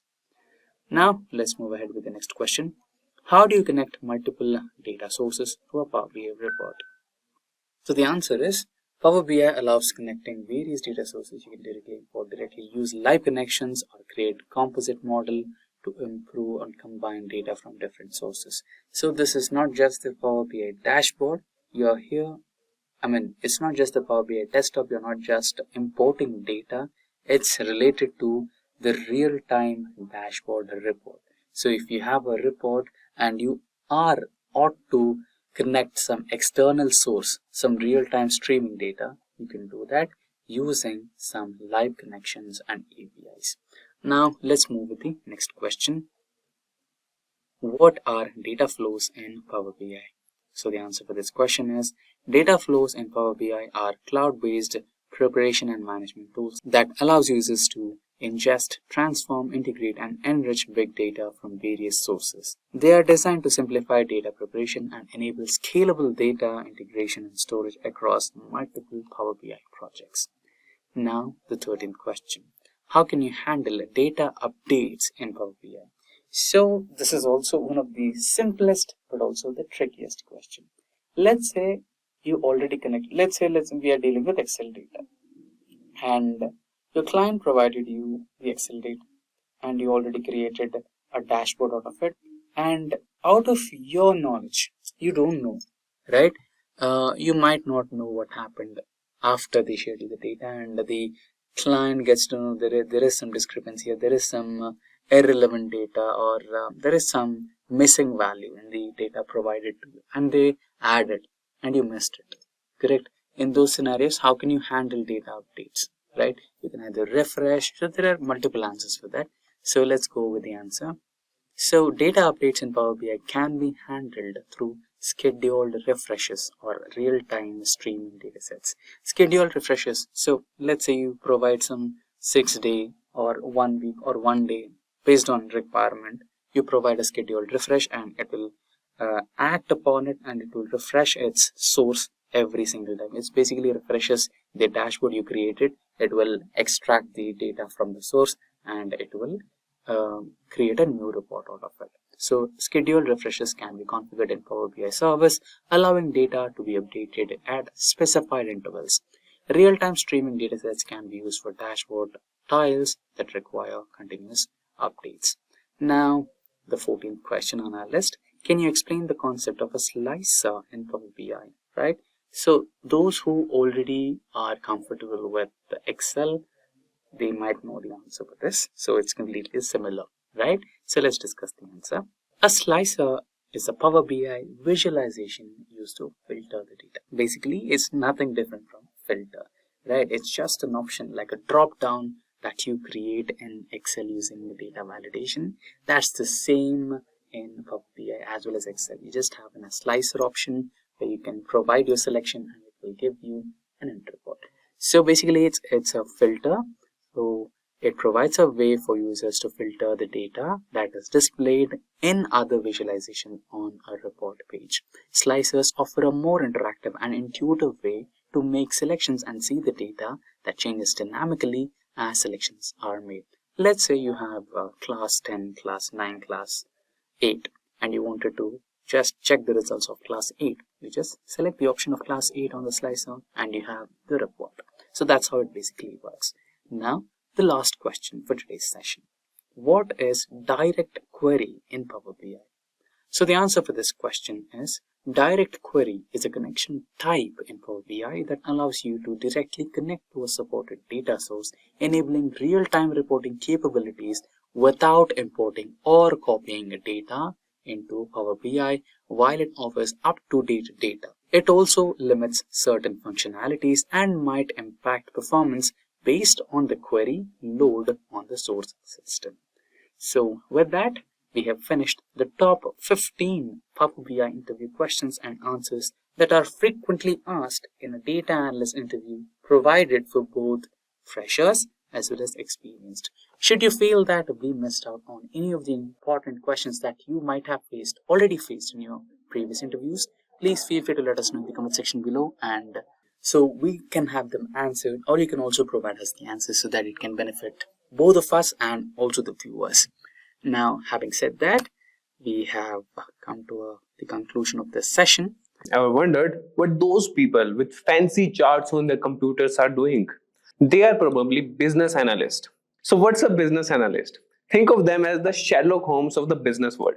They look at lots of information and figure out how to make companies run better. And guess what? It's a pretty cool job right now. Lots of companies are trying to hire these folks. Want to know how much they make? On average, about $85,000 per year. Some of them even make over $120,000. Not bad, right? But here's the thing. To be really good at this job, you need to know some special words. It's like learning the secret code of business. And in today's video, we are going to look at the 10 important words every business analyst should know. And by the time we are done, you will be talking like a pro. So let's start with a little story. Meet John. John works at a company and is always overwhelmed by all the data terms his colleagues use during meetings. So words like KPIs, data warehouse, and analytics were thrown around, and John often felt lost. He knew understanding these terms was crucial for his career growth, so he decided to dive into learning about business intelligence. John started by learning what business intelligence actually means. He discovered that BI involves strategies and technologies that help companies analyze and manage their data. For example, if he worked at Spotify, BI could tell him which songs are getting the most plays, when people listen the most, and even predict the next big hit. This realization made John see how powerful BI could be for making informed business decisions. Alright, so let's dive in and let's understand what business intelligence actually is. Imagine you are running a popular ice cream shop, and business intelligence is like having a super smart helper that tells you everything about your business. Cool, right? So what exactly is business intelligence? It's all the tricks and tools companies use to understand their data better. It helps them make smart choices based on facts, not just guesses. For example, let's say you use a tool like Power BI in your ice cream shop. It might show you which flavors sell the most on hot days, what time your shop is busiest, and which toppings are most popular with kids. This info helps you make smart decisions like stocking up on popular flavors or hiring extra staff for busy times. Business intelligence is super important because it turns boring numbers into useful information that helps businesses grow and succeed. It's like having X-ray vision for your company. Next, let's talk about data visualization. So data visualization is the graphical representation of information and data. By using visual elements like charts, graphs, and maps, data visualization tools provide an accessible way to see and understand trends, outliers, and patterns in data. For example, a bar chart showing the most popular pizza toppings in a delivery app. This is crucial for presenting data in an easy to understand format. Moving on, we have analytics. So analytics involves the systematic computational analysis of data. For example, using analytics to understand which times of day are busiest for a pizza delivery app. This term is important because it helps in making sense of large amounts of data and aids in decision making. Next up is KPI, that is key performance indicator. So a KPI is a measurable value that demonstrates how effectively a company is achieving key business objectives. For example, tracking the number of pizzas sold each month as a KPI to measure business performance. KPIs are essential for measuring performance and progress towards strategic goals. Now let's discuss data warehouse. So a data warehouse is a centralized repository for storing large volumes of structured data from multiple sources. For example, storing customer data from different gym branches in one place for analysis. It is used for reporting and data analysis and is a core component of business intelligence. Data warehouses are important for consolidating data from different sources and making it available for analysis. Next, we have database. So database is an organized collection of data generally stored and accessed electronically from a computer system. For example, a database storing member records for a gym. Databases are foundational for storing and managing data efficiently and are critical for any business intelligence processes. Moving forward, let's introduce data mining. So data mining is the process of discovering patterns and knowledge from large amounts of data. For example, a gym analyzing member attendance to identify the most popular class times. Data mining is important for extracting useful information from large data sets. Next, let's talk about Dashboard. So Dashboard is a business intelligence tool that allows users to track key metrics and KPIs. For example, a dashboard for a gym showing daily attendance, most used equipment, and membership growth. It provides a visual representation of data and helps in monitoring performance at a glance. Dashboards are crucial for real-time data monitoring and decision making. Next up is reporting. Reporting refers to the process of organizing data into informational summaries to monitor how different areas of a business are performing. For example, a monthly financial report summarizing income and expenses for a gym. Reports are essential for tracking progress, identifying trends, and making informed decisions. Finally, let's discuss SQL, that is Structured Query Language. So SQL is a standard programming language for managing and manipulating databases. For example, writing an SQL query to retrieve all gym members who joined last month. It is used to query, insert, update, and modify data. SQL is fundamental for anyone working with databases and business intelligence tools. Remember, whether you are running a multi-million-dollar corporation or a neighborhood lemonade stand, these BI tools and concepts can help you make smarter decisions and grow your business. They turn raw data into valuable insights, helping you understand your customer better, optimize your operations, and stay ahead of the competition.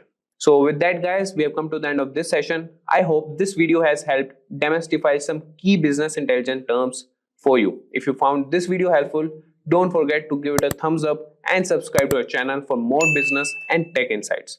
If you have questions about BI or want to share your opinion, you can comment down in the comment section below. That's a wrap on our full course. If you have any doubts or questions, ask them in the comment section below. Our team of experts will reply you as soon as possible. Thank you and keep learning with Simplilearn.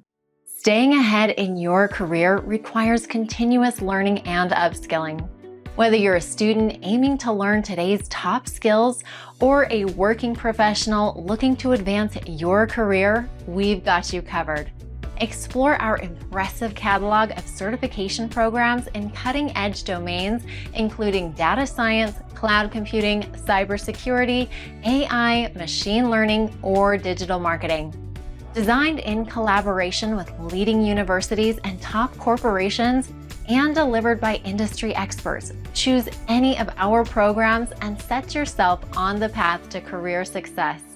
Click the link in the description to know more.